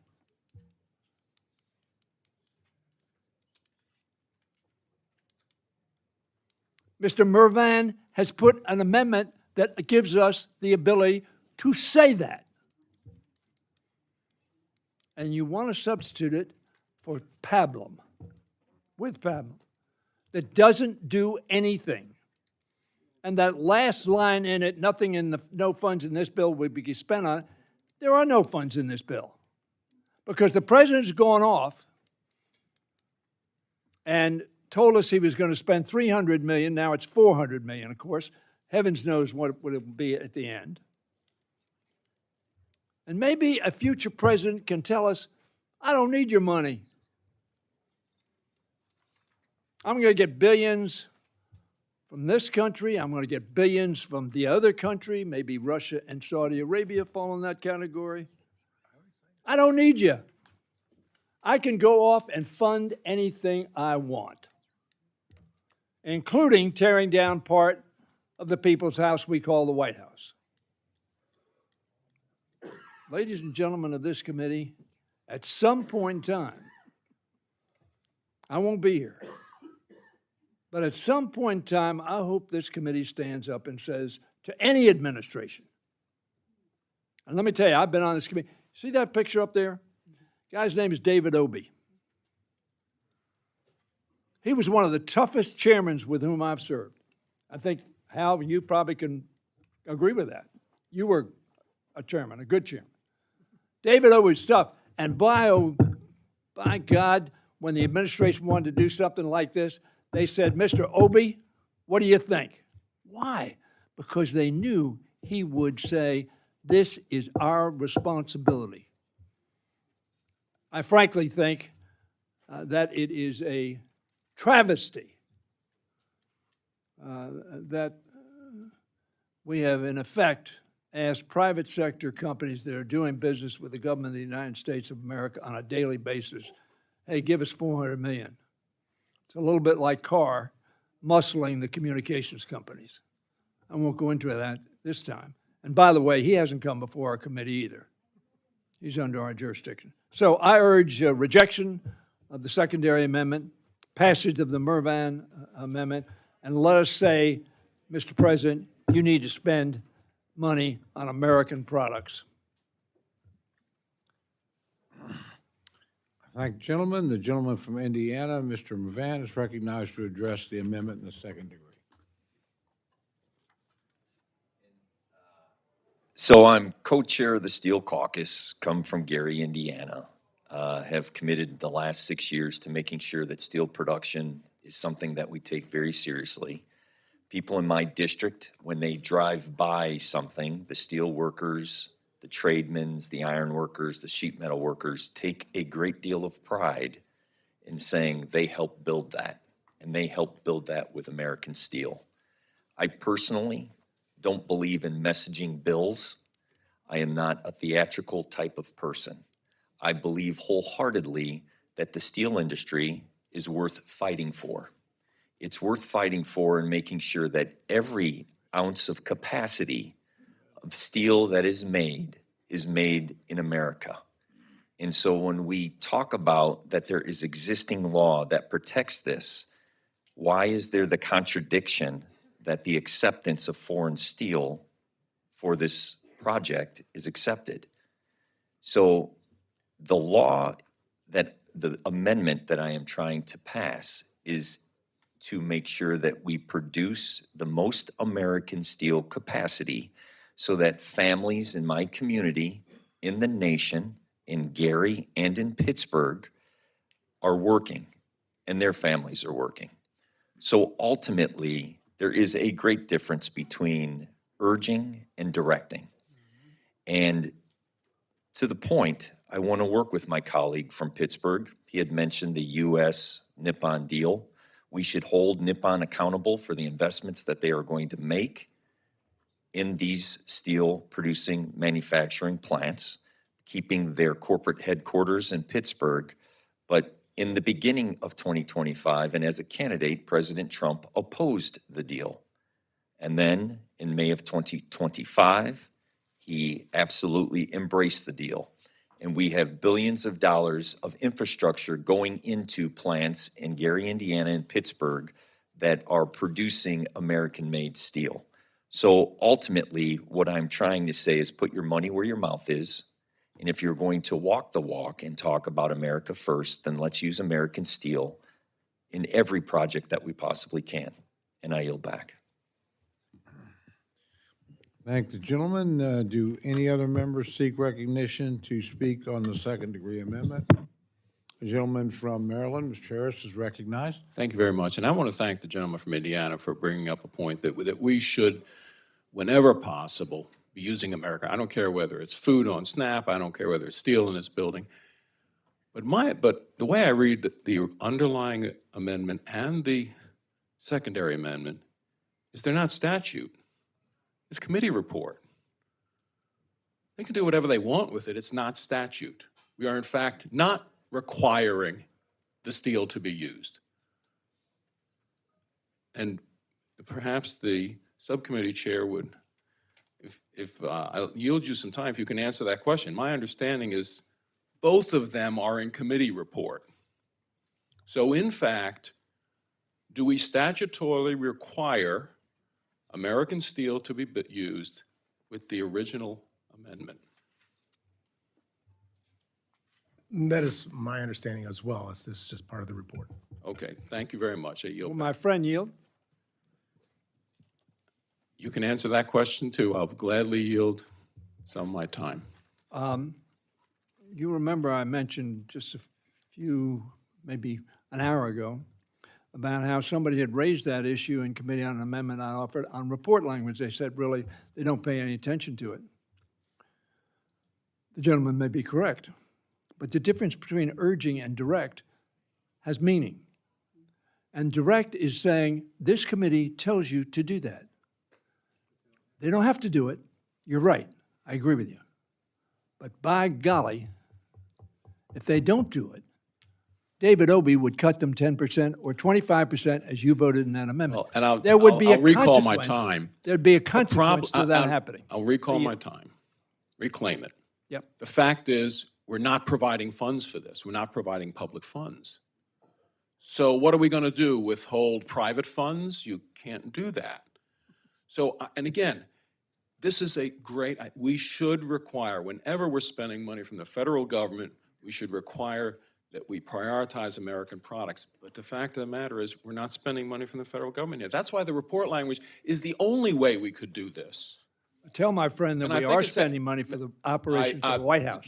Gentlemen, think it's my time? It is. Thank you very much. You're very welcome. And by the way, while I'm up, I do want to thank the gentleman from across the Chesapeake Bay for his service, because you have the western shore of the Chesapeake Bay, I have the eastern shore, and we try to take care of the bay. And I appreciate what you've done over time. My only point is, none of this requires it. It's committee report. Yeah, there's direct and there's urge, but in the end, it makes some difference, but it's not statutory difference. And I yield back. Do any other members seek recognition, speak on the second degree?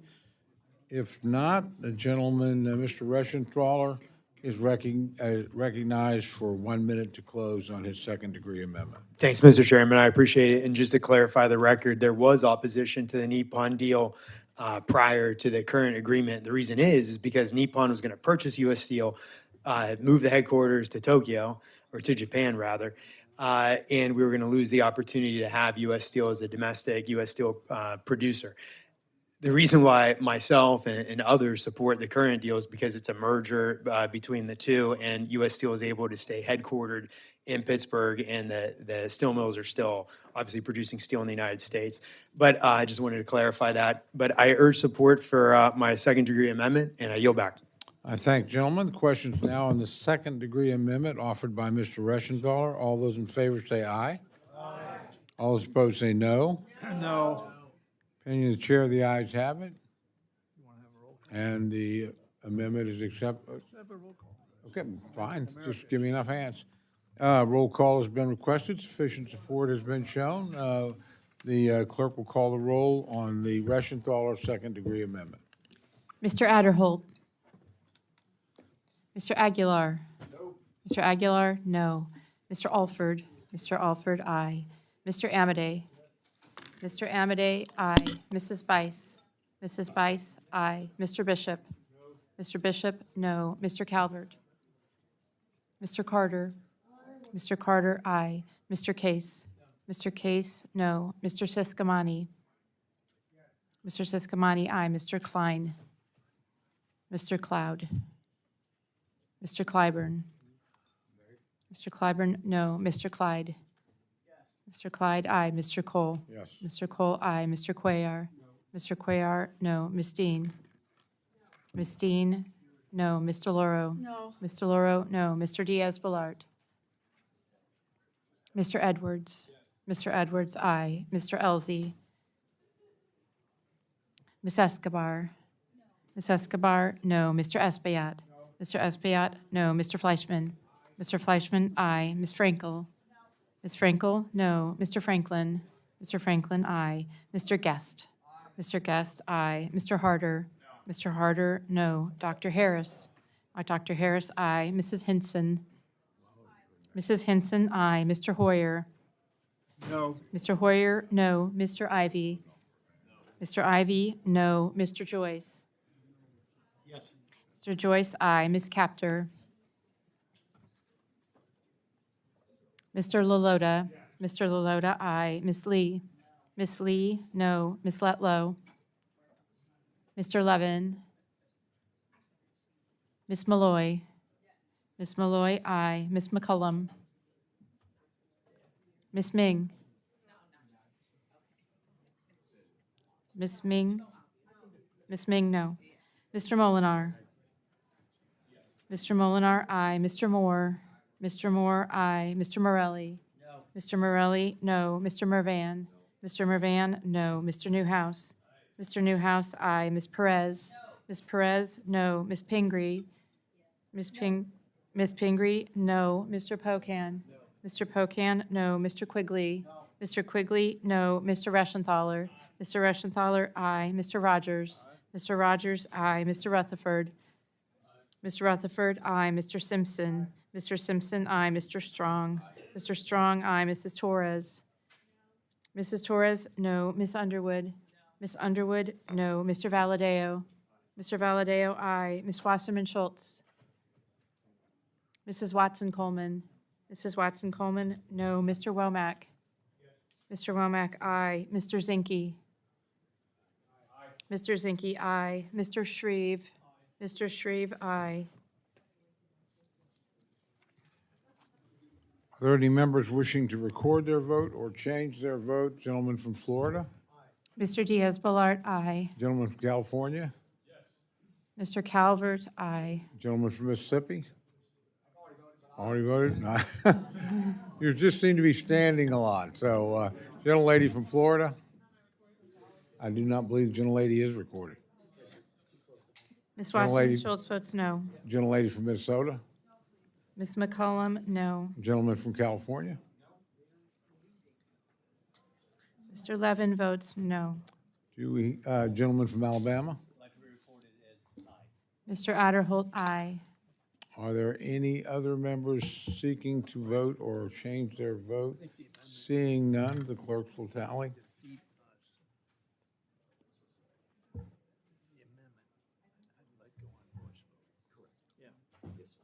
Because it urges at least.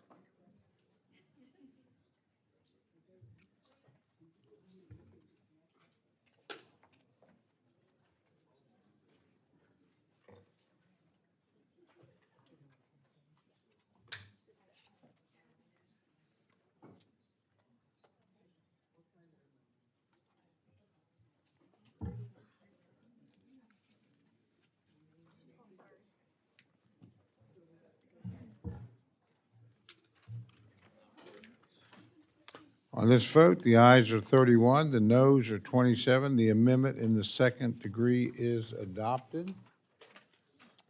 We now return to the amendment offered by Mr. Mervan as amended. Do any members wish to speak to that? If not, gentleman is recognized for 1 minute to close. I just want to take 30 seconds, Mr. Hoyer. You were the first phone call that I received when I was elected 6 years ago. Your commitment to Made in America, your depth of knowledge, and the dignity that you bring to the office is something that I admire and look to as a mentor. I thank you everything that you have done for domestic manufacturing, our country, and this district, and your perspective of history, and for sharing. With that, I urge you to vote for this amendment. Again, I'm standing up for the American steel industry and American jobs. I yield back, and a voice vote, please. Well, any member can call for a recorded vote, but I would reinforce the wisdom of your suggestion.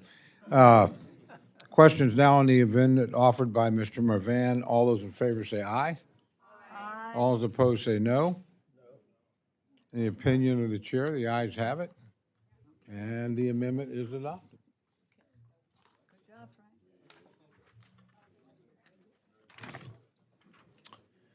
The gentlelady from Washington, is she here? Not here right now. We'll move on, but we'll come back. But if somebody could alert her, it's time for her amendment to be coming up. At least it urges it.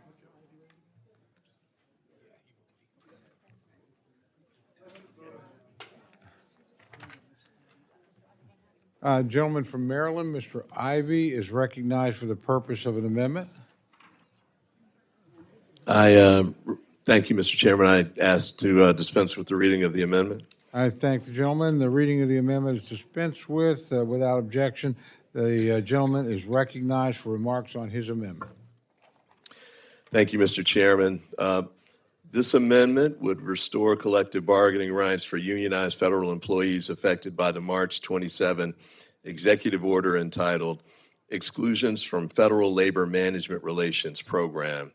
This executive order basically extended the national security exemption to nearly all departments and agencies, and as a result, about 700,000 federal employees' contracts have been voided in the wake of that executive order.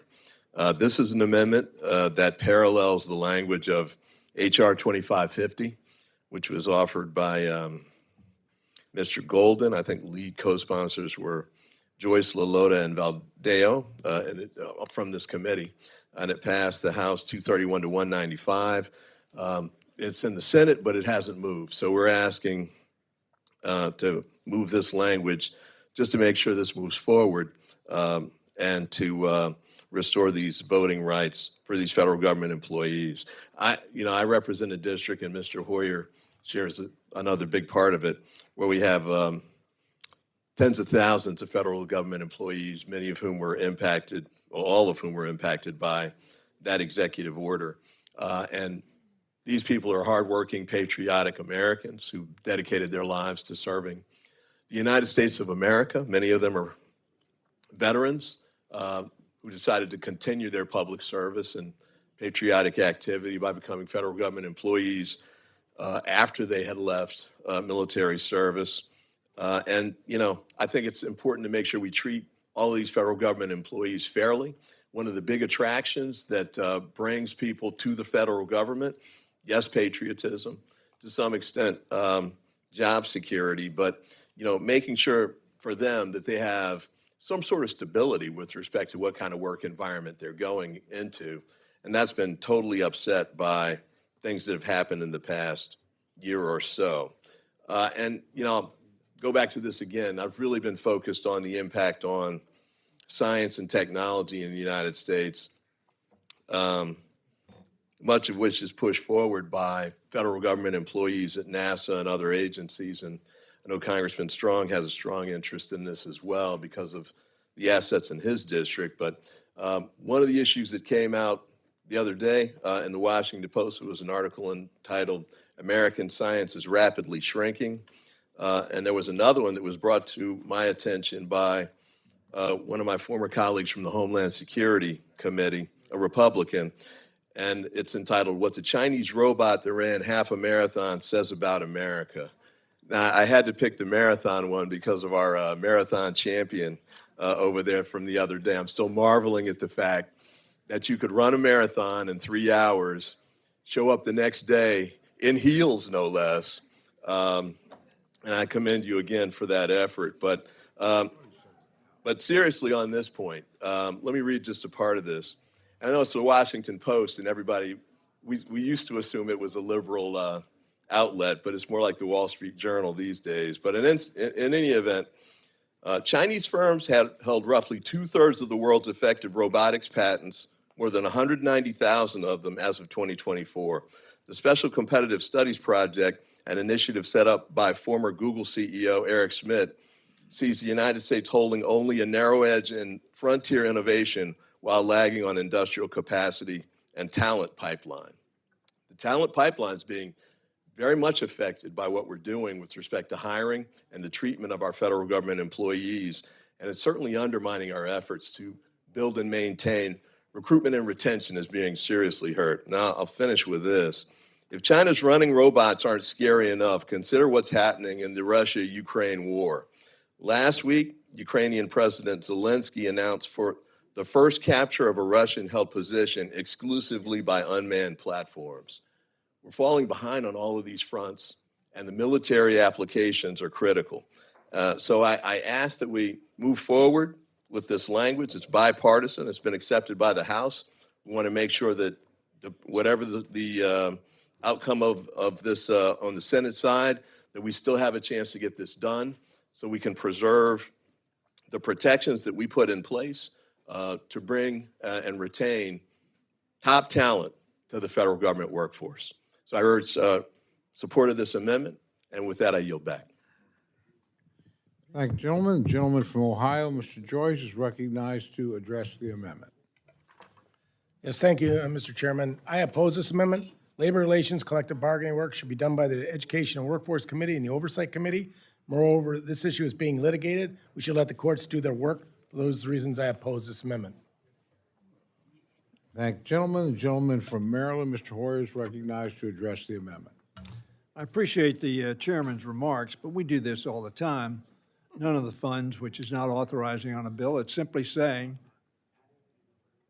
and I tremble at the temerity of us to say you can't spend funds. Mr. Vogt would not appreciate that at all. None of the funds can be spent to violate a contract. Now, very frankly, that's not necessarily the position of the President of the United States, that you can't violate contracts. Does he have the ability to do it? Because most contracts are severable at the convenience of the government. But people who do business with us and the unions themselves who do business with us in terms of negotiating with the government had reached contracts. And those contracts will expire and the government will have to renegotiate, the unions will have to renegotiate. And they don't negotiate, as you know, for wages because that is still with us. We still make that decision, and you turn down an amendment, of course, I suggested to raise them by 3.1%.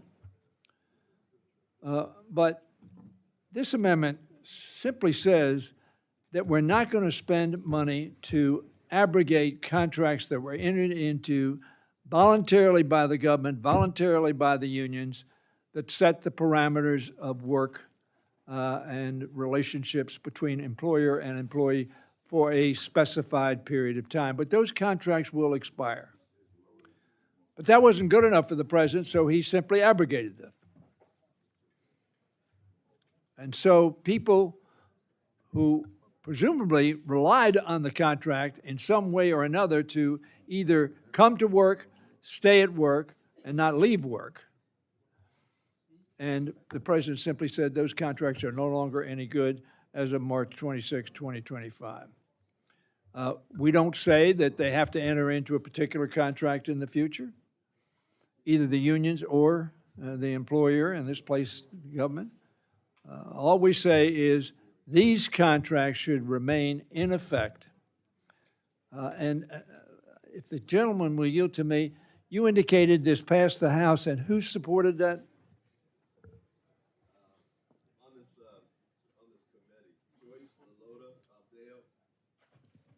Joyce, Lalota, Valdeo were the three on this committee, yes, who co-sponsors with Congressman Golden. Well, they made a good judgment at that time. I urge the committee to adopt this amendment. Thank you, gentlemen. The gentlelady from Florida, Ms. Wasserman Schultz, recognized for remarks on the amendment.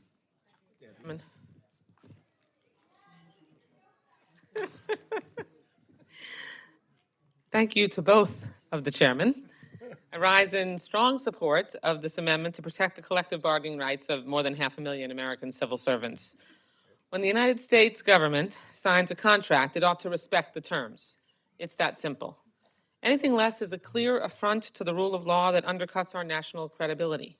And there's nothing more critical to workers' rights than the ability to unite in solidarity and negotiate collectively with their employer, especially under this administration, which has been eager to break promises to our federal workforce and flagrantly violate the law. Binding contracts ratified by the workforce are essential. And it's clear to me that this administration won't be satisfied with ripping away the hard-earned rights of federal employees. They're just the first in line. Trump and Republicans want to gut unions and silence the voices of working people so their billionaire corporate friends can get the final say.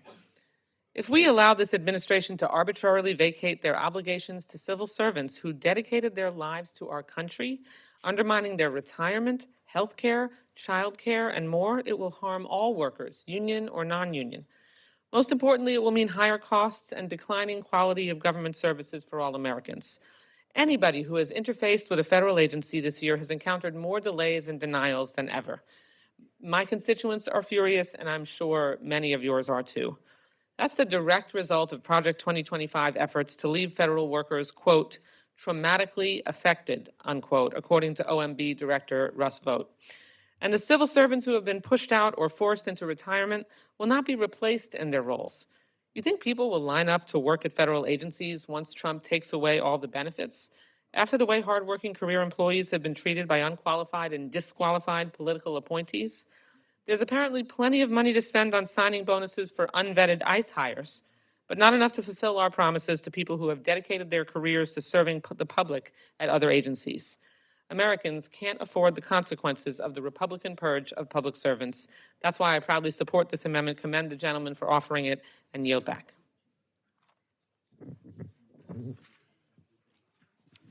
my God. Thank the gentlelady. Are there any other members seeking recognition to speak on the amendment?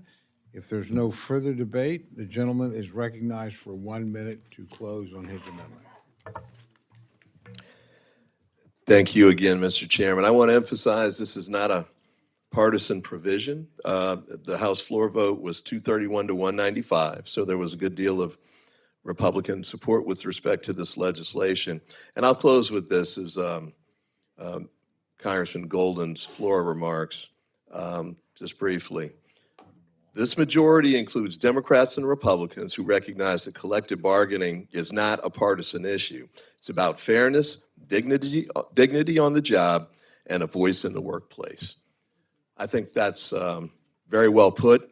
I think it's an amendment that deserves bipartisan support, and I ask that you support this amendment.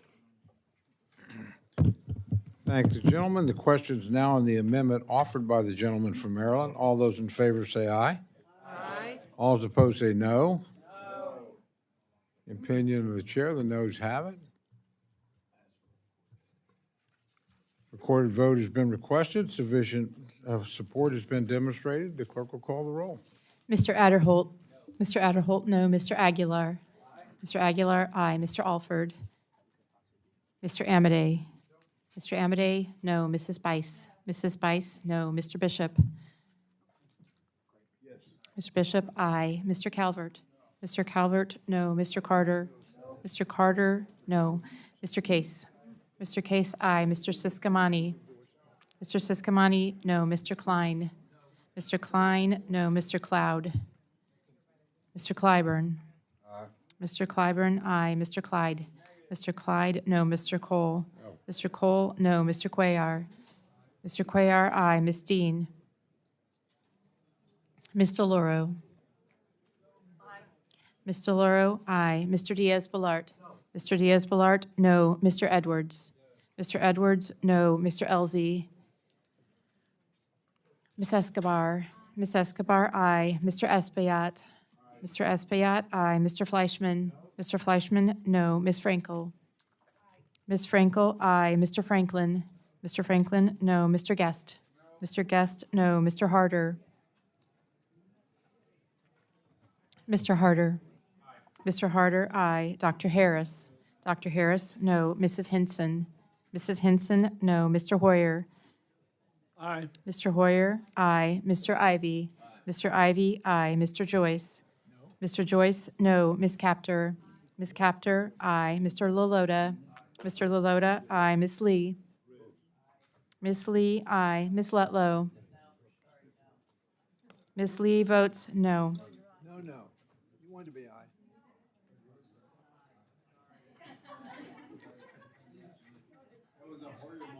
Yeah, but there's a Ms. Hoyer Lee. moment. That's right. Ms. Lee votes aye. Ms. Letlow. Mr. Levin. Mr. Levin, aye. Ms. Malloy. Ms. Malloy, no. Ms. McCollum. Ms. McCollum, aye. Ms. Ming. Ms. Ming, aye. Mr. Molinar. Mr. Molinar, no. Mr. Moore. Mr. Morelli. Mr. Morelli, aye. Mr. Mervan. Mr. Mervan, aye. Mr. Newhouse. Mr. Newhouse, no. Ms. Perez. Ms. Perez, aye. Ms. Pingree. Ms. Pingree, aye. Mr. Pocan. Mr. Pocan, aye. Mr. Quigley. Mr. Quigley, aye. Mr. Reschenthaler. Mr. Reschenthaler, no. Mr. Rogers. Mr. Rogers, no. Mr. Rutherford. Mr. Rutherford, no. Mr. Simpson. Mr. Simpson, no. Mr. Strong. Mr. Strong, no. Mrs. Torres. Mrs. Torres, aye. Ms. Underwood. Ms. Underwood, aye. Mr. Valadeo. Ms. Wasserman Schultz. Ms. Wasserman Schultz, no. Ms. Wasserman Schultz. Ms. Wasserman Schultz, aye. Ms. Watson Coleman. Mrs. Watson Coleman, aye. Mr. Womack. Mr. Womack, no. Mr. Zinke. Mr. Zinke, no. Mr. Shreve. Mr. Shreve, no. Are there any members wishing to vote or change their vote? The gentleman from California? Mr. Valadeo, no. Gentleman from Texas? Mr. Elzey, no. Gentleman from Missouri? Mr. Alford, no. Gentlelady from Pennsylvania? Ms. Dean, aye. Are there other members wishing to change their vote or cast their vote? Seeing none, the clerks will tally.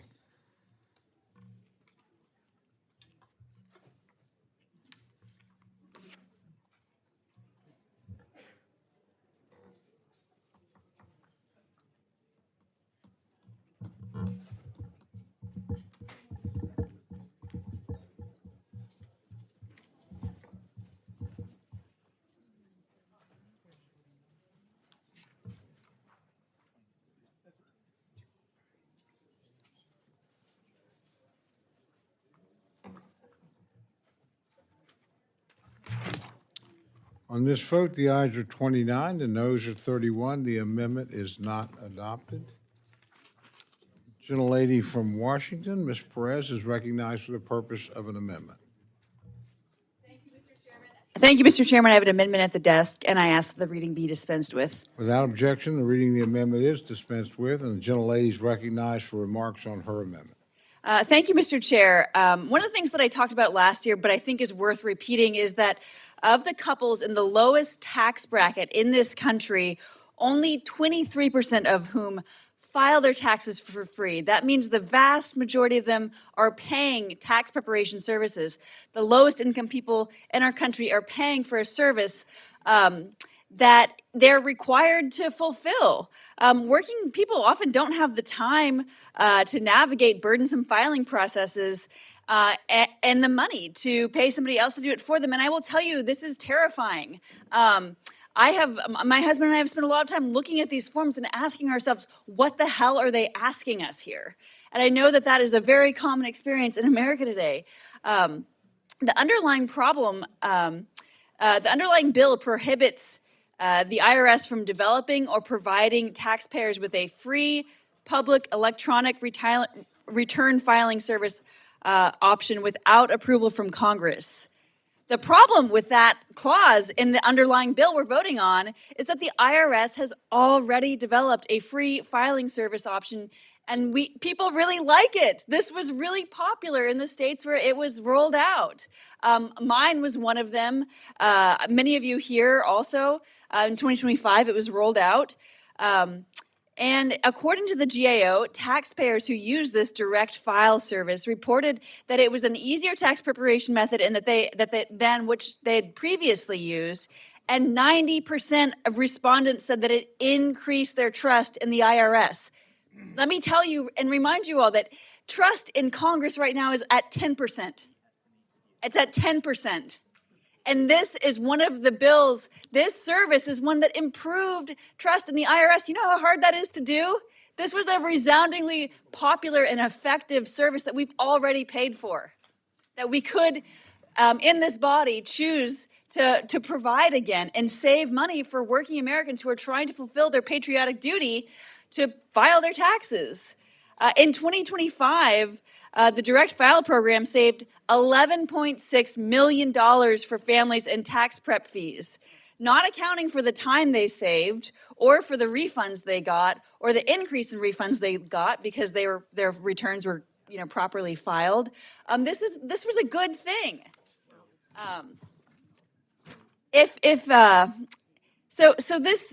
This service was not pulled because of the cost to develop or administer. That was a sunk cost.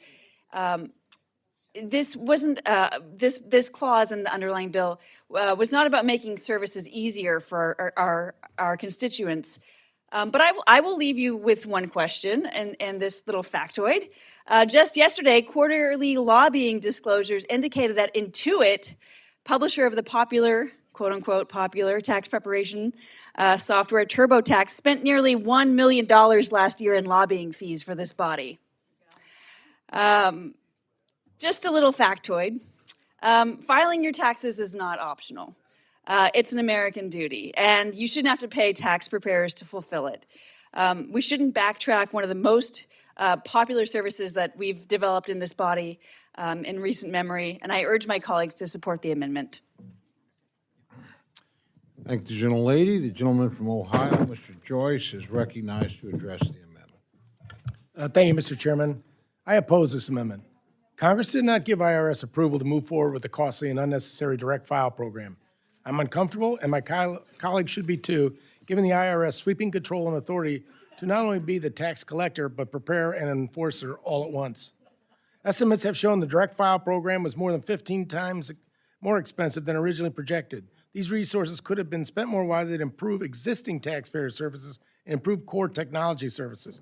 This amendment would strike a provision that simply requires the IRS to carry out activities for which they've been authorized by Congress. For these reasons, I oppose this amendment. Thank you, gentlemen. The gentleman from Maryland, Mr. Hoyer, is recognized to address the amendment. Thank you very much, Mr. Chairman. Let me say, and you will have heard it here, the analysis of this tax season is going to be a very negative one.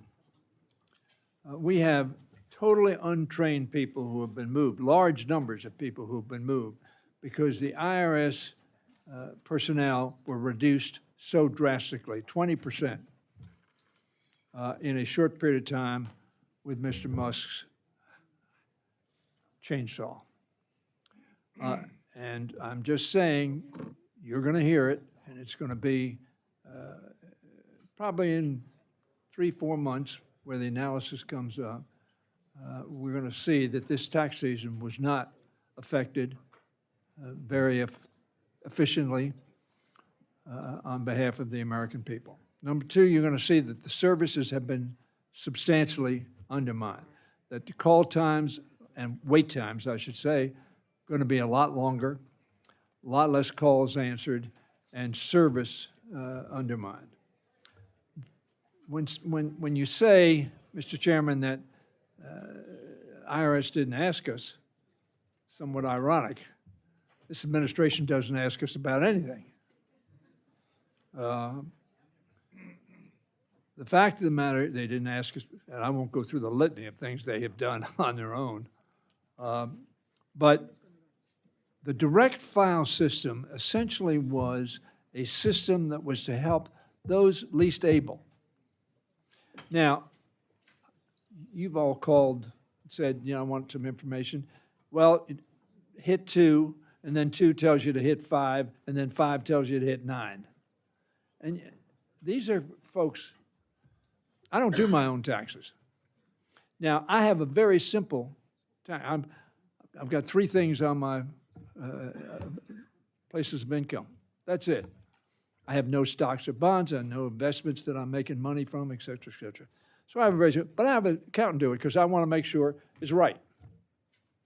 Now, I could spend the time to do it, and mine's pretty cheap to do, relatively speaking, because it's simple. But we have a lot of people in this country who don't fall in that category. After all, I have like many of you, I have a degree, I have a graduate degree, da-da-da-da-da. I ought to be able to fill it out, bang, bang, bang. And I'll tell you, I look at it and I say, what do they mean by that? What are they looking for? And that's us. My friend, Mr. Harris, is laughing, and he's got more degrees, the same number of degrees, but he's a very well-educated guy. And we both look at it and say, geez, they'll flip. How do our constituents know what the heck is going on?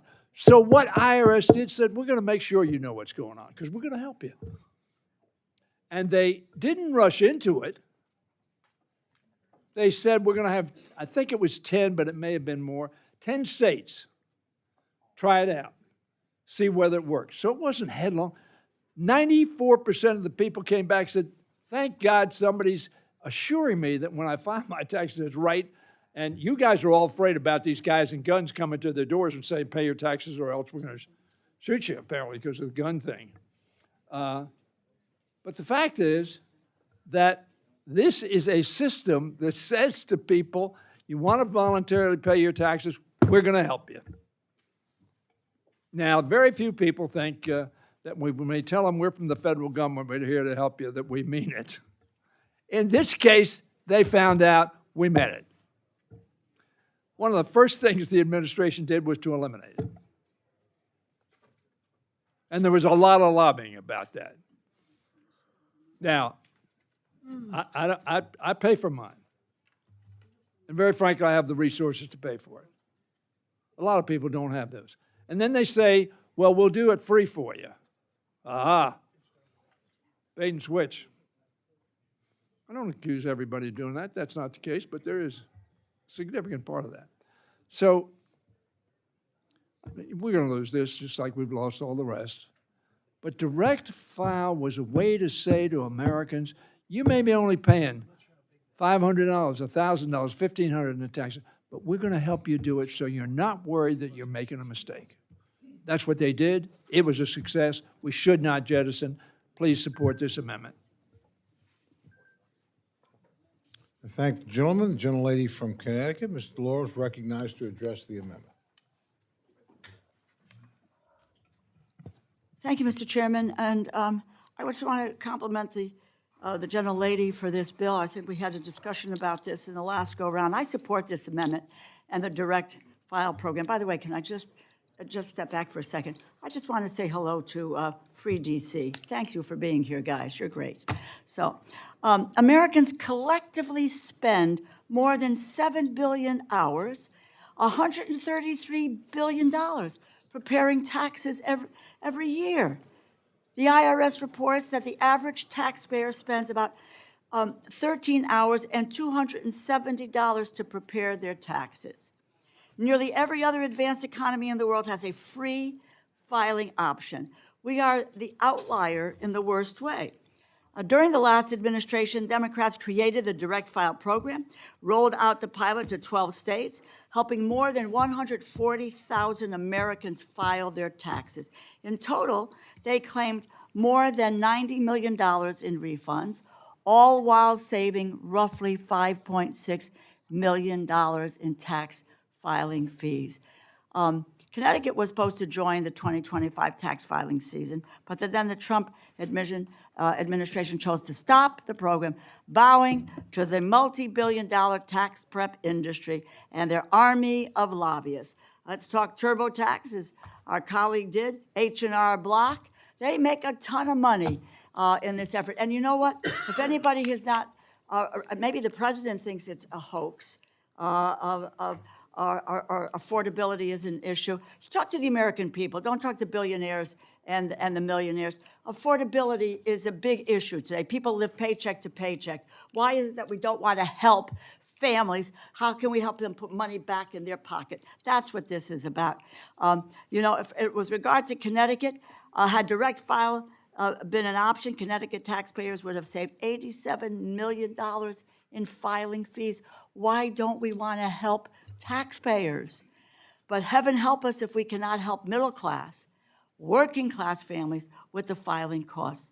Unfortunately, they are not your buddies, Tesla and Palantir, and actually, those guys don't have to pay any taxes. They're not doing it. These folks are paying taxes, and what we want to do is to add to their difficulty and say, hey, you got to go to these companies that are making a fortune when you could do direct file and you could be saving money. And you could spend that money somewhere else, maybe buy groceries, maybe help pay the utility bills, maybe deal with rent and housing, and prescription drug costs here. Look, Americans overwhelmingly support a free tax filing option. We should join the rest of the developed world in providing an easy, free, and reliable way for people to file their taxes. I encourage my colleagues to support this amendment. Thank you, and I yield back. Thank you, gentlelady. The gentleman from Wisconsin, Mr. Pocan, is recognized to address the amendment. Thank you, Mr. Chairman, and thank you, Ms. Gludenkamp-Perez, for introducing this. Last year, we had this amendment up as well, and I think I took my 5 minutes and asked anyone on the other side of the aisle to give a reason why this was a good idea, and I believe the only conversations I had were with Ms. DeLauro and Mr. Hoyer, because no one on the other side of the aisle wanted to argue on it.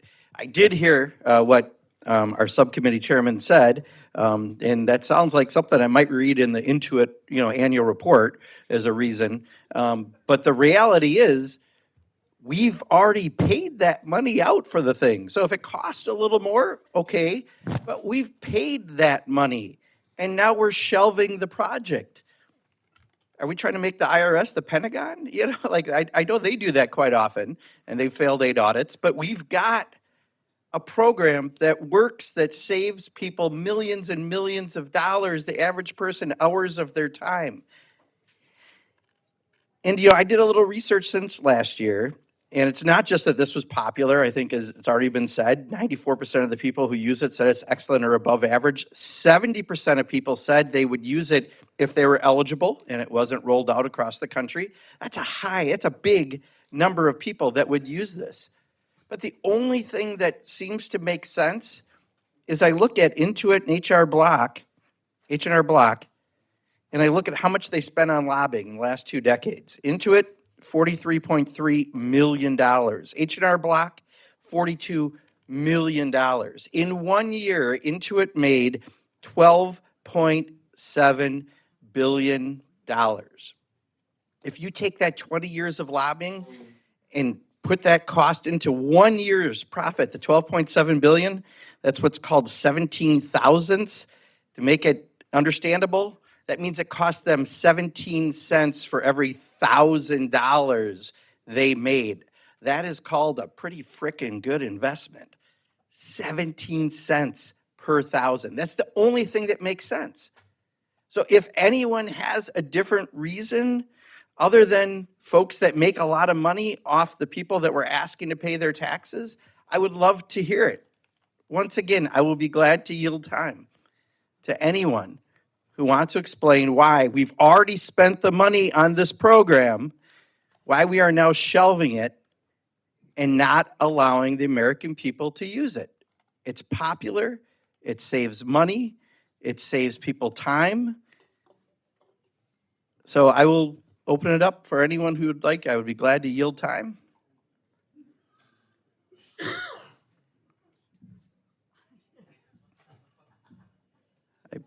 If I'm missing it, I don't hear real well. You just raise your hand and then I can see it. That's okay too.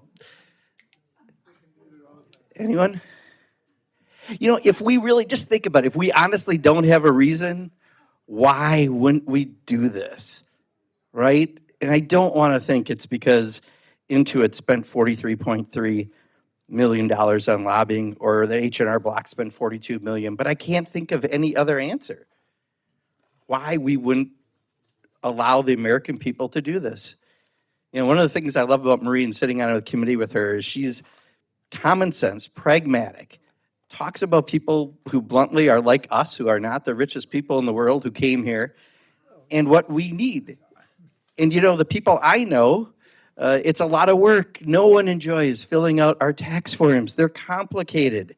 But if we've put the money into it, this is our opportunity to let the American people have a little easier way to give us their money, our taxes that are due. So, I got 58 seconds. I want to make sure I didn't miss anyone. I will yield as much time as I have left.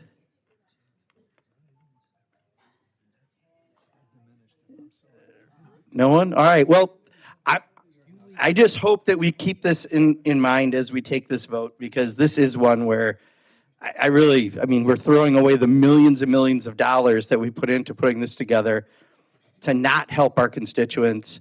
It's really that simple. I urge a yes vote. And last chance, 22 seconds. All right, Mr. Chair, I guess that's it. I yield back. Thank you. Thank you, gentlemen. Gentlelady from Nevada, Ms. Lee, is recognized to address the amendment. Thank you, Mr. Chair. First of all, I thank the gentlelady from Washington for this practical amendment. And this whole debate just reminds me of the saying, snatch defeat from the jaws of victory. I mean, my friends on the other side of the aisle passed their purely partisan, big, beautiful bill, projecting to refund the average American $1,000 when in fact it's about $350. You now have a tool that allows people to file their taxes and not spend money filing it. Do you know the average cost for a taxpayer to file taxes, just a simple tax form, is $200 to $300.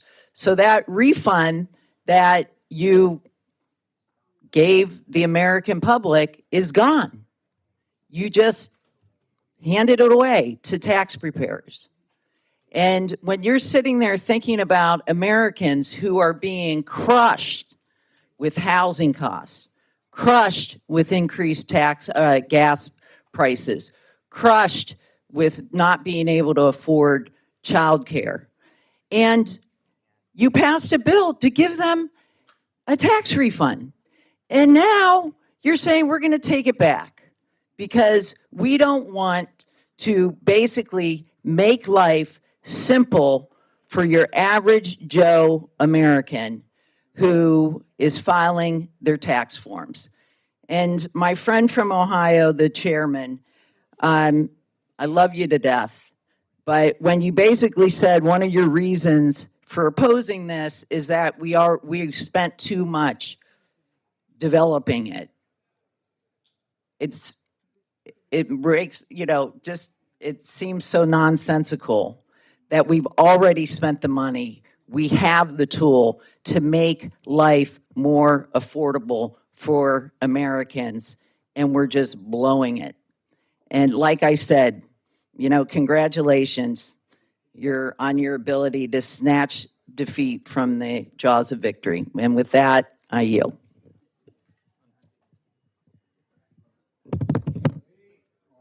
Excuse me, is there further debate on the amendment? Seeing none, the gentlelady is recognized for 1 minute to close on her amendment.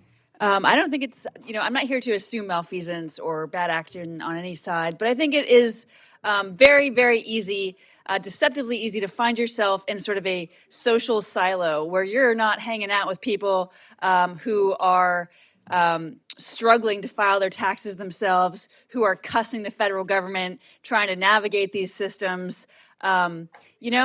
Maybe you grew up and your parents taught you how to do this stuff. Maybe you handle it for your kids. Maybe you've got a cousin who does it for you. But I'm telling you that the vast majority of Americans do not feel grateful to us for having given them this great gift. They are angry, A, that they're doing it, and then they're angry, B, we've made it so complicated, and C, they're also angry at yanking back what the direct file program did, which was trying to make things right and fair by them, providing a free filing service. I would love your support on this. Thank you so much for your consideration of the amendment. Thank you, gentlelady. The question's now on the amendment offered by the gentlelady from Washington. All those in favor say aye. Aye. All those opposed say no. No. The enthusiasm on both sides is overwhelming, but I think the noes have it. Roll call's been requested. Sufficient support has been demonstrated. Clerk will call the roll. Just before you start, just so you know, we have 2 amendments left. We will obviously try to get at least one done. We'll kind of judge time. We don't have the difficulties we had earlier.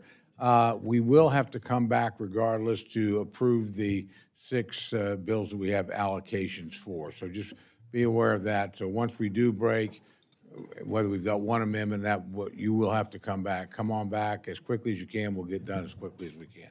With that, again, clerk can call the roll. Mr. Adderholt? Mr. Adderholt, no. Mr. Aguilar?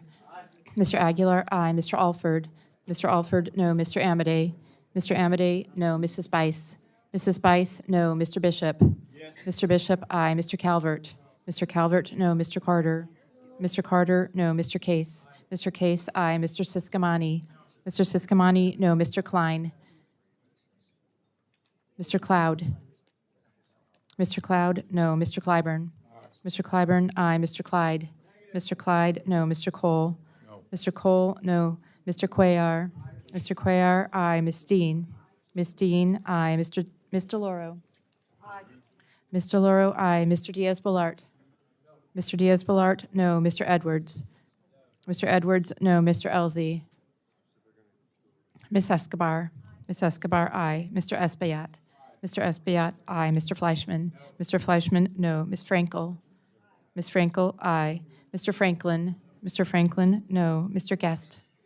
Mr. Guest, no. Mr. Harder? Mr. Harder, aye. Dr. Harris? Dr. Harris, no. Mrs. Hinson? Mrs. Hinson, no. Mr. Hoyer? Aye. Mr. Hoyer, aye. Mr. Ivy? Mr. Ivy, aye. Mr. Joyce? Mr. Joyce? Mr. Joyce, no. Ms. Capter? Aye. Ms. Capter, aye. Mr. Lalota? Mr. Lalota, no. Ms. Lee? Ms. Lee, aye. Ms. Letlow? Mr. Levin? Mr. Levin, no. Mr. Levin votes aye. Ms. Malloy? Ms. Malloy, no. Ms. McCullum? Ms. McCullum, aye. Ms. Ming? Ms. Ming, aye. Mr. Molinar? Mr. Molinar, no. Mr. Moore? Mr. Moore, no. Mr. Morelli? Mr. Morelli, aye. Mr. Mervan? Mr. Mervan, aye. Mr. Newhouse? Mr. Newhouse, no. Ms. Perez? Ms. Perez, aye. Ms. Pingree? Ms. Pingree, aye. Mr. Pocan? Mr. Pocan, aye. Mr. Quigley? Mr. Quigley, aye. Mr. Reschenthaler? Mr. Rogers? Mr. Rogers, no. Mr. Rutherford? Mr. Rutherford, no. Mr. Simpson? Mr. Simpson, no. Mr. Strong? Mr. Strong, no. Mrs. Torres? Mrs. Torres? Mrs. Torres, aye. Ms. Underwood? Ms. Underwood, aye. Mr. Valadeo? Mr. Valadeo, no. Ms. Wasserman Schultz? Ms. Wasserman Schultz, aye. Mrs. Watson Coleman? Mrs. Watson Coleman, aye. Mr. Womack? Mr. Zinke? Mr. Shreve? Mr. Shreve, no. Do any members wish to record their vote or change their vote? Gentleman from Virginia? Mr. Klein votes no. Gentleman from California? Oh, did you? I'm sorry. Just when you're standing up, let's see. Are there other members wishing to record or change their vote? I know there were quite a few that missed.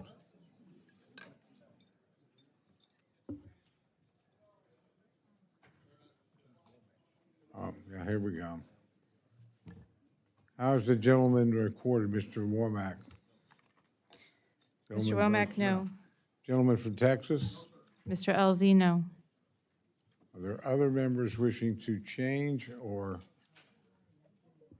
cast their vote? Looks like Gabarino's Bar and Grill is doing a good business today. Okay, the clerk will tally. While the clerk is doing that, just looking ahead, we have two amendments. My judgment is that Mr. Harris's will be pretty quick. So if we can, Mr. President, we'll jump to that and come back. We're coming back anyway. Well, I'm sorry, but we had members that wanted to vote that could not stay. They were procedural votes.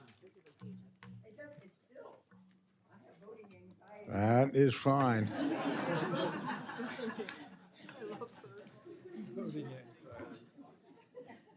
Well, what I'm suggesting would actually save you time. We would get out of here quicker. So I'm going to make an executive decision on that. I think I have the authority to decide what amendment is coming up. So the gentleman from Maryland is recognized to, well, we haven't finished that. Let me just announce. On this vote, the ayes are 28, the noes are 32. The amendment is not adopted. Dr. Harris is recognized for an amendment.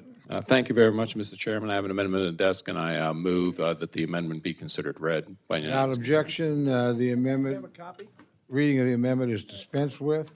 I don't know if they have a copy. Have you distributed a copy of your amendment? Yeah, it's one of the ones with the big late stamp on it, which is a new thing this year, and I think Mr. Mervan's had a little late on it too, and better late than never, I guess. I don't have it. Oh, well, mine did. I guess it was a message to me. I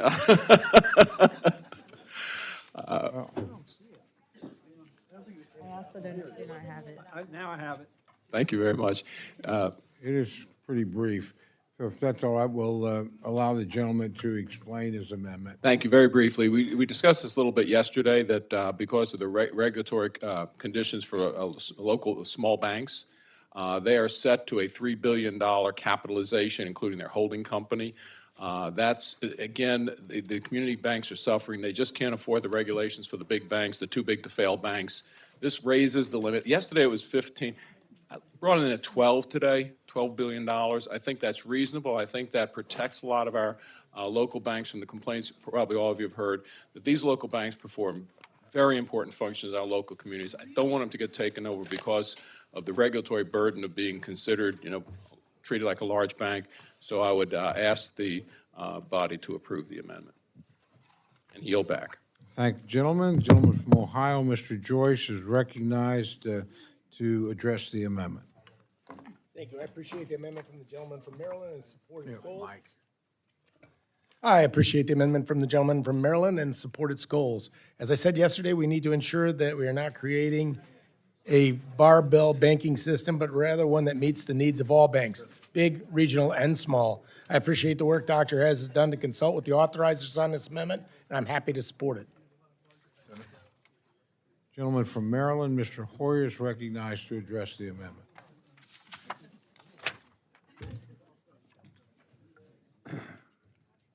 Well, I'm somewhat taken aback by the chairman's remarks. My chairman, I'm surprised that unlike so many amendments that we were offering and that you said were not within the ambit of our authority and were not appropriate, this is legislation on a bill. This is not none of the funds. This is authorizing authority or directive authority to reduce it. As I said, I'm sympathetic to the gentleman's amendment because I've heard this from our small banks as well and CDFI banks. But I will tell my friend that I'm with you. I think this figure may be too high. I don't know what the figure ought to be. I do know, however, having followed up from the First Amendment, that there is some there's some concern on the committee, at least on my side, as to the number. They had suggested a figure of $4 or $5 billion. I don't know whether that accomplishes the objective. And because of that, because this is legislation on a bill, I really think we at least ought to hear from the Financial Services Committee as to what they think the proper level is, because I think the gentleman from Maryland, as I said earlier, is correct. There is a problem, and we ought to address it. I just don't know that this figure may be too high, and that's what we hear from our side of the committee. So for that reason, I will be unable to support this amendment, notwithstanding the fact I think it is a problem. We ought to deal with it, but we ought to have more information. And I think the authorizing committee really ought to deal with it. Thank the gentleman. The gentlelady from Minnesota is recognized to address the amendment. Thank you for yielding. I want to thank Dr. Harris for bringing this forward, and I don't know what the outcome of the amendment's going to be, but we've all heard from our community banks, and from my community banks, I heard from my small businesses in particular, they are very concerned about what's going on. So this is going to help, with mortgages in my communities, but it's really going to help our small businesses. I was just with them in Minnesota last week too. They were asking for relief in this area. They were asking for it besides the banks, and the banks hadn't put them up to it. They were just asking for it. So I thank the gentleman for bringing forward the amendment. I yield back. Thank the gentlelady. Are there others wishing to address the amendment? Seeing none, the gentleman is recognized for 1 minute to close. Thank you very much. And, to address the ranking member, yeah, this is not the conventional way this should be done. We're doing a lot of stuff not the conventional way right now, but this is something that I just feel has to be done. A lot of the banks and the downstream recipients, the small businesses, the mortgage holders, they are calling for this relief. So I would ask support for the amendment. Yield back. Thank the gentleman. The question is now on the amendment offered by the gentleman from Maryland. All those in favor say aye. Aye. All those opposed say no. No. In the opinion of the chair, the ayes have it, and the amendment is adopted. With that, we will, the committee is in recess. Please come back right after. We'll deal with the one amendment we have left and then the allocations. Yeah.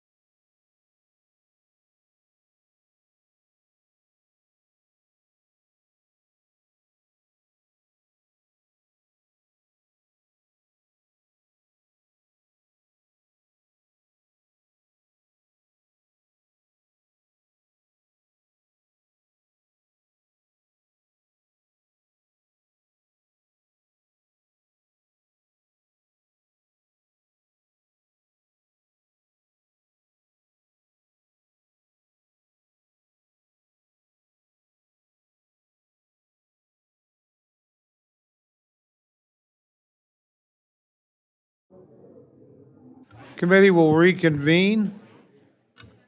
Give everybody a chance to get seated. Gentlelady from Washington, Ms. Perez, is recognized for an amendment. I have an amendment at the desk, and I ask that the clerk read the amendment. The amendment will be read.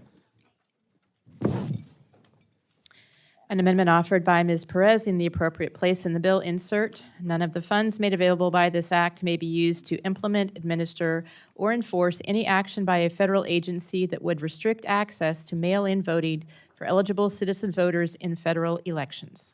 Gentlelady from Washington is recognized to explain her amendment. Thank you, Mr. Chair. I know that language can be a little bit confusing, but what this bill does is it says that none of the money that we are allocating today will be used to stop states who use vote by mail from doing that. I have never voted any other way. Washington State, we know that it is the gold standard. And I will also say, as someone that has worked in the trades, that most of us don't have time to stand around all day in a line waiting to vote.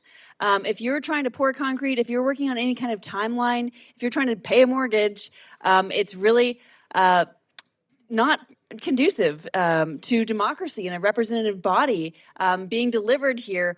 If you're expecting people with young kids, with time cards, to take the day off to vote.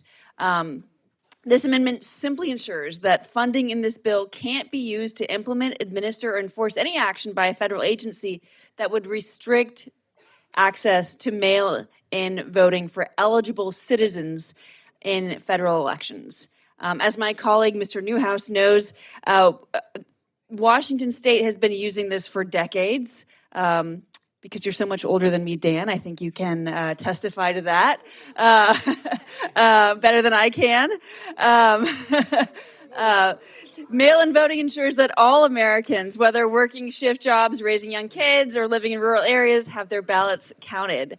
I also want to recognize these are the gold standard in election security.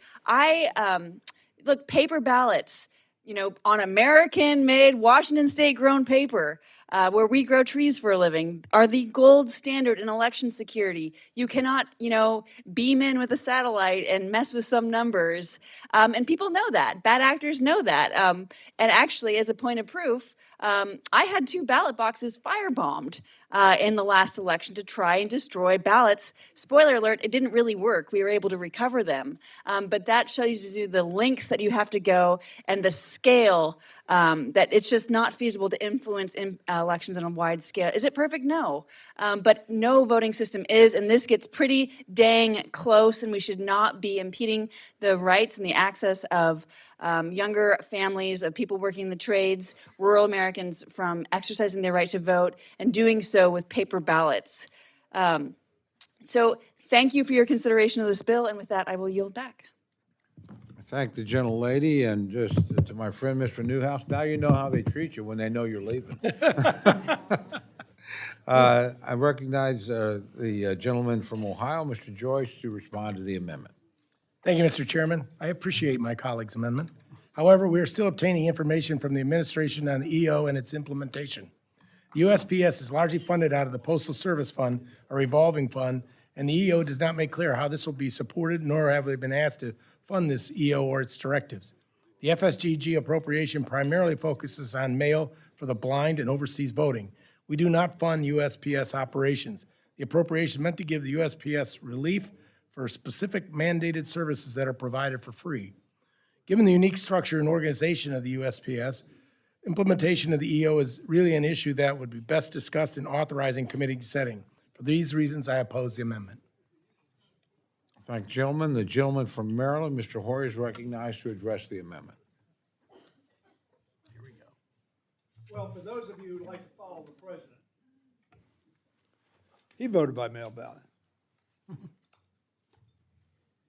Now, he said, I have a very important job. I can't leave the White House. And we know how infrequently he's at Mar-a-Lago. So it would have been impossible, perhaps, for him to vote in presence in Mar-a-Lago. Or maybe he just didn't want to go out with the folks who vote at the ballot box. Mail voting has been with us for a very, very long time. And if there had been fraud over the years of substantial, our elections are largely run by volunteers. They may get paid for that day, they get paid a nominal sum for that day, but our elections are run by volunteers, mostly, at the polling places, not so much in the central office. And therefore, there are mistakes. But the good news in America, there has been very little fraud. Has there been some? Of course. There's been some fraud in the Congress, there's been fraud in the Senate, there's been fraud in the administration, not all administrations, because it's run by human beings. They're imperfect and they try to get sometimes advantages that aren't consistent with rules. But the fact of the matter is that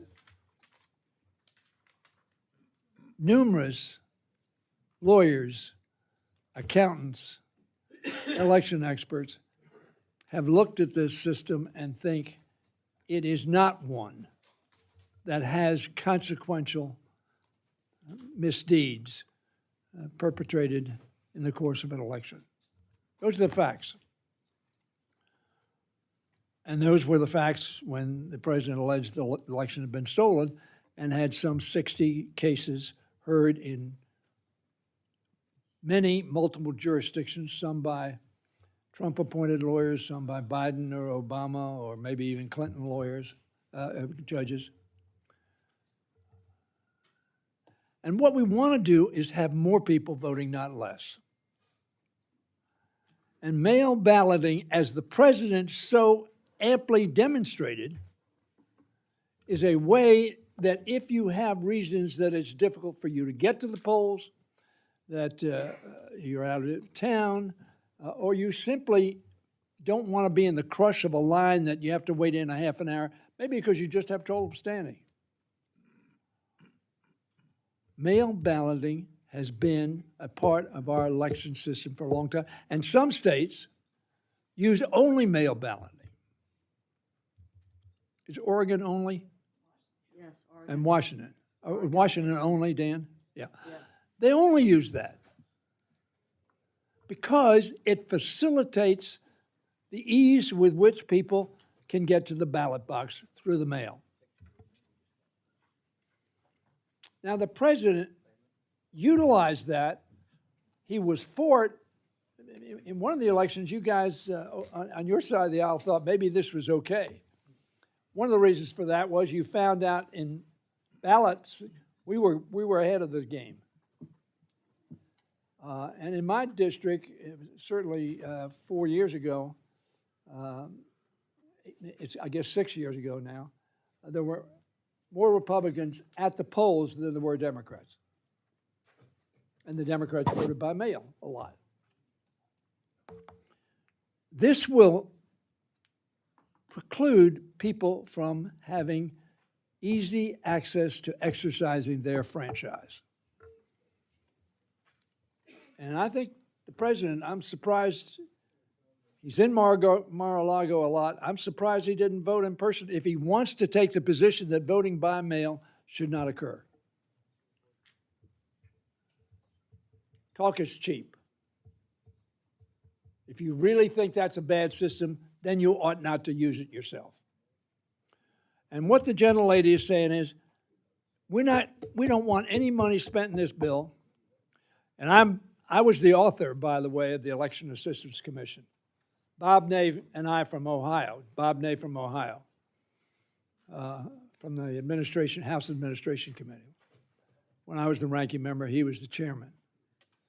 We authored that bill to make sure that the hanging chads did not happen again and we had better technology, et cetera, et cetera.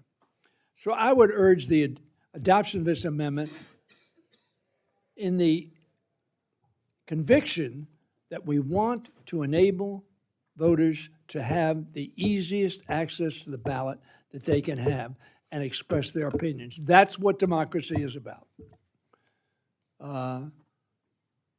And I urge us to continue to commit to using that option that people want to use. And I yield back. Thank the gentleman. The gentlelady from Connecticut, Mr. Lohr, is recognized to address the amendment.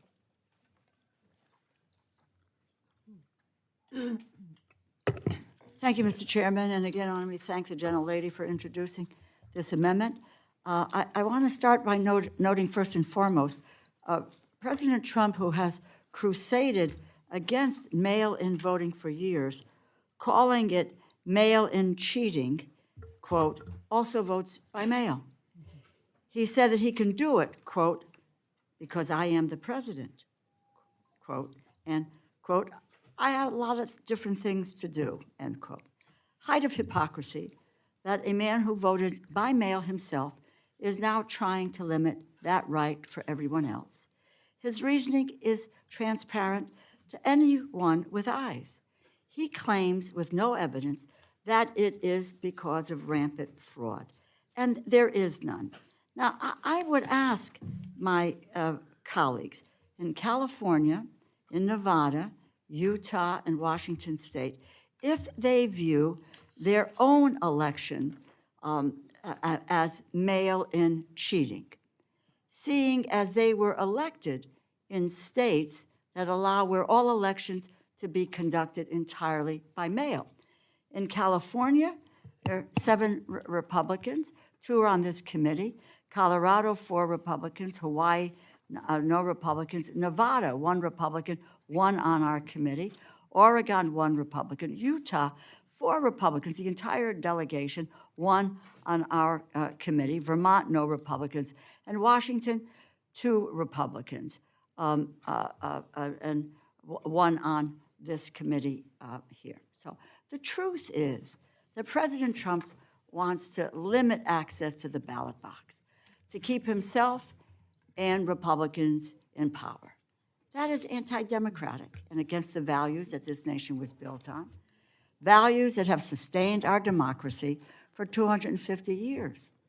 This administration has an established track record of discriminating against states and local governments based solely on who they voted for. Last fall, the administration canceled $53 million in grants to organizations in my state working on clean energy projects, part of nearly $8 billion that was canceled for projects in 16 states, all states that voted for the president's opponent in the last election. The president has also withheld disaster relief from Democratic states, approving only 23% of requests from states with Democratic governors, 90% of requests from states with Republican governors. This is political retaliation, pure and simple. We cannot allow the president to continue playing partisan games with our elections. The American people are stuck in a cost of living crisis made worse by the reckless actions of this administration. President Trump knows he has failed and that the American people will hold him and Republicans accountable at the ballot box this fall. His attempts to escape this accountability, curtail the right to vote, will fail. And I ask my colleagues who are on this committee, who are in states that have all mail voting, if they think that their elections were illegal and that whether or not that they really should be sitting in this institution. As a matter of fact, they should. They were elected and they were legally elected. That is the fact. And we should not lose track of that. We cannot curtail the right for people to be able to vote. It is a founding principle of this nation. I urge my colleagues to support this amendment, and I yield back. Thank the gentlelady. The gentleman from California, Mr. Levin, is recognized to address the amendment. Thank you, Mr. Chairman. Mr. Speaker, I rise in support of this amendment, and I just want to start with some data from the Heritage Foundation, hardly a liberal source. They maintain a database of proven voter fraud cases all across the country. Analyses of that database show that over decades and across literally billions of ballots cast, Cases involving fraudulent mail ballots are extraordinarily rare, amounting to a tiny fraction of total votes. In Utah, a state that conducts elections primarily by mail, a recent legislative audit reviewed more than 2 million ballots cast in 2023 and 2024 and identified two out of 2 million that were problematic. Utah voters themselves have reported extraordinarily high confidence in the integrity of their elections. They've mailed ballots to voters for years. Nevada's done the same. They're not experimental systems. They're established systems that are used in Democratic and Republican-controlled states. And let's be clear about who uses them. Active duty military stationed overseas, their families, seniors, voters with disabilities, rural Americans who live far from a polling place, shift workers who can't leave a job during voting hours. So it's not about partisanship, it's about access. And in states all across the country, Florida, Arizona, Pennsylvania, my home of California, tens of millions of voters, Republican voters, Democratic voters, they cast ballot by mail with virtually no problems anywhere across the country. That's a matter of public record. So this is just about preserving an option that states already administer under their own laws, and states use safeguards as they administer the laws. Signature verification, ballot tracking, secure barcoded envelopes, chain of custody procedures. These are standard practices across states that use mail-in voting. And when state officials, again, Republican, Democratic officials, testify, they consistently describe these systems as secure and workable. The leaders in this body have acknowledged that they say certain states handle it well, certain states have strong systems in place. So the question then becomes one of consistency. And if a state system with these safeguards is considered secure in one place, it's difficult, if not impossible, to argue that the same safeguards are inherently insecure somewhere else. I think we should also be clear that mail voting is widely used, including by prominent public officials of both parties, as has been said ad nauseum, including the President of the United States himself. It underscores a basic point. It's not a fringe practice. It's a mainstream method of voting that tens of millions rely on. So it comes down to a simple principle. Do we trust states to run their own elections using systems that they have built, that they have tested, that they have administered over time, or do we continue down this road of trying to take away a lawful option that tens of millions of eligible voters use? I think we need to keep faith with the voters who depend on that option. We need to respect the role of the states in administering elections under the Constitution. I yield support, or I urge support, and I yield back. Thank you, gentlemen. Gentleman from New York, Mr. Morelli, is recognized to address the amendment. Thank you, Mr. Chairman. I appreciate Mr. Joyce's comments, but I do want to talk about the executive order which the president issued, which is unconstitutional, illegal, and is unserious. And I just would refer everyone to Article 1, Section 4 of the United States Constitution. The times, places, and manner of holding elections for senators and representatives shall be prescribed in each state by the legislature thereof, but the Congress may at any time by law make or alter such regulations. It's pretty clear. The President of the United States has no role to play. Constitution says it. And so an executive order from a president, which purports to take on responsibilities, duties, and powers that the Constitution doesn't give them, is unserious. And actually, the executive order is unserious for so many other reasons. It calls on Department of Homeland Security to use one database. It calls on the United States Postal Service to use another database which doesn't even exist. The truth is that we need, in this moment, not to rely on an executive order, not to wait for someone to do an analysis of an executive order, which has as much force of law as my 6-year-old grandson, Gabriel, who might write an executive order and pass it off about elections because he doesn't have the power to do it.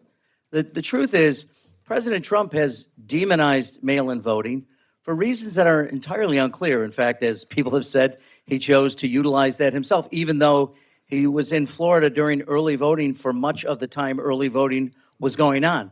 And for people who would say, well, the president can't go to a polling place, security issues, et cetera. But somehow he did manage to find time to go to a UFC mixed martial arts championship bout. Apparently you can't mail that in, so you actually have to attend. But the truth is, it's unserious, but it's more than it. It's darker than that. in that this is an attempt. By the way, he's done no research. He doesn't even know how many people or Republicans vote by mail versus Democrats. He's just gone off on trying to make sure he cast aspersions on a form of voting because he has the emotional maturity of a 5-year-old and simply cannot get to the point where he can acknowledge he lost the 2020 election. Many of us have been involved in politics, have lost elections. We've had friends lose elections. You accept the fact that that happens. And the truth is, he simply can't accept it. So he's taken my friends across the aisle party and taking you down a road where you don't even know where it will lead you to. The fact is, there's many rural voters in states like California and Oregon and Washington and Mr. Chairman, the Colorado gentleman's and out of order. Arizona. Mr. Chairman, the gentleman's out of order. So, That's on the floor. well, yeah. I'm happy to finish without, suggesting anything about the president's mental state. I will say this. What we really ought to be worried about is 90 million Americans did not vote in the last presidential election who are voting age eligible, U.S. citizens. If we care deeply about putting truth behind the words of the people, by the people, for the people, we would be desperately working to make sure every single American voted, whether by mail or by early vote or by in-person. The point isn't the manner in which you cast your vote. The point is to make sure you're able to cast your vote. I strongly support the amendment, urge my colleagues to vote in the affirmative. I yield back my time. Thank you, gentlemen. The gentlelady from Ohio, Ms. Capter, is recognized to address the amendment. Thank you, Mr. Chairman and members. The Perez Amendment Number 2 calls for no funding to be used to implement, administer, or enforce any action by a federal agency that would restrict access to mail-in voting for eligible citizen voters in federal elections. This amendment is needed because in March, President Trump signed an illegal executive order which seeks to crack down on mail-in voting by creating an approved list of absentee voters. The order also threatens to withhold federal funds to states who don't comply with the order. That's unconstitutional. So this is a threat to voting rights and could disenfranchise voters the president believes will vote for Democrats or not support his agenda based on other collected data point and data surrendered by states. We see some of that happening in what he's done with the misallocation of grant monies. So this amendment will help prevent the disenfranchisement of voters who rely on this essential method of mail-in voting to cast their ballots. We have a mobile population. People, I meet them all the time on airplanes. Mail-in voting is a convenience for them. Many work at home. With the new electronic systems and so forth, Ohio's Secretary of State sends out absentee ballot applications to all households in Ohio. So states are complying with the laws that the Constitution allows them to pass and implement. In 2024, nearly 1 in 3 Americans voted by mail. 1 in 3 Americans voted by mail. Older Americans particularly, those age 65 and older, and I took care of a mother and a brother in my life, and they were able to vote so long as they were coherent, and it was so important, and that says nothing about our service members overseas who depend on mail voting to access the ballot. Voting by mail is one of the most widely used and trusted methods of voting in the United States. Every state offers it in some form.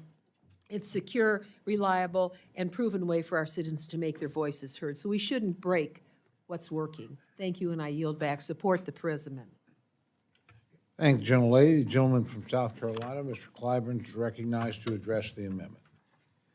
Thank you very much, Mr. Chairman. Chairman, I don't know of anything that's more important to me than voting.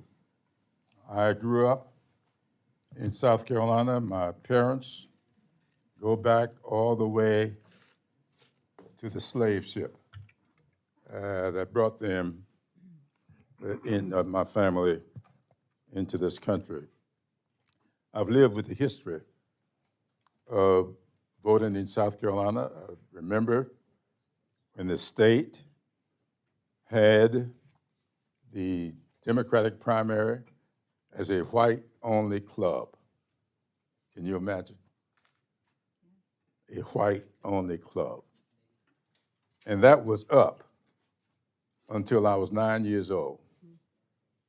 I was 9 years old when the courts declared that illegal. The first time I ran for office under something called the full slate law. That has nothing to do with partisan politics. That had to do with the fact that you had to vote for every office vacant. If a county had 11 representatives, which is the way I ran the first time from Charleston County, 11 representatives, I was not allowed to vote just for myself and go back home. I had to vote for 10 others in order for my vote to count, which meant my vote was actually neutralized. It was designed that way. We've always given the states the right to conduct elections. That's in the Constitution.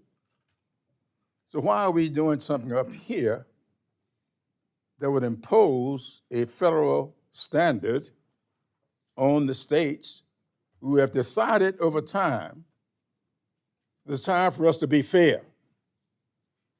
That's what this in the South, to be fair. And now we're going to say we're going to spend money in order to be unfair. The greatness of this country, I agree with Alexis de Tocqueville when he says that we are great as a country, not because we are more enlightened than any other nation, but because we have always been able to repair our faults. We found a fault with our voting system and repaired it.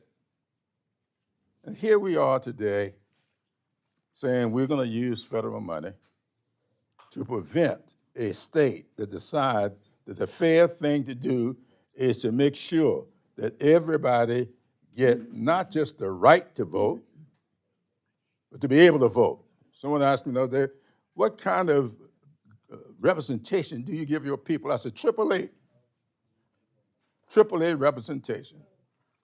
Accessible, affordable, and accountable. That's what this is all about, and I thank you very much for bringing this forward. I would hope that we would see it within ourselves to stop this charade and let this perfection that we're in pursuit of continue and not reverse it with a law like this. And I'll yield back. Thank you, gentlemen. Are there other people wishing to, or other members wishing to address the amendment? Seeing none, the gentlelady is 1 minute, recognized for 1 minute to close. Thank you, Mr. Chairman. This is not a referendum on the president. I am begging us all to please put the knife down and back away. People where I live are sick of a partisan lens on everything. This is, if about anything, this is about this being a great country, a large country. Like, I can understand that if you were raised in New York City, you might think that something's different. Why would you need vote by mail? But I'm telling you, this is a great country. This is a large country. Gas money is expensive. People do a lot of different things for a living. And states make rules that make sense. This is one of them. Not always, but this is one of them. And let's be prudent with our taxpayer dollars, please. Let's not go wasting it on something, chasing a wild goose. We don't need to be doing that. We have a lot of other things we ought to be doing. This is a great country.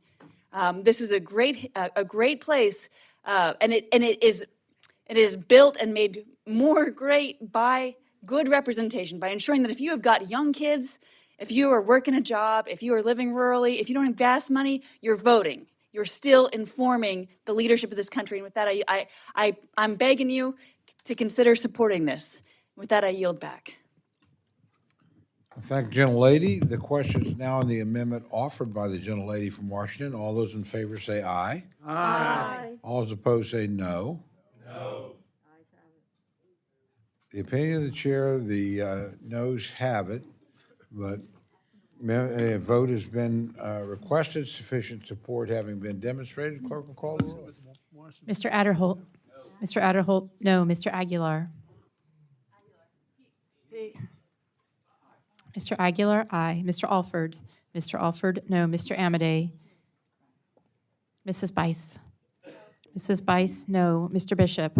Aye. Mr. Bishop, aye. Mr. Calvert. Mr. Calvert, no. Mr. Carter. Mr. Carter, no. Mr. Case.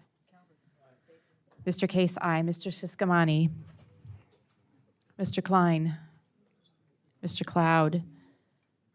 Mr. Clyburn. Aye. Mr. Clyburn, aye. Mr. Clyde. Mr. Cole. Mr. Cole, no. Mr. Cuellar.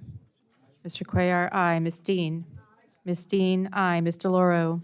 Ms. DeLauro, aye. Mr. Diaz-Balart. Mr. Diaz-Balart, no. Mr. Edwards. Mr. Edwards, no. Mr. Elzey. Mr. Elzey, no. Ms. Escobar. Ms. Escobar, aye. Mr. Espaillat. Mr. Fleischman. Mr. Fleischman, no. Ms. Frankel. Ms. Frankel, aye. Mr. Franklin. Mr. Franklin, no. Mr. Guest. Mr. Harder. Mr. Harder, aye. Dr. Harris. Dr. Harris, no. Mrs. Hinson. Mrs. Hinson, no. Mr. Hoyer. Aye. Mr. Hoyer, aye. Mr. Ivy. Mr. Ivy, aye. Mr. Joyce. No. Mr. Joyce, no. Ms. Capter. Aye. Ms. Capter, aye. Mr. Lalota. Mr. Lalota, no. Ms. Lee. Ms. Lee, aye. Ms. Letlow. Ms. Letlow, no. Mr. Levin. Mr. Levin, aye. Ms. Malloy. Ms. Malloy, no. Ms. McCollum. Ms. McCollum, aye. Ms. Ming.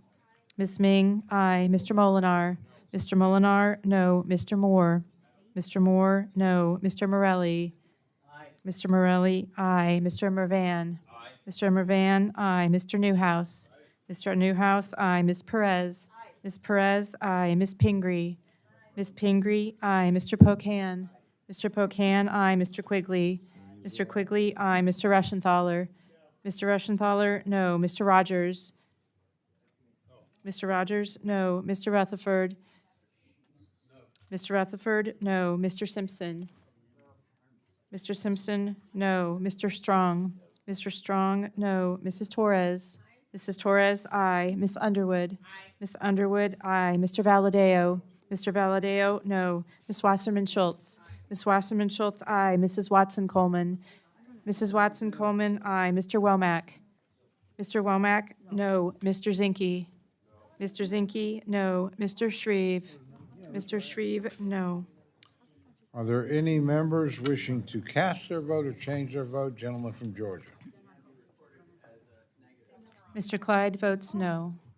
Are there other members? A gentleman from New York. Mr. Espaillat, aye. Gentleman from Virginia. Mr. Klein votes no. Gentleman from Texas. Mr. Cloud votes no. A gentleman from Nevada. Mr. Amadei, no. Are there other members wishing to cast their vote or change their vote? Seeing none, the clerk will tally.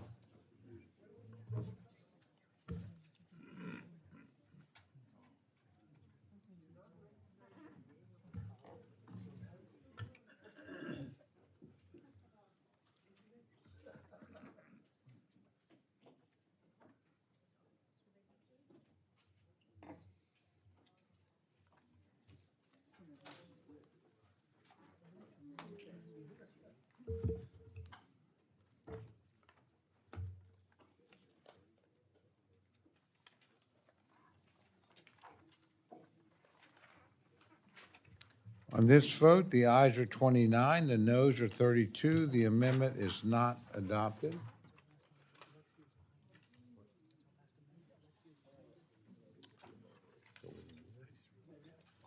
Before we move into our, this is the last, so we're done with the amendments. We still have the allocations. But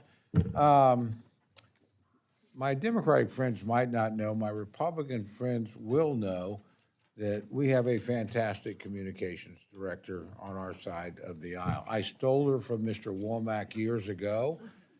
took her to the Rules Committee, then liberated her from the Rules Committee and brought her here. And this is her birthday.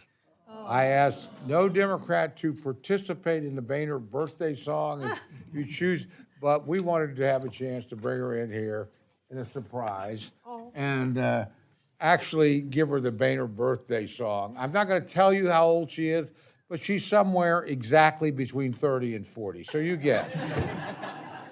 So, my colleagues, this is your birthday song. It doesn't last too long. Hey! Thank you.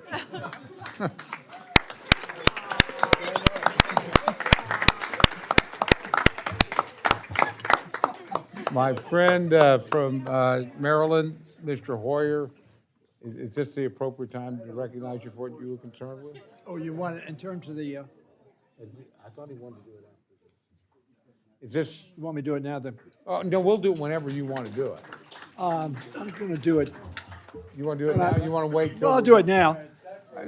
Let me just quickly, the gentleman asked for 5 minutes to address the committee. We're certainly going to accommodate. Thank you very gentleman to much do that, so for gentlemen's that right. consideration. And I'm going to have a few other words to say, but right now, what I wanted to do, I've had this discussion with some few of you. And as you all know, I'm very concerned about our committee, bringing unity to our committee, not necessarily voting all the time, but unity of purpose in terms of making the status within this institution and within this government, dealing with the executive department, a meaningful, important, critical component of how we make decisions. And if my interns, are you here? I'm going to have them hand out something to each one of you, because I think it's an important concept. And when you hear me talk, it may or may not have relevance. I'm a Democrat, I'm a former leader, I'm an activist in my party. But I want you to read this, and I don't want you to necessarily read it now. Take it home. It's 2 pages, pretty short. And it's a speech that somebody who I do not think is accused of being a rhino, made. His name is Newt Gingrich. He made it in 1998. He made it after he and Bill Clinton reached a deal on a budget, which resulted in that year in a balanced budget. We haven't had too many of those. I think, hopefully, that you will find Newt's words at least instructive in terms of his experience from being a very confrontational, tough, no nonsense, the other side is bad, we're good guy, to what you will see in his speech is saying, look, the American people elected a lot of different kinds of people. Here we have a lot of different kinds of ideas, and we need to work together. So I wanted to hand this out to you. I keep it in my briefcase. Again, it's 98, so it's some years old. It's 28 years old, but it's relevant today. So I thank you for giving it attention, and I'll have some other words to say about the bill and the 302Bs. And I thank the chairman for giving me this opportunity, because hopefully it being Newt Gingrich, it being somebody who clearly was a real hard-nosed opponent of the Democratic Party, and his reflections after having been here for 20 years, and in being speaker at that point in time, I guess from 95 to 98, 4 years, let's say, and working with President Clinton and with the Democrats and Republicans in the Congress. So I thank the chairman for giving me this opportunity, and I hope you'll read it and reflect upon it and see if it has anything that you feel is relevant to our work today. Thank you. Thank the gentleman very much. Now we'll go back to our normal proceedings. So seeing no further amendments, I now recognize Chairman Rogers for the purpose of a motion. Mr. Chair, I move to favorably report to the House the fiscal year 2027 Financial Services and General Government Appropriations Bill. Questions now on the motion to favorably report the fiscal year 2027 Financial Services and General Government Appropriations Bill to the House. All those in favor say aye. Aye. All those opposed say no. No. the opinion of the chair, the ayes have it. Roll call has been requested. Sufficient support has been demonstrated. The clerk will call the roll. Mr. Adderholt. Mr. Adderholt, aye. Mr. Aguilar. Mr. Aguilar, no. Mr. Alford. Mr. Alford, aye. Mr. Amade. Mr. Amade, aye. Mrs. Bice. Mrs. Bice, aye. Mr. Bishop.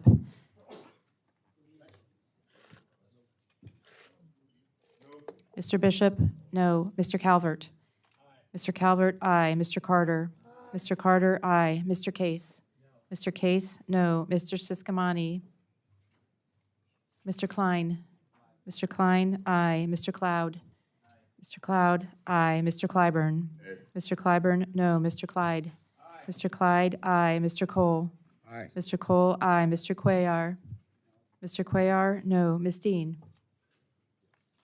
Mr. Loro. Mr. Loro, no. Mr. Diaz-Balart. Mr. Diaz-Balart, aye. Mr. Edwards. Mr. Edwards, aye. Mr. Elzey. Mr. Elzey, aye. Ms. Escobar. Ms. Escobar, no. Mr. Espaillat. Mr. Espaillat, no. Mr. Fleischman. Mr. Fleischman, aye. Ms. Frankel. Ms. Frankel, no. Mr. Franklin. Mr. Franklin, aye. Mr. Guest.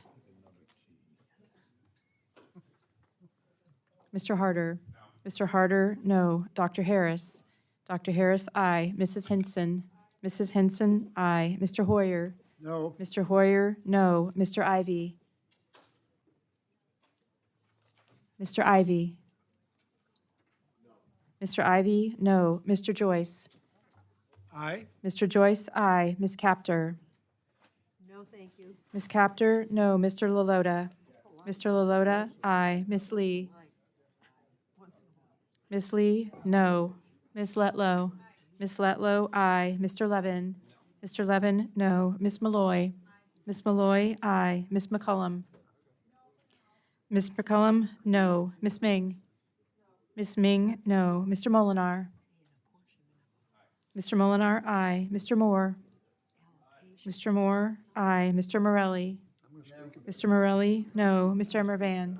Mr. Mervan, no. Mr. Newhouse. Mr. Newhouse, aye. Ms. Perez. Ms. Perez, no. Ms. Pingree. Ms. Pingree, no. Mr. Pocan. Mr. Pocan, no. Mr. Quigley. Mr. Quigley, no. Mr. Reschenthaler. Mr. Reschenthaler, aye. Mr. Rogers. Mr. Rogers, aye. Mr. Rutherford. Mr. Rutherford, aye. Mr. Simpson. Mr. Simpson, aye. Mr. Strong. Mr. Strong, aye. Mrs. Torres.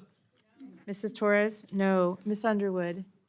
Miss Underwood, no. Mr. Valadeo. Mr. Valadeo, aye. Miss Wasserman Schultz. Miss Wasserman Schultz, no. Mrs. Watson Coleman. Miss Watson Coleman, no. Mr. Womack. Mr. Womack, aye. Mr. Zinke. Mr. Zinke, aye. Mr. Shreve. Mr. Shreve, aye. Are there any other members wishing to cast their vote or change their vote? Gentlelady from Pennsylvania? Ms. Dean, no. Gentleman from Mississippi? Mr. Guest, aye. Are there any other members? Seeing none, the clerk will tally.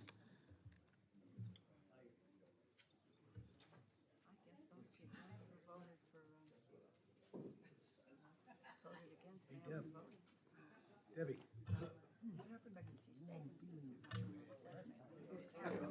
You voted yes. Kumbaya. If you're going to vote for me, stay home. You've had some experience here, miss. You sat on this committee. You were expecting consistency.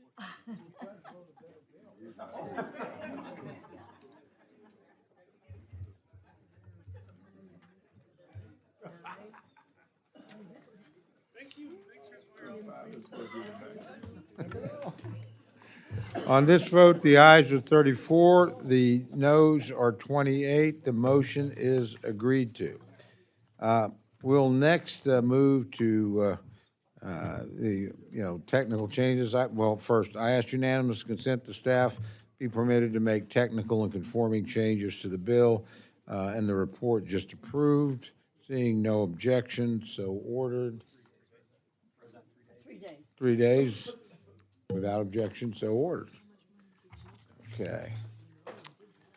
Our final order of business is consideration of the interim 302B subcommittee allocation for fiscal year 2027 for our first 6 bills.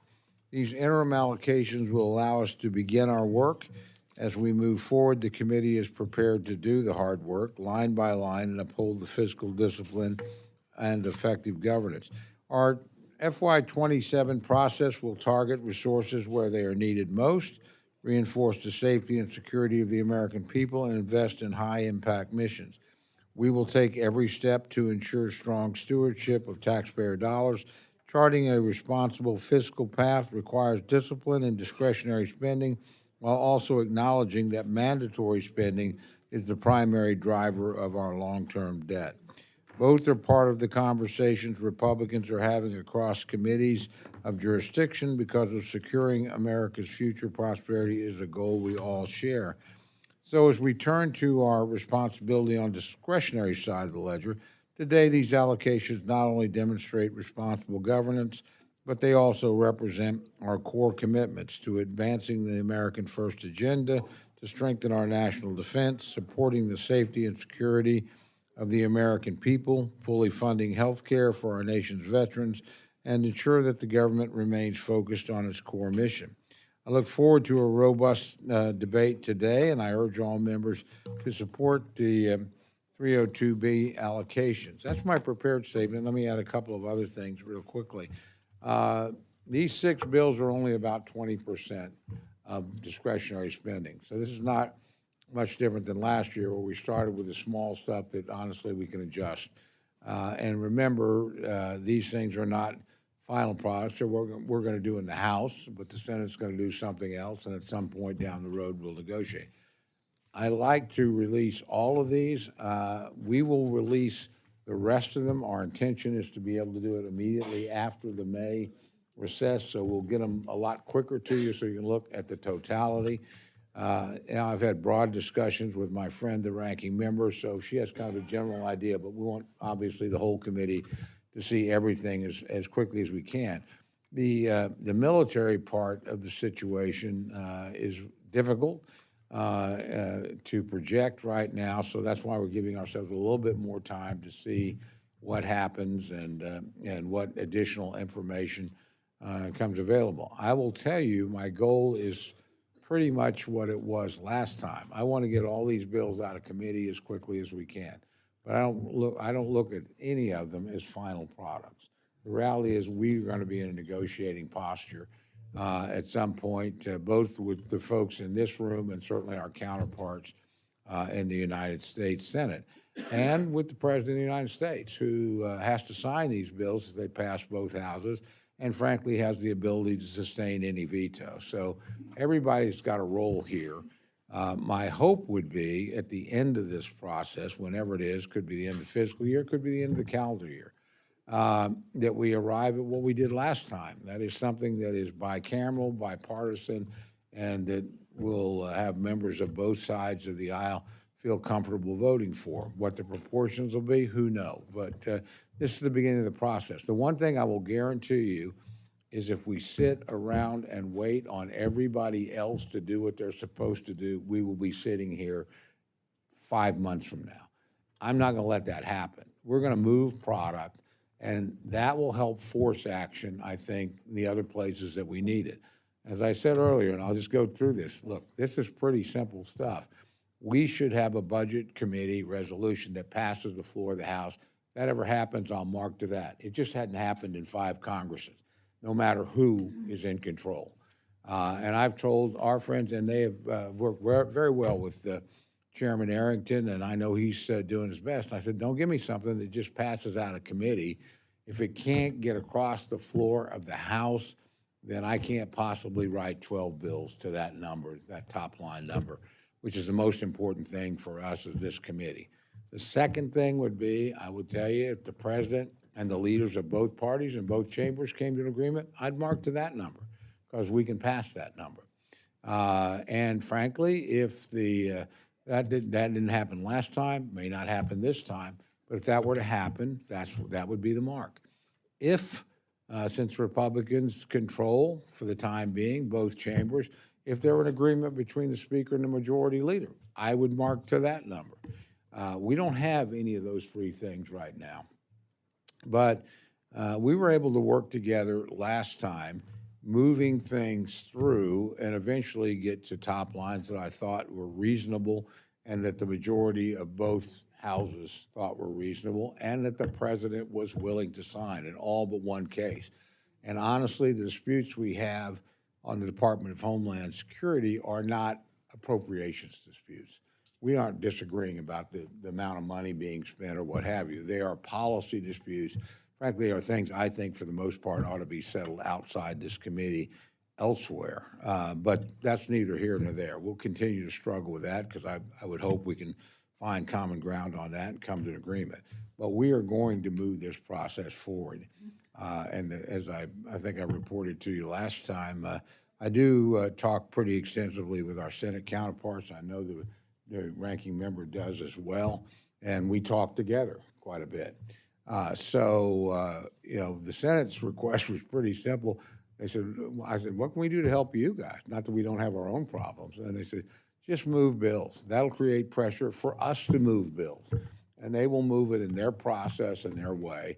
And my guess would be their numbers will come in higher than ours at the allocation level because they usually start with the idea they got to get to 60. And guess what? We somehow magically negotiate between where we're at and they're at, come out with something that can go. So, you know, I'm just being as candid with you as I can. That's the way I see it unfolding right now. It could change. So, again, don't take these numbers as coming down from Mount Sinai in stone. They're going to change. But we have to have some place to start, and we want to get you the complete picture as rapidly as we can. So early May, we will come back, and we will have for you, based on, you know, the information that we've received, where we're going to be on the other 80% of the allocations, which is prime. You know, we all know the drill here. This is going to be a defense, labor, H kind of discussion and debate, probably the rest of the way, and that's okay. And I take some comfort in the thought that the ranking member and I have gotten to the point many times over the years in labor H bill, and we never started at the same place, but we somehow got to the same place, and we're able to pass products that were bipartisan and bicameral. Our friend Patty Murray was always part of that process in the 8 years we did it, and frankly, Susan Collins is a superb legislator in her own right and a good person to work with. So we'll see where we go from here, but that's where we're at. That gives you sort of a framework to at least evaluate these first 6 in and to think about the process that's going on ahead of us. So I'd now like to recognize the ranking member of the full committee, my good friend, for her remarks. Thank you very much, Mr. Chairman. And just before I make my remarks, I just would like to say on that last vote that we took on Ms. Glusenkamp-Perez's vote, my thought is that probably my colleagues who are in states that have mail-in voting, that maybe you're going to send a note out to your constituents that I'm not going to accept any of your vote if it's a mail-in vote. You know, think twice about, you know, what we do in that regard.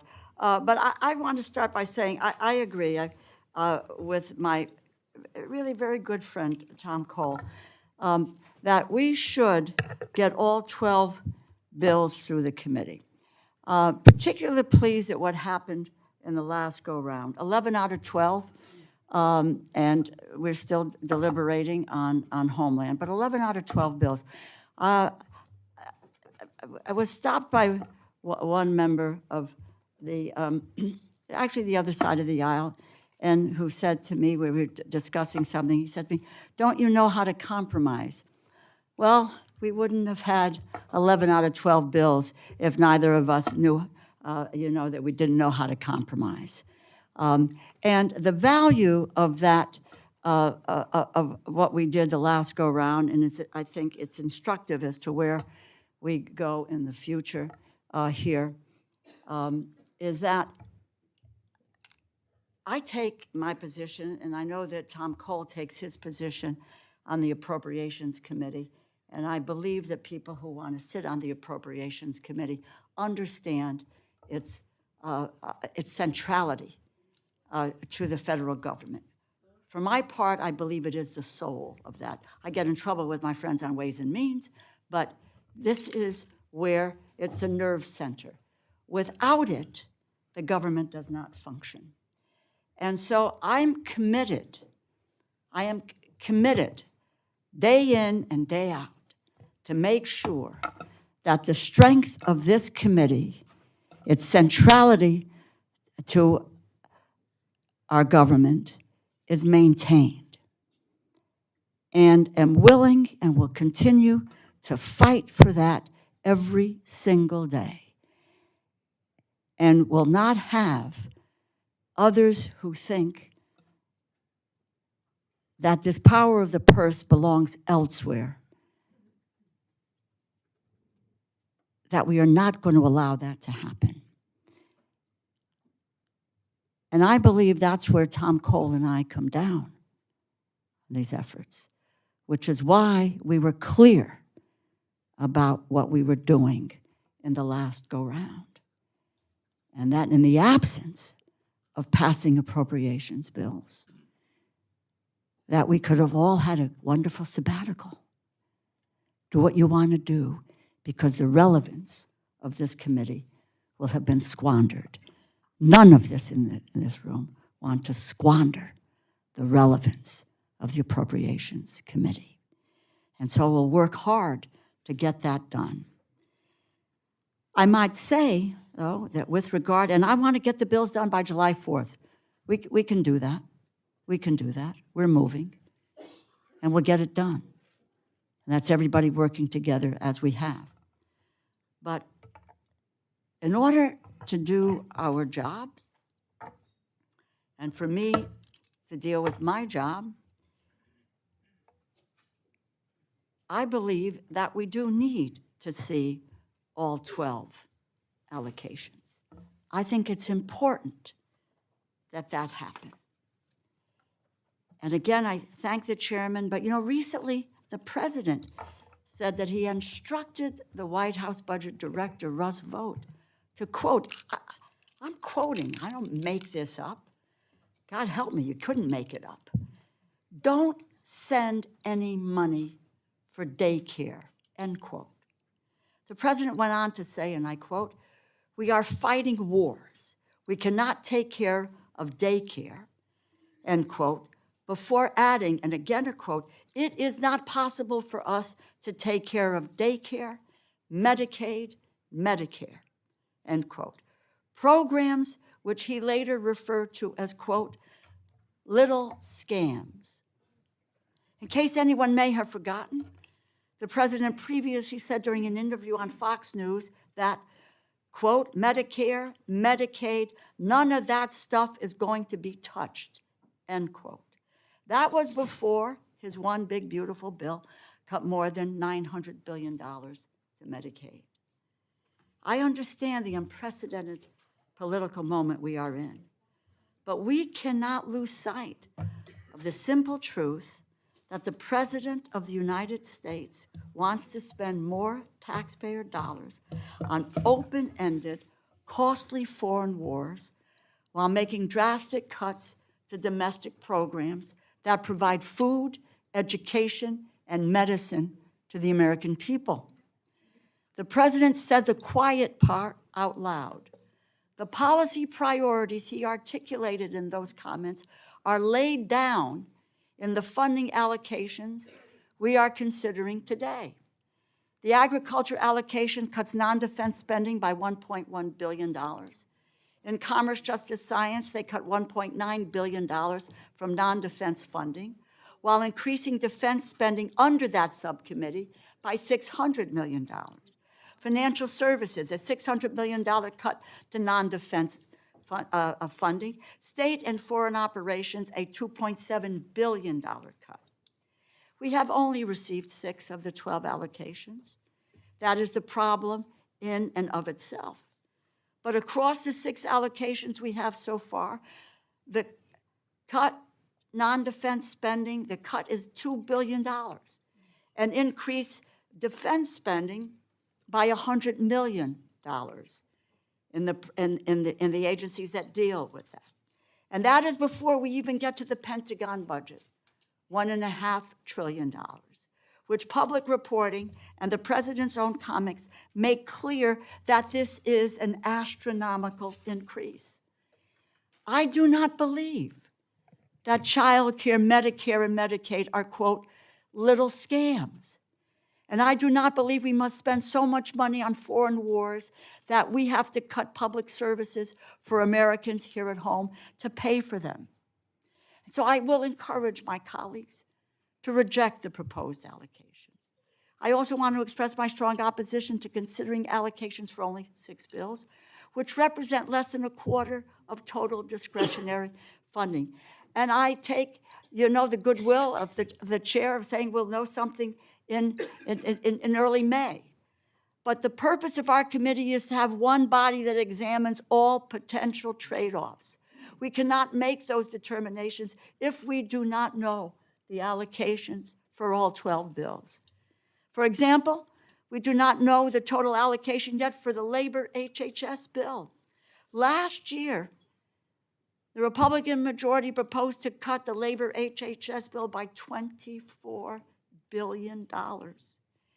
And this year, the CBO is predicting a $17 billion shortfall in the Pell Grant program, the signature federal program that helps students attend college who otherwise could not afford to. How is this Republican majority planning to address this shortfall?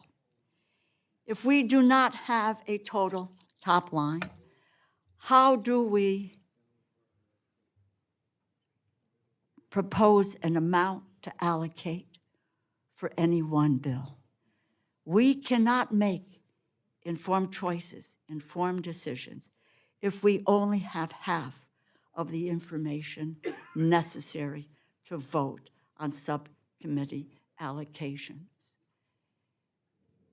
It is the way we have tried to proceed in the past and it's the way we need to try to proceed in the future.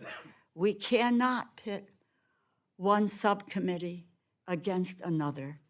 We cannot provide substantial amounts in one area, thereby shortchanging other critically important areas that make a difference in the lives of the people that we represent and help them create their opportunity for their success and their future for themselves and their families. So, Mr. Chairman, I say to you, with all the goodwill in my heart to propose and to move forward, I cannot vote for these allocations. I will encourage my colleagues to vote no. I thank you, and I yield back. I thank the gentlelady, and now recognize the gentleman from Maryland, Mr. Hoyer, for any remarks he cares to make. Thank you very much, Mr. Chairman. I'll be brief because I share the views of our ranking member, Mr. Laurel. I said at the start of this that we were doing it backwards, that we'd put the cart ahead of the horse. What do I mean by that? The way this process is supposed to work, and the chairman is absolutely right, hasn't worked on either side. Democrats couldn't get a budget done. Republicans can't get a budget done. But that's the way it's supposed to start. And so what happens is we have to make up a number. As the chairman said, we got to mark to something. The problem is the first two committees that you've just heard and we've just considered had no 302B. That's why I offered an amendment in committee to add 1.8 billion, which is less than is needed, but it was the 75 number that we had adopted previously. The next thing you do, you have to set a number, and then you have to take from that number, which is generically called the 302A, and transist to 12 component parts of a 302B, the 12 subcommittees. The problem with doing it the way we're doing it is none of us on 11 subcommittees essentially know what we're going to have. And Mr. Calvert has a different advantage because normally his 302 is the first number. My subcommittee, I believe, as the ranking member, is underfunded by at least $6 billion. Now, that's a drop in the bucket to the numbers we talk about. But it is the difference between what I think is a number that will allow the committee, the Treasury Department to perform at least adequately some of the duties that we have given to them. But without knowing what the 302A is, and then dividing it into 12 302B allocations, I can't effectively argue. And Mr. Chairman, I don't know that there was any forum in which me to argue that my committee needs X number. Every other committee come in and say, I need X number. That number presumably would be more than we have a 302A for, whatever the 302A for. And then we'd have to somehow negotiate and see what our priorities are.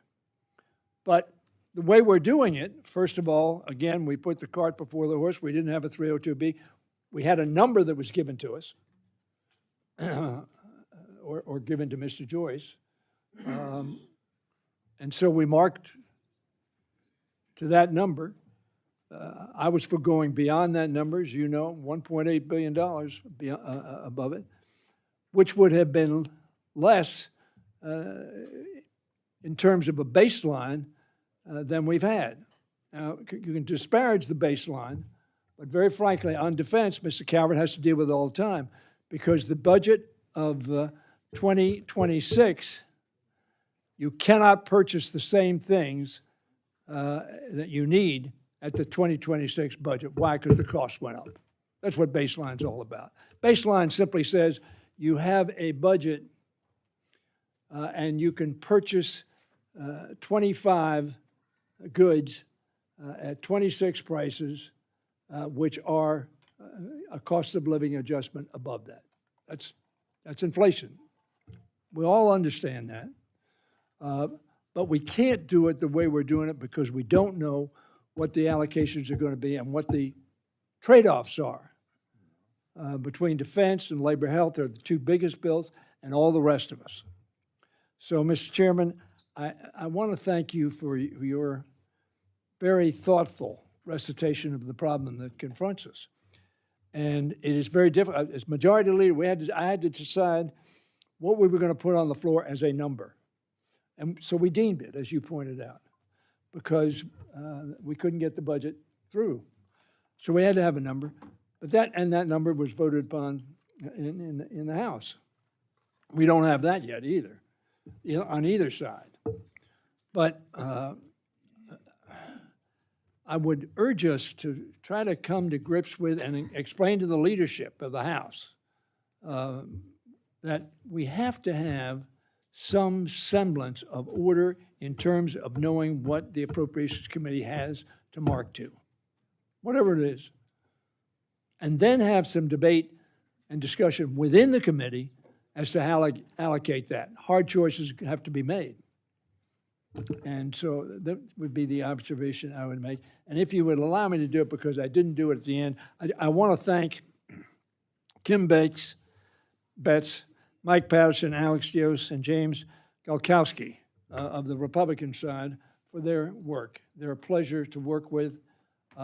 We don't work enough together. I want to work more together because I want to know what those 302As are, what I can argue about, what my allocation, our allocation could be. But having said that, and on the minority side, Matt Smith is a clerk, Philip Tizani, Quinn Hirsch is and Angel Naglione, who is the two people that helped me on my bills. I know all of us are advantaged to have staff work with us who are much more able than their pay reflects. And very frankly, members, you know my view is you are worth more than your pay reflects. And I'm always working on it. Thank you. What an obvious play for popularity. I mean, come on. But just quickly before, because I want to recognize my good friends from Minnesota. But number one, thanks both of you for what you had to say and message received. We will have the other numbers here in comparatively short order. If I could have done them all at once, I would. But they're going to be here right after we get back. And just please know that. And my friend from Maryland mentioned he likes to argue. You're going to get your wish. You're going to have your opportunity. If that makes you happy, you're going to be the happiest guy on the committee. And that's fair because nobody's better at it, my friend. But I'll tell you one other thing. There's a wonderful saying or a wonderful quote, a wonderful Churchill quote, particularly dark moment in the Second World War, and he said, the future is uncertain, but the past should give us hope. And I would just tell all of you, just don't, there's a reason why 11 out of 12 of these bills got done and through both chambers and signed by the president. And all 12 got through, and the final argument we're having over the last bill is not an appropriations argument. It is an argument on policy, other things like that, trust, what have you. But it's not an appropriations argument. And this will be a more difficult year. It's an election year. And that's just the reality of it. And people are going to want to wait until see what happens in the election before they make a lot of other final decisions. But I am really comfortable because of what we did last time. Look, if my friend, the ranking member, and I've mentioned this to you before, and my friend, the majority leader, and my friend, Mr. Clyburn, had not made, and 20 other had not made some decisions, we'd be sitting here right now with total government shutdown in the middle of military action. That was a bipartisan accomplishment to avoid that. And it just meant there's enough trust and goodwill on the committee to work across the line. That was not a reconciliation deal. It was an appropriations deal. And again, for almost everything, it even worked in the United States Senate. So that's what we're going to work toward. We'll see where we end up. Look, I know everybody approaches this, I think, honestly, with goodwill and an intention to try and get the job done, because what the ranking member said is true. This is, the power of the purse is here. The Constitution puts it here. And for any of you, you may not agree with where we end up, and that's fine. But any of you that think we're going to end up exactly where the administration is, didn't look at what the OMB proposals were last year, what the initial proposals from the Republican side were in this committee, and then where we ended up. And by the way, the president supported all those proposals at the end, to his credit. We would not have had the bill had he not helped us get the rule. And that's just the truth. Because no rule, no bill. And that bill got there. So again, I expect lots of twists and turns along the way. I don't have any tricks to play. You'll kind of see what we're doing. You know the general broad roadmap. You've walked it before. And we'll just see where we end up. But at the end of the day, anybody that, number one, thinks we can't do it hasn't thought about the past and haven't thought about what we've gotten through. And anybody that thinks everybody is in stone or can't move didn't look at last year because we did move on both sides. So I don't think what we've got in front of us is beyond the ability of this committee to accomplish or beyond the ability of this Congress to get done. But I will certainly grant you these are unusual times and difficult circumstances, and we are not moving in quite the way I would like. I would like to have a budget resolution that passed the floor of the House. I just don't think that's likely. I would like to have an agreement between the president and the leadership of both chambers of Congress on both sides of the aisle, but that doesn't appear likely at this moment either. I would love it if there was a Speaker and House agreement, but you can see we have big differences on DHS right now between the majorities in each chamber. So you got to kind of navigate it the best way you can, and we'll be transparent with you about that and honest with you about what the challenges are. But again, we got there once, almost all, and I think we'll get the rest of that done, hopefully in relatively short order. And I think this committee is capable of doing that again. But if it doesn't work, it won't be because we weren't honest with one another, or we couldn't bargain with one another, and we didn't deal. And last point I'll make, probably saying more than I should, again, these decisions have worked best because most of them have been moved down to the ranking members and the cardinals.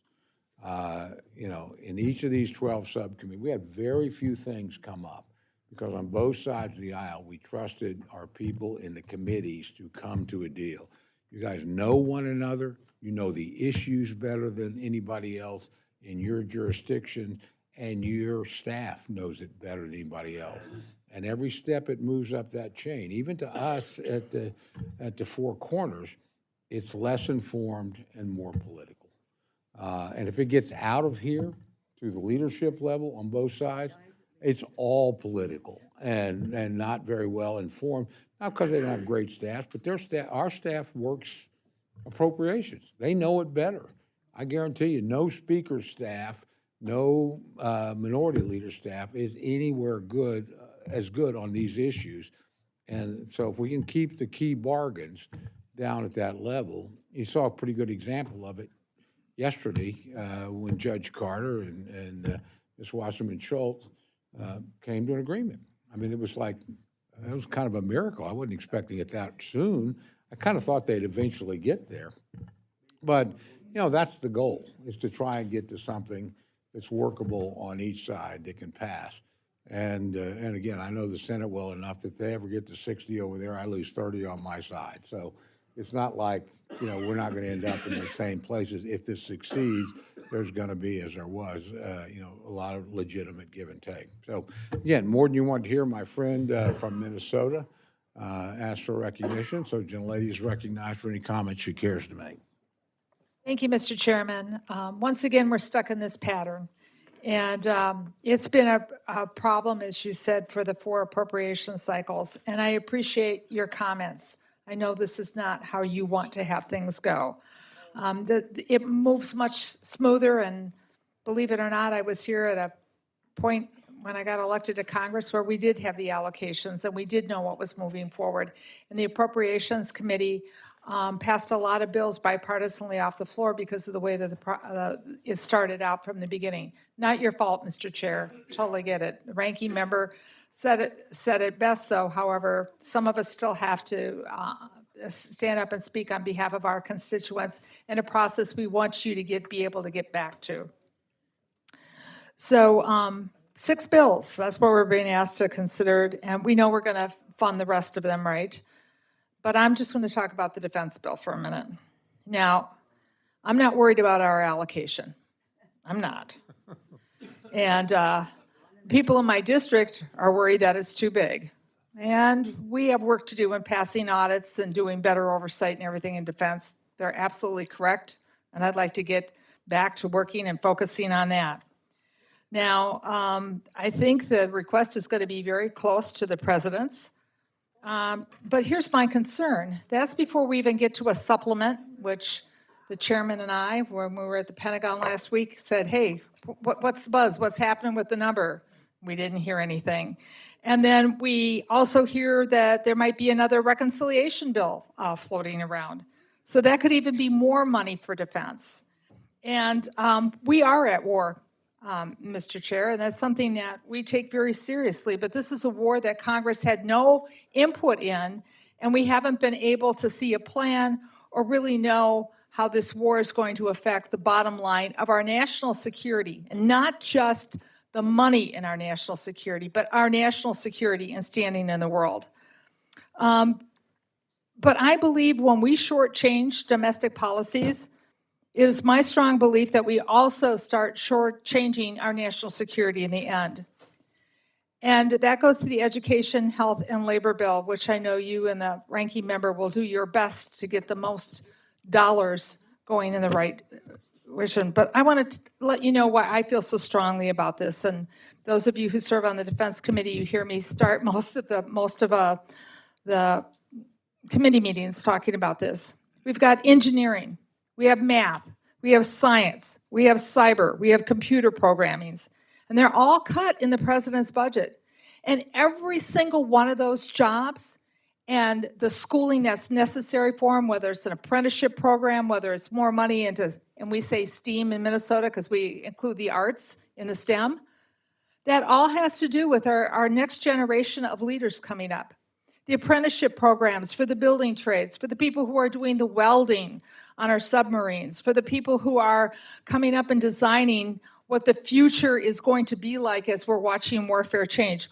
All of that requires a highly educated group of people, our citizens, our future. And what do we see happening in K-12? Well, we see the cuts there. And then we see the cuts happening at the grants in the universities. We talked about that earlier on some of the things that the administration just, arbitrarily cutting because of what state you live in. That's a serious issue.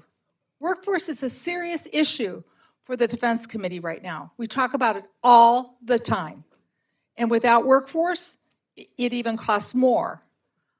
To build the submarines, to build the airplanes, to build the equipment that our warfighters need. And whether you're a private first class or the chairman of the Joint Staff, you want a well-rounded, well-educated workforce. And then to daycare. I have yet been on a military base, and I know some of you have traveled with me, where daycare hasn't come up. Daycare is a problem on our military bases. We don't have enough people going in to even supply the need that we have on our bases. And we're trying to be creative in solving that and working with parents. So when it comes to Medicaid and Medicare too, if you're worried about your parents being taken care of and you're off being deployed, that's a worry on those families too. So it's all interconnected to our national security, our economic security, and for many of our soldiers, sailors, airmen, Marines, and Guardians, their personal security. So I don't know how these cuts are going to turn out at the end, but I am concerned about what happens in the other bills, especially in the bill that the two of you are in charge of. So considering that this is a partial state, it's not a coherent approach at this time, and is not transparent enough for me to make an informed decision. At this time, I'll be voting no at the allocations. But Mr. Chair, Ranking Member DeLaura, I look forward to working with you. And as always, my chair, Mr. Calvert. With that, I yield back. Thank you, gentlelady. The gentlelady from Florida, Ms. Wasserman Schultz, is recognized for the remarks she cares to make. Thank you. Thank you, Mr. Chairman. Going to rearrange the deck chairs here.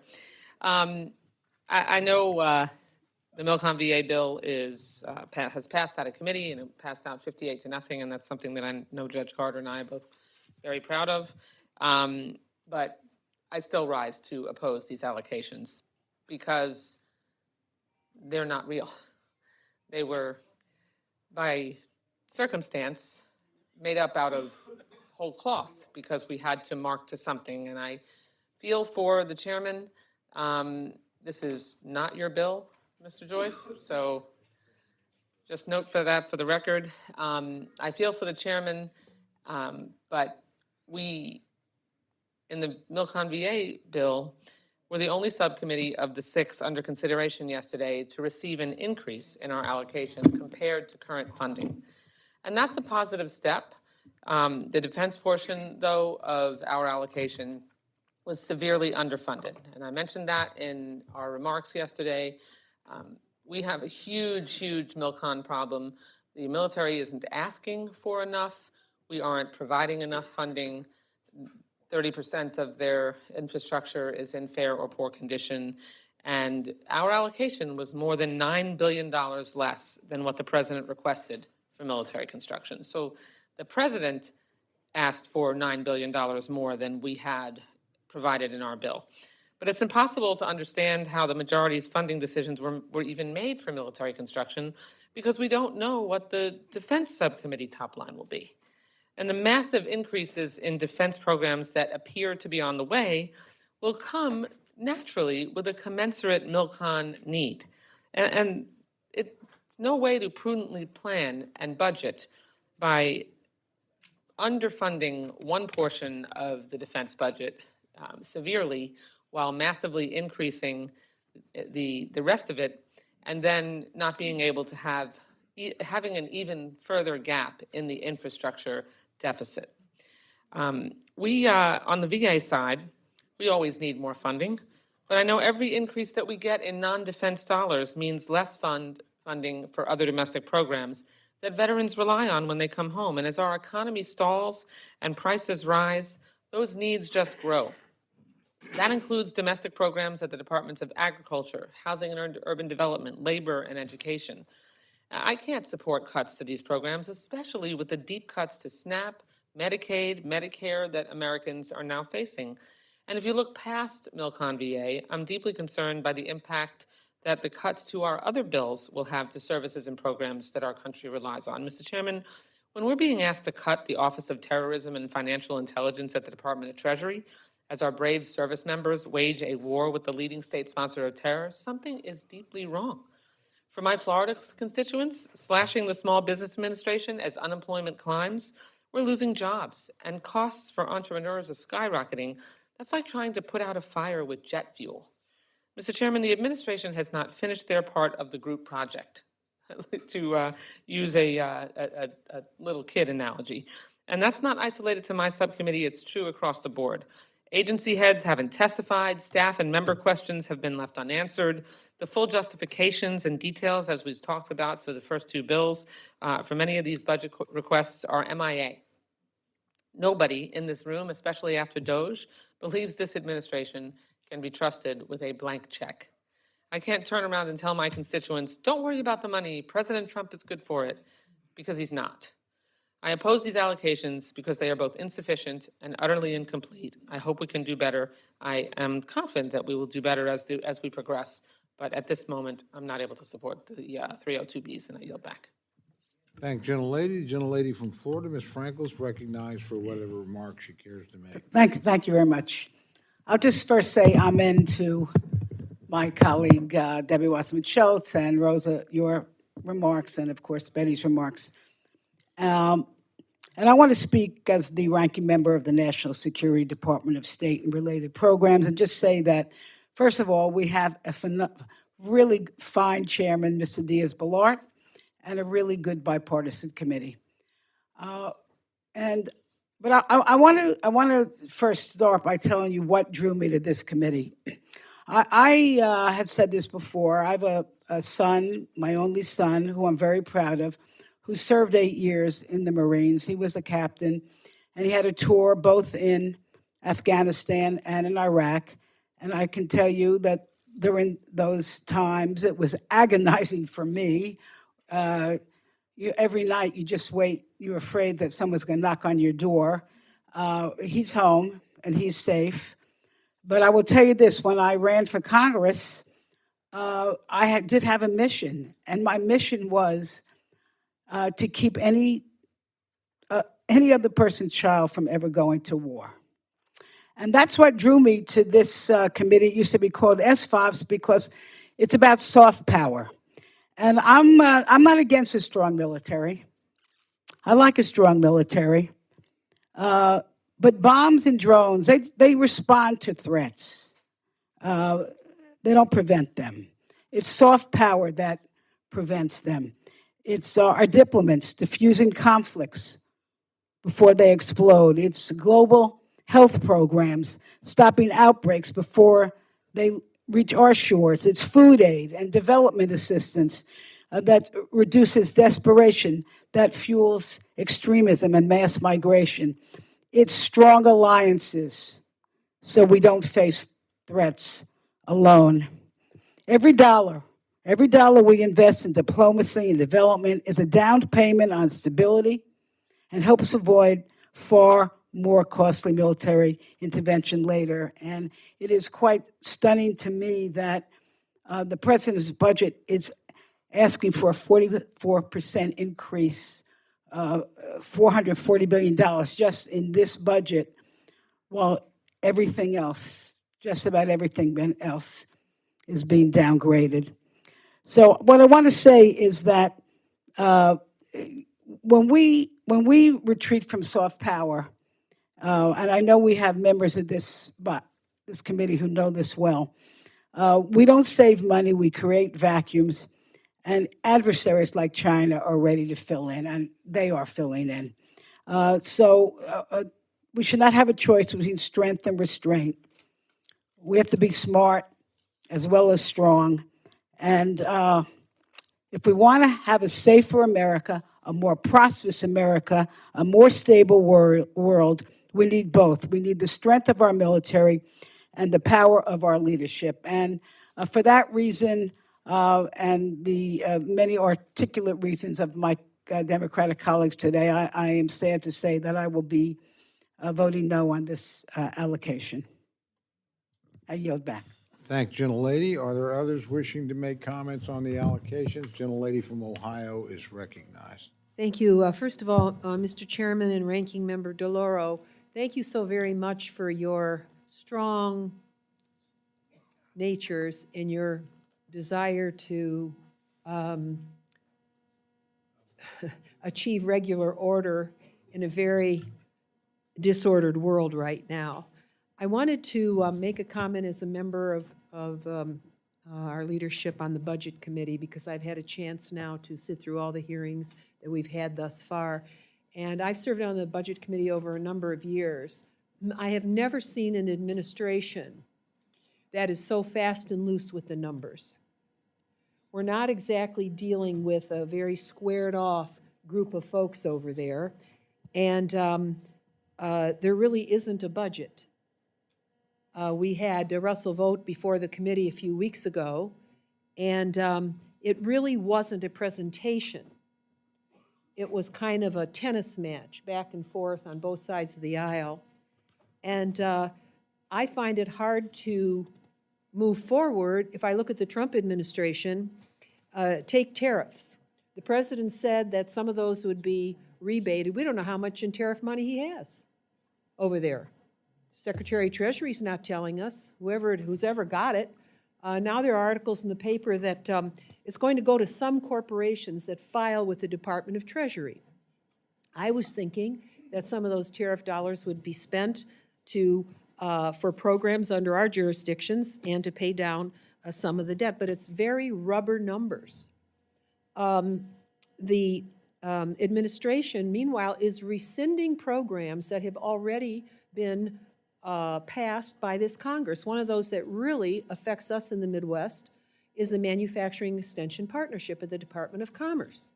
And all of a sudden, it vaporized. But we have an administration that talks about building up the defense industrial base and trying to restore steel and automotive and so forth in this country.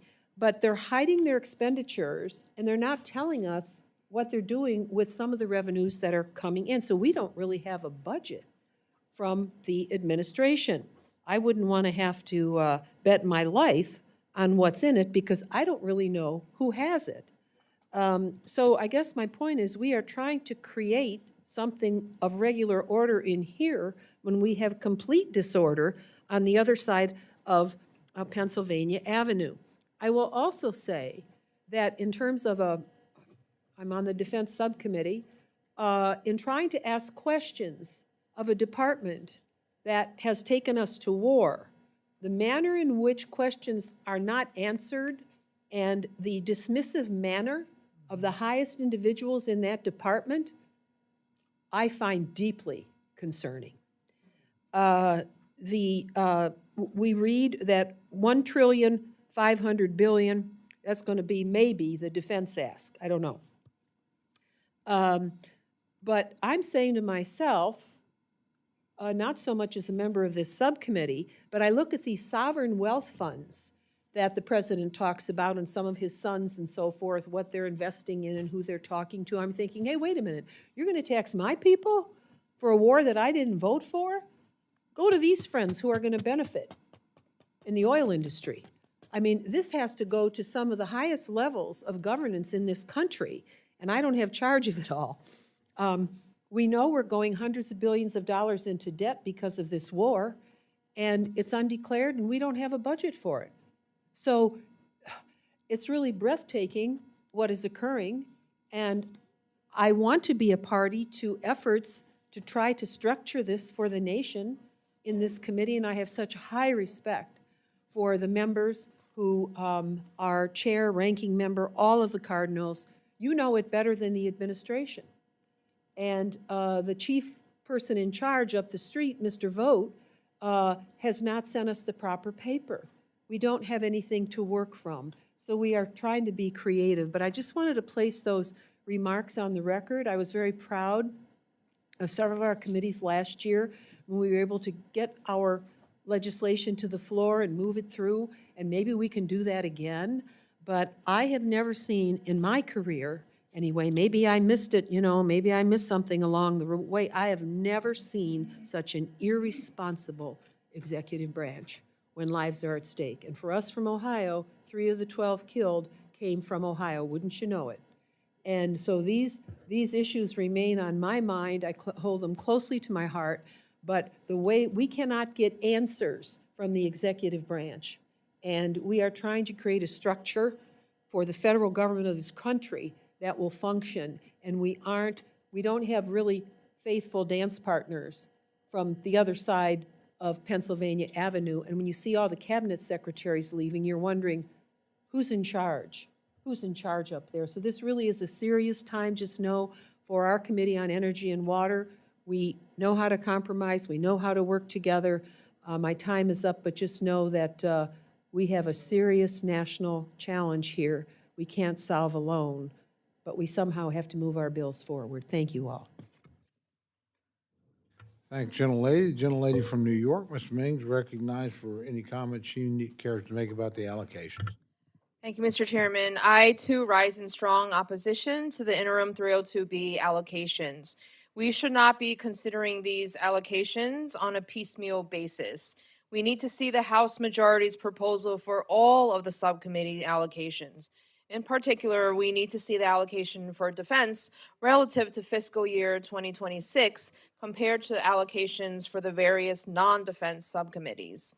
The Defense Subcommittee allocation isn't listed in here, and the largest non-defense appropriations bill, Labor H, is also not yet listed. At a time when our constituents are struggling with the costs of gas, groceries, housing, and healthcare, we should be prioritizing funding that meets the needs of average Americans. We need to see how the majority proposes to balance these priorities across the government, and in particular outside of the Pentagon. We should not agree to these 6 subcommittee allocations, some of which, including the Commerce, Justice, Science Subcommittee allocation, already appear to be inadequate compared to the need. I urge a no vote. Thank you, gentlelady. Are there any others wishing to make comments? Gentleman from New York is recognized. Thank you, Mr. Chairman. I also oppose these 302B allocations. This committee is responsible, obviously, for setting funding across the full scope, not a piecemeal approach. We are proceeding without a budget resolution, without enforceable top line, and without key budget information. Families across the country, in my district and yours, are facing real economic pressure, and the programs they rely on should not be subject to incomplete processes. An increase of just over 1/2 or 1% in the legislative branch bill will not adequately address our aging facilities and growing security needs. We should be doing more. We should be doing this work right away. This is not a complete plan. It is not a responsible plan, and I will not support it. I yield back. All right, gentlemen, are there any other members wishing to comment? If not, all right, give me the quick. All right.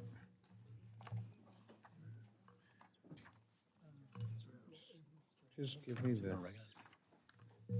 Okay, seeing no further amendments or comments, I now ask my good friend, Mr. Adderholt from Alabama, to make a motion. Mr. Chairman, I move to adopt the interim suballocation of the budget allocation for FY 2027. All those in favor say aye. Aye. All those opposed say no. No. The opinion of the chair, the ayes have it, and the allocations are accepted. Okay, let's go.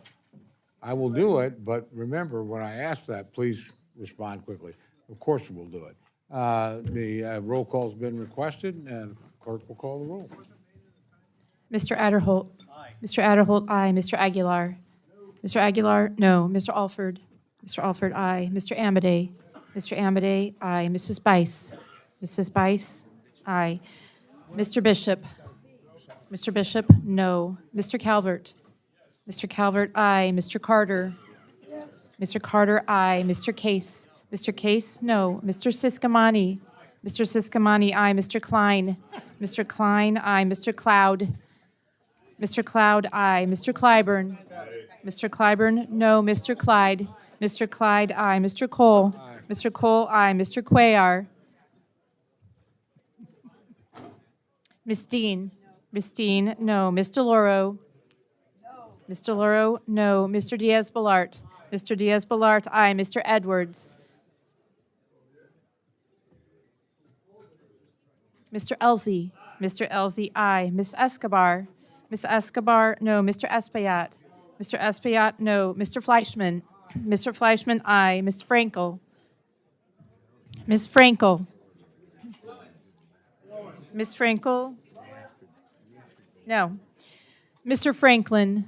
Mr. Franklin, aye. Mr. Guest. Mr. Guest, aye. Mr. Harder. Mr. Harder, no. Dr. Harris. Dr. Harris, aye. Mrs. Hinson. Mrs. Hinson, aye. Mr. Hoyer. Mr. Hoyer, no. Mr. Ivy. Mr. Ivy, no. Mr. Joyce. Mr. Joyce, aye. Ms. Captor. Ms. Captor, no. Mr. LaLota. Mr. LaLota, aye. Ms. Lee. Ms. Lee, no. Ms. Letlow. Ms. Letlow, aye. Mr. Levin. Mr. Levin, no. Ms. Malloy. Ms. Malloy, aye. Ms. McCullum. Ms. McCullum, no. Ms. Ming. Ms. Ming, no. Mr. Molinar. Mr. Molinar, aye. Mr. Moore. Mr. Moore, aye. Mr. Morelli. Mr. Morelli, no. Mr. Mervan. Mr. Mervan, no. Mr. Newhouse. Mr. Newhouse, aye. Ms. Perez. Ms. Perez, no. Ms. Pingree. Ms. Pingree, no. Mr. Pocan. Mr. Pocan, no. Mr. Quigley. Mr. Quigley, no. Mr. Reschenthaler. I don't know what, do we have somebody coming over to the office? Mr. Reschenthaler. Is he here? No. Mr. Rogers. Mr. Rutherford. Mr. Rutherford, aye. Mr. Simpson. Mr. Simpson, aye. Mr. Strong. Mr. Strong, aye. Mrs. Torres. Mrs. Torres, no. Miss Underwood. Miss Underwood, no. Mr. Valadeo. Miss Wasserman Schultz. Miss Wasserman Schultz, no. Mrs. Watson Coleman. Mrs. Watson Coleman, no. Mr. Womack. Mr. Womack, aye. Mr. Zinke. Mr. Zinke, aye. Mr. Shreve. Mr. Shreve, aye.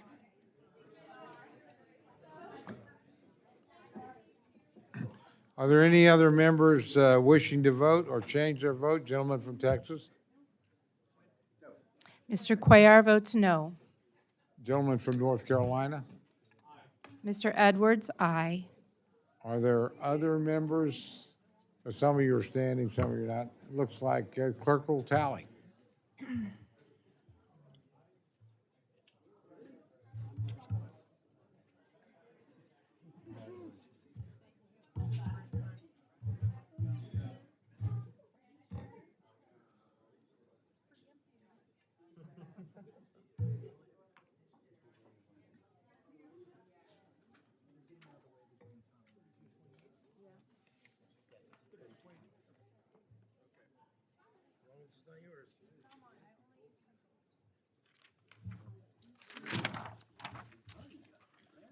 On this vote, the ayes are 32, the noes are 28. The motion is agreed to. I ask unanimous consent that the staff be permitted to make technical and conforming changes to the report just approved. Seeing no objection, so ordered. 3 days. Without objection, so ordered. There being no further business, the committee stands adjourned.